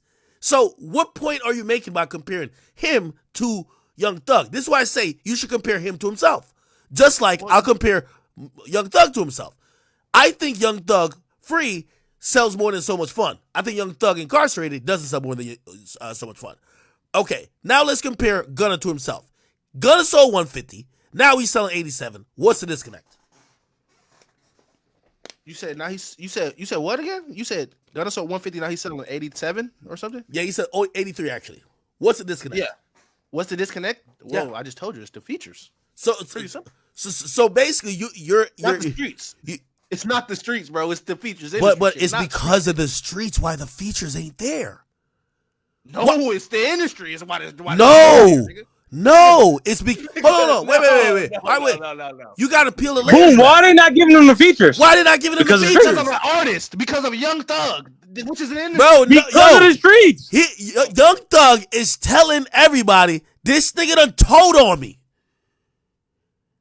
He ain't telling niggas they can't fuck with him. Yo, this nigga told on me. In the streets, don't listen to Gunna. No, he said everybody that's in the industry, don't give Gunna a feature to boost his sales. Bro.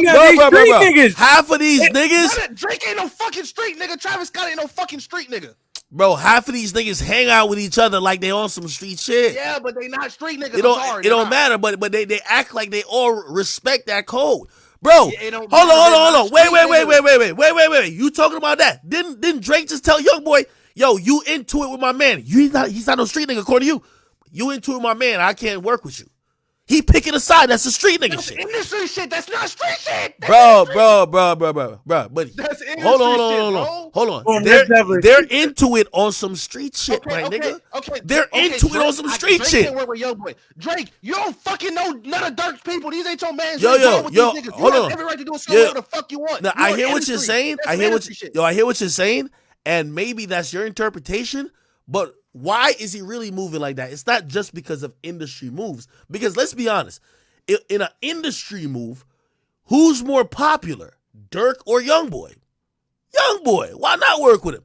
Bro, he's moving as opposed, you could call it loyalty. Some people say, well, this is just street shit.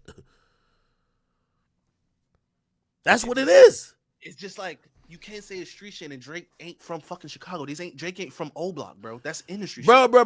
Well, you could call it industry street shit. All of these niggas want to act like they all hate snitches. All these niggas want to act like they're all gang. That's what they all say every fucking day. That's why they're acting like, oh, word, if you my mans and somebody snitch on you, I ain't gonna do no music with that nigga. That's what they try to do. Boom, come on. Boom, you get that point. Boom. I get that point. It's just, I can't give it. I can't like. So, I gotta hold on. separate the street shit from. So going back to my overall argument, I'm just saying, Gunna's career was affected because the streets ain't rocking with them like that. Now, again, I conceded this mad times.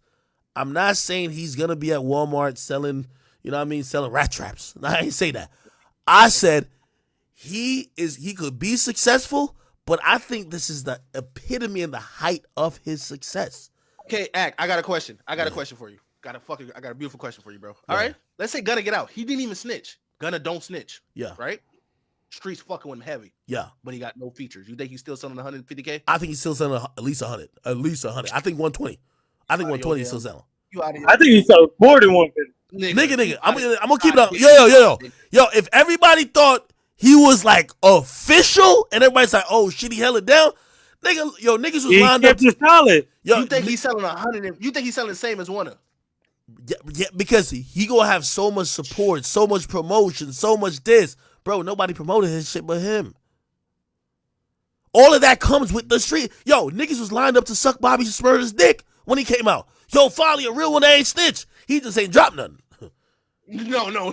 He dropped and it was flopping. So yeah, no, he did not drop. He took forever. He's beefing with his label. Nigga, he ain't drop. He ain't dropping time, bro. You know he ain't dropping like time. 5 singles and they all fucking. Bro. By the time he dropped, nigga, he it dropped was dumb late. mad late. What you talking about? It don't matter. The streets fuck with him. He a real right nigga. The streets can wait. Yes, but he took too long. He should have dropped right away. Forever. See, you see how y'all make excuses. First, it don't matter. So if Young Thug get out right bro, now, he took 7 years.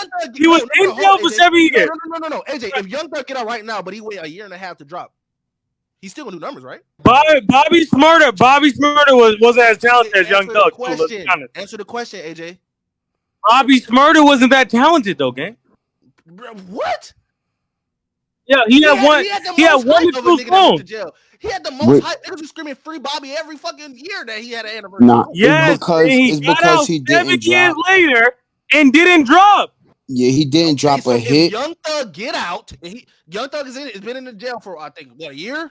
If Young Thug stay in jail for 7 years and then get out and don't drop, I think the same should happen to him. But Young Thug has more. It could be he was freer. It gotta be 7 years. But you gotta realize, Young Thug had years in the game. Bobby Smurder had a month. Okay, 2 months, 5 months. And my point still stands, nigga. If Young Thug was to get out right now and wait a year and a half to fucking drop, he would. But again, we had more Young Thug music before he went to jail, gang. Nah, Bobby did it to himself because he ain't dropped once he came home. No, Young Thug would flop, and then y'all would make the same excuse. Oh, he waited too long. No, Young Thug, but you they'll wait. Nah, bro, Bobby should have dropped when he came home. And when he did drop, he didn't drop no fire. He dropped some mid, honestly. And I love Bobby. That's the homie. Yeah, you're right. I don't got to scream, but I be getting hella hype, bro. My bad, y'all. Nah, it's a good discussion. It's definitely a good discussion. It's like niggas are hypocrites, man. I'm not gonna lie, bro. Nah, I'm with you on this trolling one, right now, gang. Well, how am I trolling, AJ? Bro, because Bobby Smurder and Young Thug are two different. No. But that's not the point we was even talking about. We talking about this Gunna shit. Like, cause look, I can show you right now, bro. Gunna album, Gift and the Curse. Each song got more numbers than Dirt shit. Yo, boom! I can't lie to you. I haven't even listened to that album. Well, besides All My Life, because Ak was telling me you gotta have a pop song and a street song. Dirk just got a pop song. Everything else is not doing no more numbers than Gunna's album. But here's what I'm trying to say to you is niggas just trying to listen for the first time. His Okay, second what about album will tell you what he's gonna okay, do. but that's what I'm telling you, AJ. If niggas trying to listen to the first time, bro, it's It been wouldn't 3 be doing weeks. so good. He's selling 55K his second week. What they listen to it Bro, right let's now? see what happens in his second album, bro. Okay, but you just said they only We here gotta for the. see. But you said Bro, they he only here just for the dropped first the week. That's best what song Act told me. They ever. here for the first week, and in his second week he sell 55K. His third week he outsell Young Boom, Thug boom, boom, second week. nigga. He could drop the best song ever. Nobody gonna hear it on the second album. Facts. On the He second could drop album. the same. Nobody's gonna hear it, bro. So how much? Nobody's How gonna. much you got? How much you got gonna do on the second album? I don't know. Less than he did the first one. He did 83K. He's gonna do less than that. How much though? I don't know. I know it's for a fact it's gonna be less. I think he gonna do more. I ain't gonna lie. I want to lock it in. I think he gonna do more, AJ. How much you want to lock, nigga? Oh, but you gotta give me a number. How much you gonna sell? I don't know how much you gonna sell. I just know it'll be lower than 80. I got $100. He do over 70K. I think he's gonna do over 90, but 70K is less. So 70K is less than what he's doing. Yeah, I got 100 on that too. You got 100 on less than 70? Yeah. All right, bet. Locked. It's locked. Lock, bet. He's not doing that, gang. Yo, Boom, Muse be trolling sometimes, bro. I be right, bro. I be right. I told y'all niggas Gunna had it. Gunna shit was better than Thug. They looked at me crazy. Thug got fucking Drake and went number 2. Bro, Thug's in jail, my nigga. It don't matter. If you in jail, don't fucking drop an album, nigga. It ain't my fucking That's a fault. fact. He shouldn't have dropped, bro. Like, the nigga's in jail, gang. Yo, He can't make the song. jail. He gotta stop saying he can't say the why is no slash shit. Because they're gonna fucking like bros, man. What you said? What you said? Yo. A lot of people like you see the way how Boom is taking it is how a lot of people are looking at it, and that's why they feel the way they feel about it. They think this is Thug versus Gunna. No, Thug is going to be fine. If Thug ever gets free, his sales are going to the moon. What happens is, will Gunna be able to ever get back to the level he was at? And if the answer is no, the streets matter. And if the answer is yes, the streets don't matter. It's just gonna be harder, bro. It's just gonna be harder. That's all it is. You doing it with no features, bro. That's like saying. Bro, he's not gonna do it, gang. NBA Finals without Scottie Pippen and Dennis Rodman. So why 6ix9ine didn't do it? So why 6ix9ine didn't do it? It'll be way harder for Michael Jordan to go that bitch solo than it did with Scottie. All right, Boom. So why 6ix9ine didn't do it, Boom? Do what? Get back to where he was. Because 6ix9ine is not, 6ix9ine is not likable, and his music isn't that good. Man. His music ain't that good. I ain't gonna lie, eh? 6ix9ine is not even close talent-wise. Bro, you just trolling now, gang. Nigga, this bro, is 6ix9ine was one of the hottest artists. Yeah, he was one of the hottest. That's a gimmick. He was just as hot. Yeah. By the way, way different, bro. Yeah, but by the way, I see chatting in the chat. I don't know if you don't like Thug or whatever, and I'm being very neutral because it's not like I'm like super Thug fan. But bro, you said YB sold 120 in jail. First of all, that was his album, right? So that was the actual album he was trying to put out. Number two, YB drops like 40 songs. Like, my nigga, like, are we serious? Like, he's dropping 40 songs. Like, bro. Bro, by the time you're done playing that album, nigga, like Jesus Christ. It had all his links on there too and shit. But nah, bro. Nah, 6ix9ine is just complete. Like, he's cool. 6ix9ine is a cool nigga, bro. But musically, it's not even close to Gunna. Like, not even 5%, bro. Like, not even 5%. Bro, the nigga was dropping hits. He has features with Nicki, and he couldn't do it. That's popular, cool, but you can't say he's out here dropping hits. Them shit wasn't on Billboard number 8. He had Fifi, which is there for the first week, and completely disintegrated off the charts after that week. Bro, he dropped the song when Nicki couldn't do it, bro. Boom. Yeah, but that's a gimmick, though. Are you at least backing off the point that, whether rightly or wrongly, because the streets is confused, let's just say it's confused about Gunna, it affected him negatively? No, I agree. I could see that. Right. He snitched. Fine. I still think he snitched. I don't even believe he didn't snitch. I definitely know he snitched. He definitely snitched. For sure. But my point is, he don't need these street niggas like you think he do to be successful. He could still sell 100 plus K, 120K without the streets. I agree. He could go pop, bro. He really could go pop. Yo, the funny thing is, I think it's an interesting mix. Like, let's put him in 6ix9ine. We got to compare them because, just for the obvious reason, right? Number one, I think Gunna is, like most Atlanta artists, that's why they be like, yo, oh, niggas ain't post my album. He's in that little realm too. So he's used to industry support, right? 6ix9ine was never used to industry support. So That's one thing. Now, does he make better music than 6ix9ine? A lot of people would say yes, right?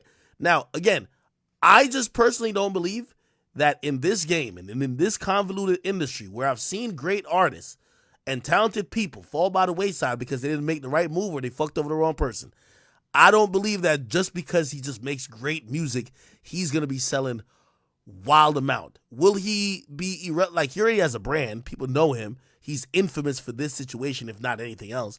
Do I think he's not? He's going to be like a homeless bum, a hobo? No. But I don't think that he will ever scratch the realm of any type of influence or success that he had before. He will never have a say. Not that this is what he sells or whatever, but it's part of how, his marketing was for his last album. There ain't nothing Gunna could say now that street niggas gonna adopt. It's not happening. So that's gonna be. I see a lot of people arguing to say, "Oh, it didn't matter. It didn't matter, bro." Trust me. I watched the 6ix9ine career thing happen very up close. Nothing looked like it mattered when you already have mad eyes and ears looking at you because you just did some quote unquote unthinkable. So you get more attention than you ever got. Now, if you still don't get the support from your peers in this industry, granted, I'll say that Gunna is getting support from DSPs. I just don't think you get to those levels again. And that's just the unfortunate truth. So you don't think if he had 3 hit songs, not even hits? You know how hard that's going to be? 3. Like, first of all, his songs kind of popped off like via TikTok, right? Yeah, so if he had 3 TikTok bangers. Nigga, when have we seen an artist with 3 TikTok bangers at the same time? TikTok's like a random algorithm, nigga. That obviously I feel like it's been done. You can't name me one. Name me one artist. Like even with Drake, Drake and her loss. The 21. Can you? All right, that helped Rich Flex and everything else, right? What else? Was there 2 other songs that were just TikTok viral hits or nah? Let me see. Somebody say Sexy Red? No, I'm definitely not Sexy Red. Ice Spice. Somebody says Ice Spice. Oh yeah, I get Ice. Yeah, anything three Ice touches is TikTok royalty. Somebody says Blazing Chula says Gunna dropped and girls love him. Well, yeah, and the bitches gonna buy the music the most, bro. Rod Wave, nigga, he got his whole fan base is women, bro. Not gonna lie, there's a lot of street niggas out of some Rod Wave now, nigga. True, they're true, but you go to his shows, who all there? Straight bitches, straight hoes, and them the hoes. Niggas in prison ain't buying that nigga album. It's hoes that's buying it, so he can do it, bro. Nigga, I don't think. Listen, here how shit goes. First of all, niggas don't even buy albums, right? Put it like this: women do though. Bro, sales is going to still be less than 10,000. Here's the reality of it, bro. And people listen to music in social scenes. And if you tell me that the music that they play is going to be acceptable for the type of crowd they're playing it, they're still not going to be playing it by choice in most of those areas. And I'm talking about the majority of Gunna music. I'm not talking about fuck you mean. Playing by choice means like what? Like they're not gonna be streaming the shit, my nigga. Like the song because it's popping, so that's not by choice. All right, let's have some tangible projections going on. So, what do you think his next album is gonna sell? Around the same, 80 to 85K. If anything, I feel like it's gonna go up. I see his next album selling 55K. Insane, nigga, insane. Yeah, hold on. Nigga, me too. Wait. Yeah, he bet me 100 for under 70K. Yeah, 55K is crazy. Yeah, boom.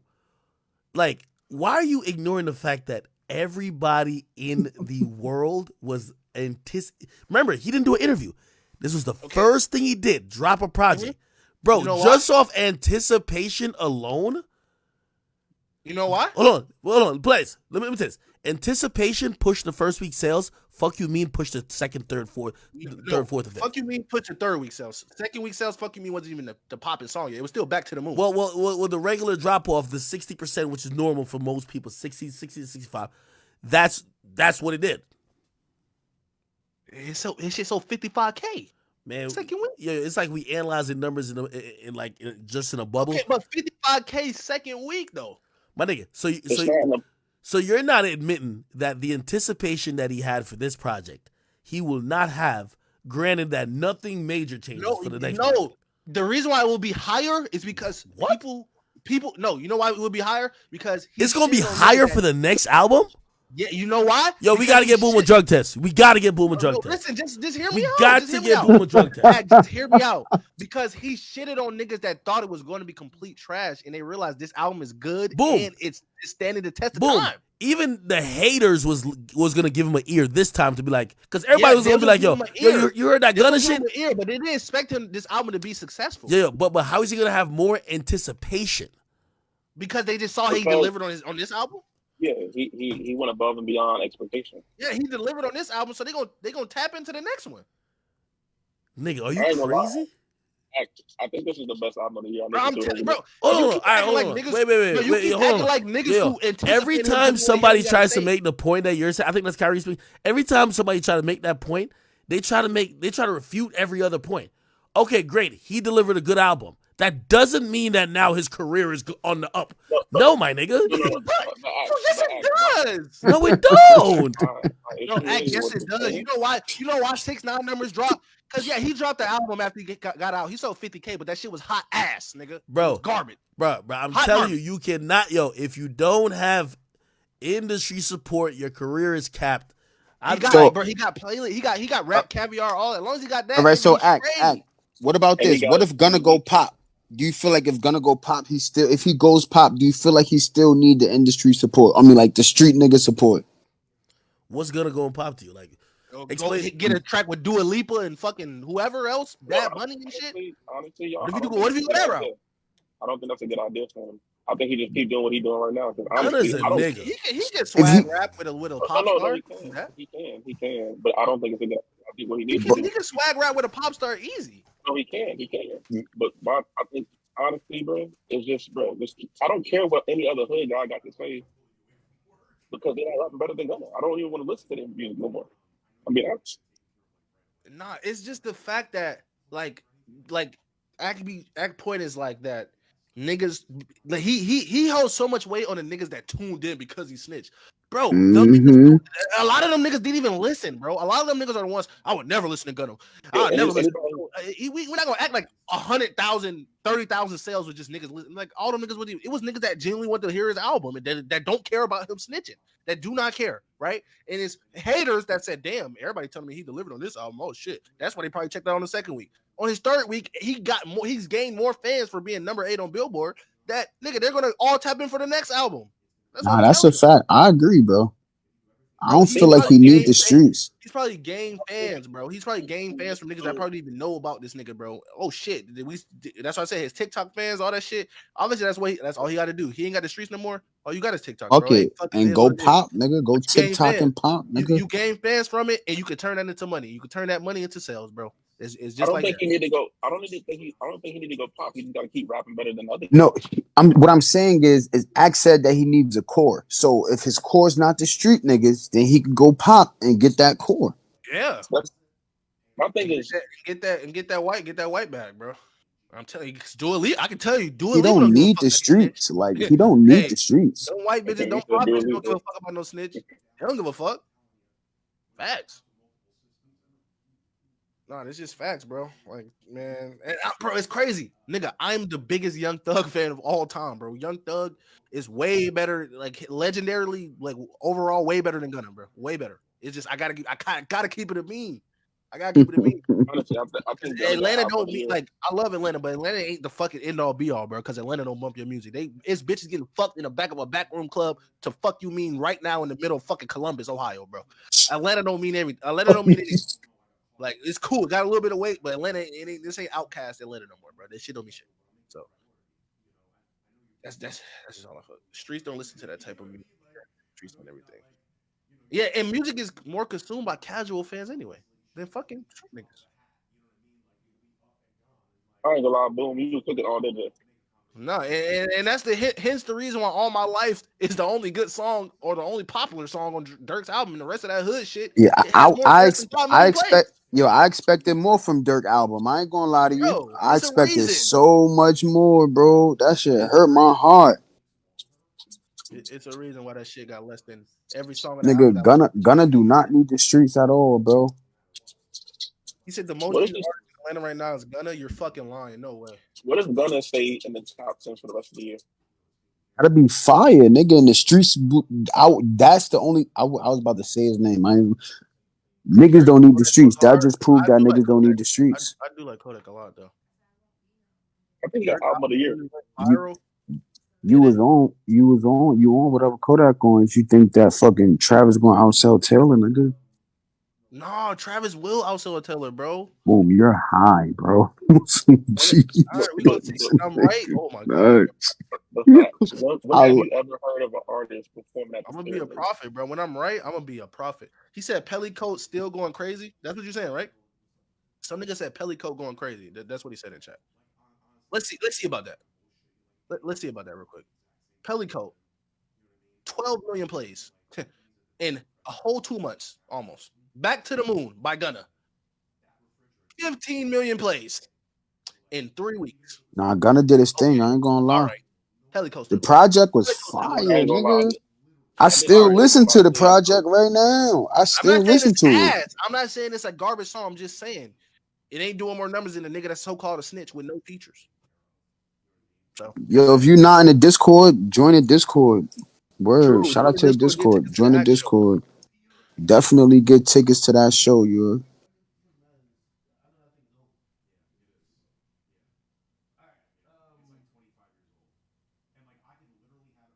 Where the fuck Ack at?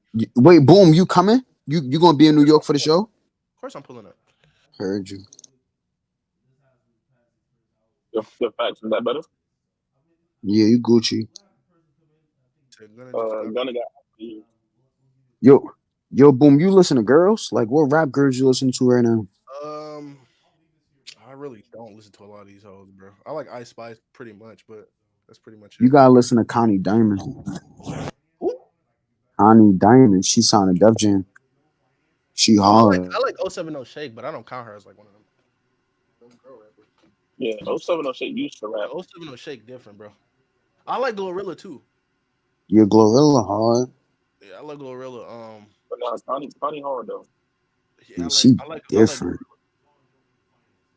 But she kind of like, Fucking. I feel like Glorilla falling off because she making music like whores now, bro. She used to be different. She used to make music like a gangster. Now she make music She like got industry wise. She no, you know what she said though? She said, I think she said that she like they didn't want her to be sexy. They got mad that she getting sexy and shit. she don't need to get sexy. That's not even her thing, bro. That shit unattractive. Nigga, we don't look at Glorilla as a sexy woman, bro. Yeah, Hood rat, bro. Like this facts. So we don't want her. yeah. Talking They about just want to be feminine. I know you want to roll this cookie, eat this pussy up like a Russian cream backward. Like, we should hear that nasty ass shit. You bumping sexy red boom? I like sexy red, but she hot garbage. But I like her though. Like she good ass. Like she like good trash. I like it. I like it, bro. And she based. I'm trying. You gotta get on Billy B too. I don't know. I just feel like New York girls is really the wave right now. I hate New York rappers, bro. I hate them so much. They all garbage.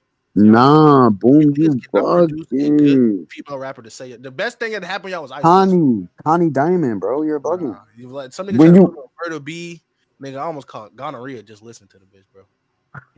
no, nigga, We stupid. just did an interview for her on the Y'all niggas Discord, bro. So, Crazy. all right. So, what kind of girls do you like? If you was listen to a girl, who would be idol girl that you listen to? Like, what kind of music would you expect her to make? I Like want her to be a that. gangster. I want Glorilla, bro.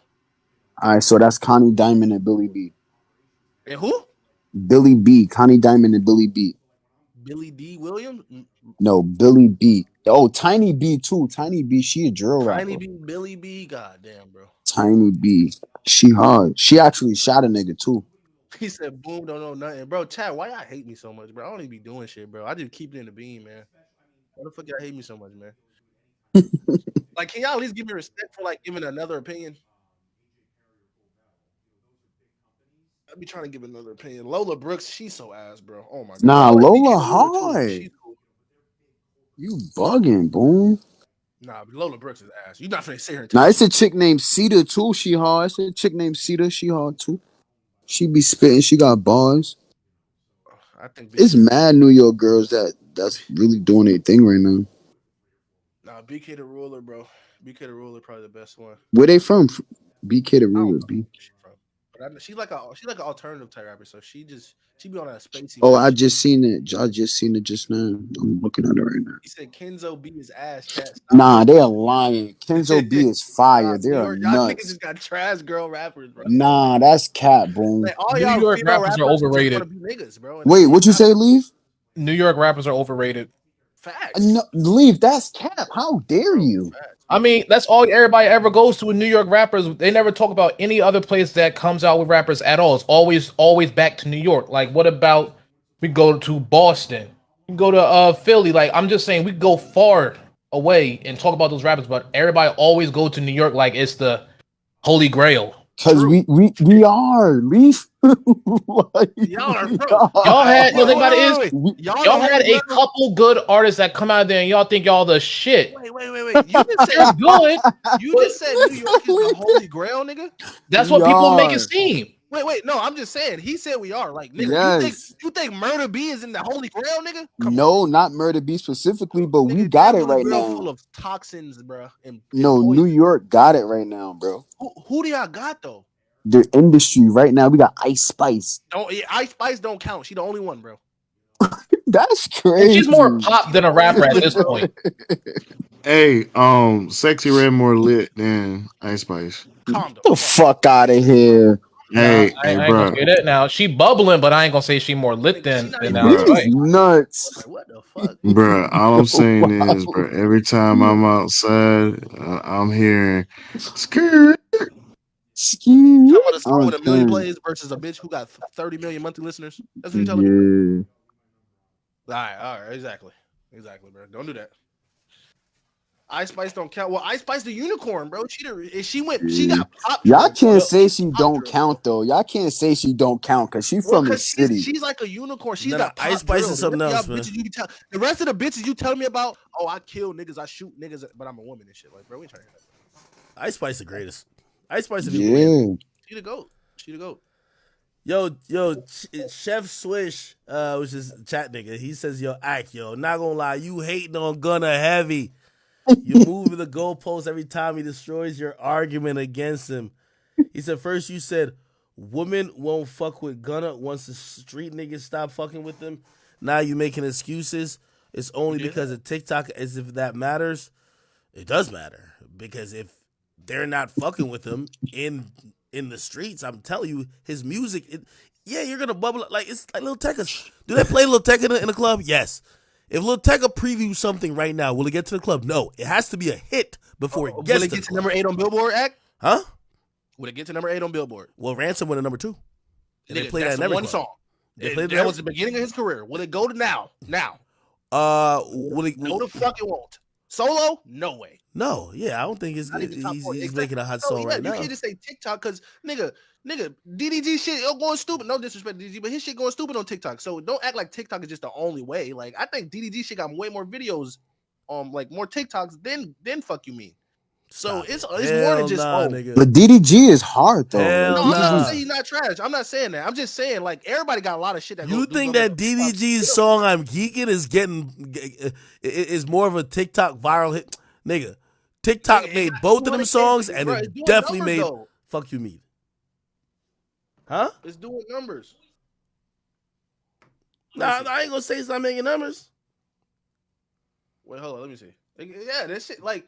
And then it's a lot of niggas that get a million videos on TikTok, bro. And that shit don't be a number 8 on Billboard. Shit, yo, we're not acting like Gunna not still relevant. We just talking about some other shit. Man. I feel like we've argued this point to death. True. Yeah. I feel like we've argued this point to death, man. Yo, by the way, there's a huge part of like my audience that just wants me to. They're like, yo, just say you were wrong on the Gunna take, and I'm like, bro, I'm glad he's successful. I don't hate Gunna. I just know how over time these things play out, especially if you get ostracized. It feels like almost like a blackball, even though right now he's getting DSP support, but shit, most artists. I think you just, yo, I think you underestimate how much people like the music though. No, that shit is different. No, they're playing it, but think about this: if they're liking the music now more than ever, and the shit not even half as popular, what do I mean? No, that means that you should. doubt the nigga. That's what that means. It means what? You shouldn't doubt the nigga. Don't doubt him. Yeah, I think you down him way too hard, bro. No. I'm down that he'll get back to his peak. That's a reasonable doubt. I still think he'll be successful.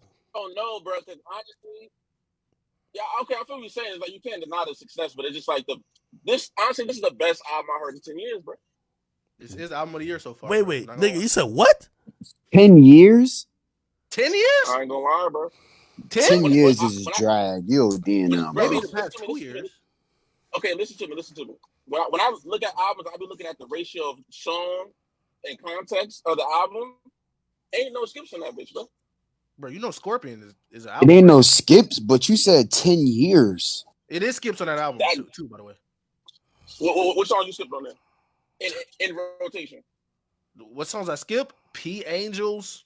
I can skip. I was just thinking. I can skip. All right. I was just thinking was hard. Boom. I was just thinking it's hard. I ain't gonna lie. He's bugging. Okay, but I can skip it. It's nuts. I can skip Born Rich, even though that song's good. I can skip it. Yo. Not to change the topic from Gunna, but say 10 years. It's the best album since Astro World. You wild. What you say, Act? Not to change the topic from Gunna, but It's the best album since Astro. Did you see the video of Big Zoo teaching Nicki Minaj how to knock out Cardi B? I did. Nicki got the hands. Yo, Big Zoo just look like a hood nigga. He has like a hood nigga baked in mini gut. He a real nigga, I could tell.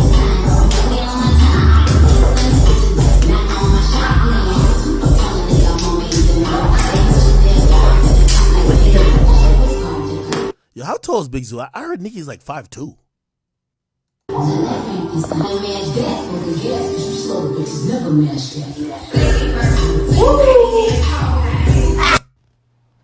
Yo, that diaper is crazy. What you mean diaper? That's not a diaper? Yo, not too much on Auntie, man. I think it's nuts. She don't like when people call her auntie. You mean grandma? Yo, that's Chun Li. She prefers to be called Chun Li. Yo, you funny, bro. Stop playing with Big Nicki like that, bro. Nah, fuck with Nicki.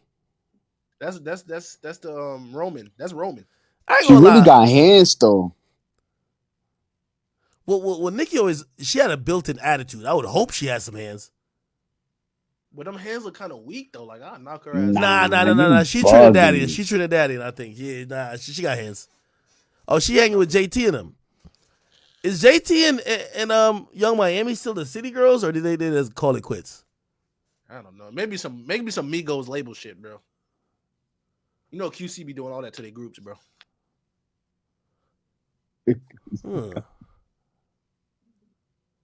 I wonder what Nicki feels. Nicki always be talking about female rappers writing. I think the City Girls got their shit written by Yachty and some other people. What she feel about that? She care unless you trying to take her spot. Oh, okay. So if you're not competition, you straight. Yeah. Wait, you never heard of the theory? Nah. Like how Cardi B is DC and Nicki Minaj is Marvel. You ever heard about this? Nah, that's crazy. What does Marvel have? What does Marvel have? You said what is Marvel? No. What does Marvel have? Like what empires? Marvel has Spider-Man. Iron Man. Yeah. Oh no. Marvel's a more lit one. Yeah, but DC got Superman, Batman. Superman whack as hell. They collab with all these bitches that's popping on TikTok to get them on the remix before the other, and whoever on their team, they never collab with anybody else on the other side. Nah, that's a fact. No, yeah, that's a fact. JT, Ice Spice, even though they beat before, they Marvel. They don't fuck with Mulatto and all that stuff on the DC side. Damn. So you said Cardi's on the losing side there. I think so, man. I mean, at least Nicki had a number one in this decade. Cardi didn't have one yet. So it's Nicki and Lotto versus Cardi and Lotto versus Nicki and. No, it's Cardi, Lotto, and Glorilla versus Nicki, JT, and Ice Spice. Bro, this should get deeper than that, bro. Nah. But Glorilla don't pick no size though. Yes, she do. Yes, she do. Glorilla is not making no song. Hell no. She won't make no song with Nicki. No way. She loyal to Cardi. That's her cousin. Yo, I ain't gonna lie. As long as Nikki keep Ice Spice on her team, Nikki's still in the game. Nah, that's a fact. She snapped with that one, bro. I ain't gonna lie. Nah, that was a good pick, right? Yeah, I ain't gonna lie. That was a good draft. One thing I pick. noticed I'm not about gonna lie. Nikki and Ice Spice, Nikki play don't pickup try to little girl her. Remember how she had this girl? She said, "Rap this song you made about me," and the chick was like, like she treat Ice Spice like actually a princess. She even called her the princess. All these chicks been hanging around Nikki begging for a verse. None of them get called a princess. Nikki seen that future clout coming with Ice Spice and said, "Oh, I can't little girl her. Yeah, She's a I princess." think, but I think like you remember when like Cardi B got the Glorilla co-sign, like you know it was a point where Glorilla and Ice Spice, it was like an actual conversation. You remember we was in here at conversating like which one we think will be the one. You know what I mean? And a lot of that people is thought Glorilla true. was the one, bro. And Ice Spice straight shitted on that. So Yo, because everything Ice Spice touches turns to gold, even if it's trash. Now, Seriously. but back then all she had was Munch, bro. That was really all she had. That's her shit up. And Nigga. Glorilla had that one song. Yo, you know what's so crazy? Like Ice Spice, one of the only chicks. Her and Nicki might be the only two writing their lyrics. Ice Spice's lyrics be so basic and rudimentary. She had to have written that shit. Like, ain't no way. How could I lose it? I'm already chose. Like, come on, bro. Balenciaga baddie got a bag. Like, come on, bro. I mean, apparently the producer rewriting, but that shit could be capped. Who knows? Nah, as long as listen, Nikki, whatever you do, you cannot fall out with Ice Spice. Ice Spice is like who's the most important person on the Avengers? Man. Let's be real. Let's be real. Nikki is using her like a fountain of youth and sucking up her Well, soul, if Nicki Minaj is Iron Man, then Spider-Man would be Ice Spice for sure. Mm-hmm. The biggest seller, the most popular. She need Yeah. that. You need Spider-Man. The most liked. Yeah, most liked of youthful. You know what I mean? Got the youth. Spider-Man got the youth. Yeah, bro. She's That was a Spider-Man good for one. sure. That was a good one, boom. She said Captain America. I mean, Hell no. Captain America, I guess, but I think it's Spider-Man. Nah, it's definitely Spider-Man. Yo, Ice Spice. Yo, hold on. How much of Ice Spice's litness is based on her looks? You think? A lot. 80%. Her ass and do the pussy, the back shot. 80%. 80% for sure. Yeah, 80%. That's about right. And she light skinned too, bro. You know, being light skinned helps.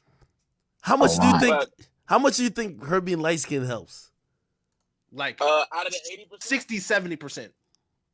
For sure. Out of the 80%, I think her bending over is more than the light skin. Yeah, but I don't know. Like niggas like that light skin shit because it's a lot of thick black bitches that do the same shit. One thing about Ice Spice I like, she does not give off masculine energy. Yeah. And she's a nice girl. Like, she's a nice girl. Off that princess vibe, not gonna lie. A princess like thought type vibe. Yeah, a thotty princess. Yeah, thotty she princess, like a classy. She like Peach. She like Peach.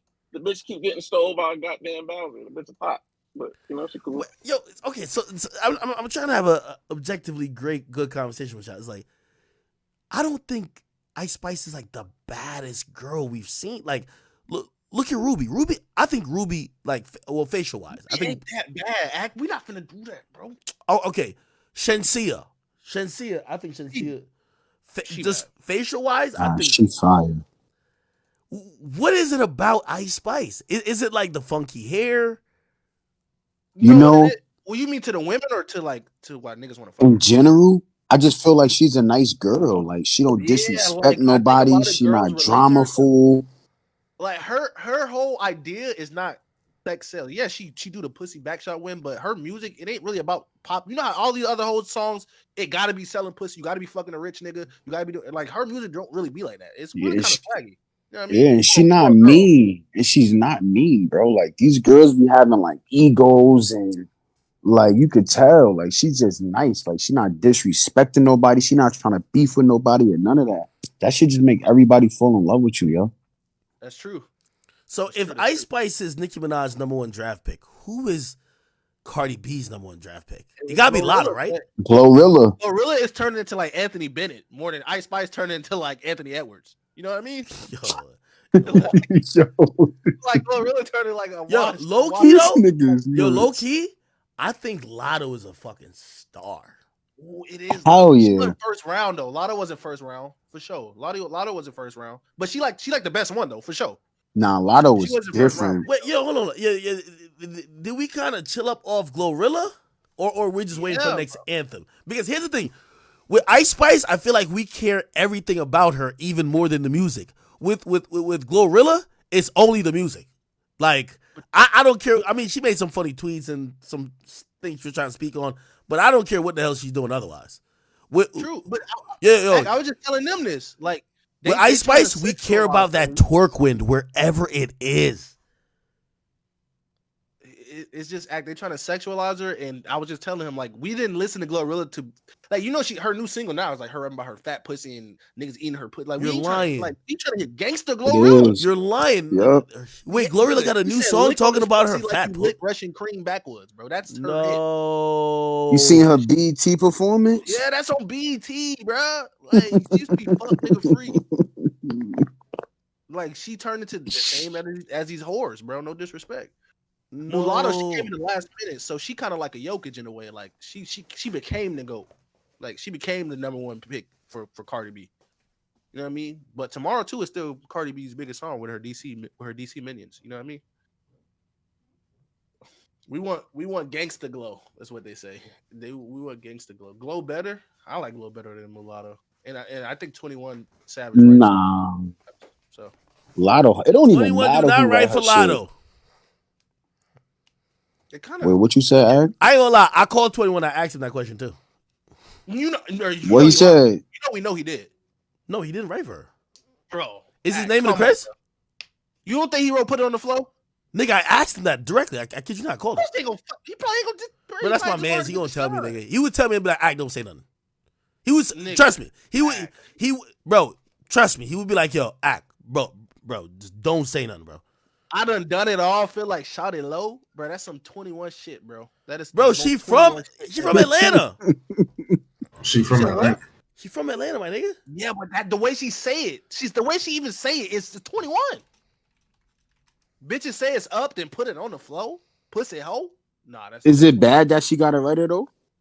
No, I'm just saying she got her hit with a writer. I'm just saying Ice Spice she ain't do that. Nigga, I'm looking at the credits right now. Me too. I swear to God, I was about to say that. Like, I'm not gonna blow it. Like, allegedly, it's rumored that they dating. We don't know if it's true or not. But if they dating, he probably gonna let her have that. He don't need no credit for that.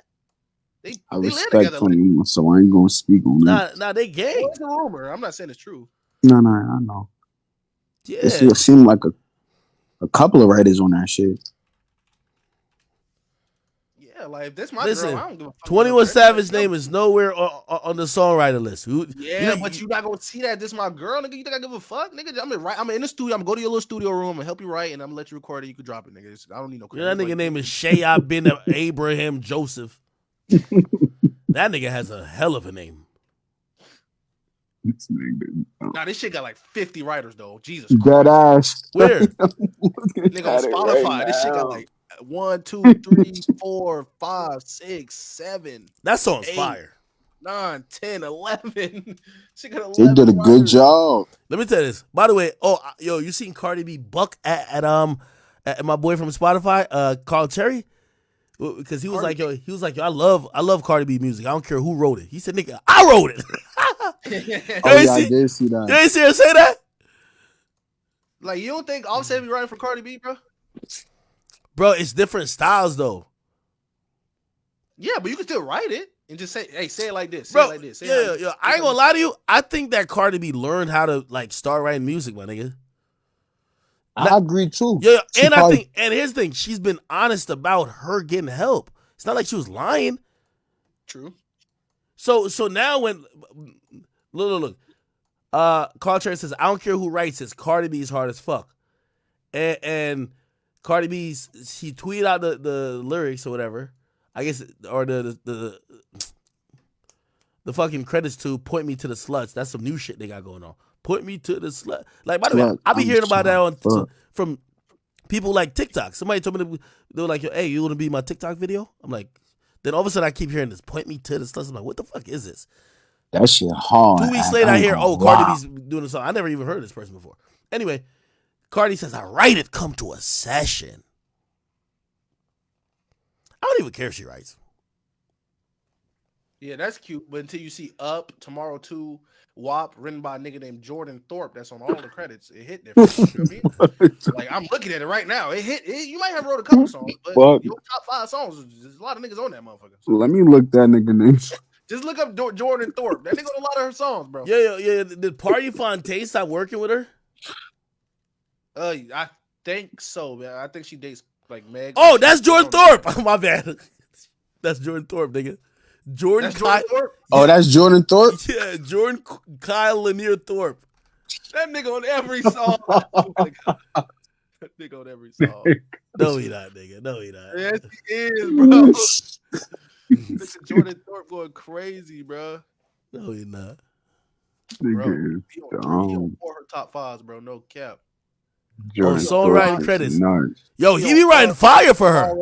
Get Up 10, Bodak Yellow. What? Yeah. Oh, he wrote the Tomorrow verse? Oh, that's fire. Thirsty. Streets is done. I'm up and I'm up and I'm up and I'm. Wait, that nigga wrote WAP? Oh, hell no. Yes. Nah, that's crazy. Nah. We knew this though. We knew Party wrote for her, but I mean, apparently she write for this shit. Nigga, well, he didn't write that last song that put it on the floor. That verse was fire. Wait, who put? Yeah. Oh, you said he didn't write that last song and put it on the floor? Yeah, he didn't put it Nah, her name not on. His He name didn't not write on it. there. Alicia Stevens, Alzmar, Born Immaculate, Broderick, Carlos, Daryl, Julius, Kevin, and Randall and Richard wrote it. Richard Sims. So, yeah, he probably didn't write that one, but 11 niggas wrote this one. So, I don't know. Man, Cardi, man, keep doing your thing, man. I don't care. I don't care. I mean, for women, I don't care who write this song. I'm just saying. For niggas either. Don't act like your shit getting yeah, niggas too. Don't act like you ain't getting written for though. Like we don't give a fuck. As long as that shit good. All right, anyway, I'm about to get over here. Moving. You about to go live or something? Yeah, I'm live, man. Fuck it. Yo, chat, it's a possibility I come back on that late night tip. You feel me? It's gonna be straight fuckery. I ain't drink one time this stream. That gotta be a record. I ain't drink one time this damn stream. I come back late night tonight. Oh man, I might have to get me off that hen dog. All right. Y'all don't forget to get them tickets, man. Get them tickets. Yeah, I need everybody to go cop them tickets, man. Stop playing. We gotta listen. I need strong chat nigga representation. They laughed at me for eight tickets before, 8 people out in the crowd. If I don't sell this out, they're gonna be laughing at me even more. Exclamation point show in the chat. tinyurl.academics show. Pretty simple. Boom gonna be there. All right, Boom. I'm ready to you, man. Yo, listen, chat. Love y'all. I'm telling you, I'm probably gonna be back tonight. I ain't gonna lie. I'm finna go to the gun range. I'm about to buy a couple of them things, and then I'll be back later. Hopefully something exciting happened. I could talk. I want to talk some shit. I was having fun on that Jonah Hill topic. Got to tap into some real passionate shit, man. But anyway, good conversation. Facts. Boom.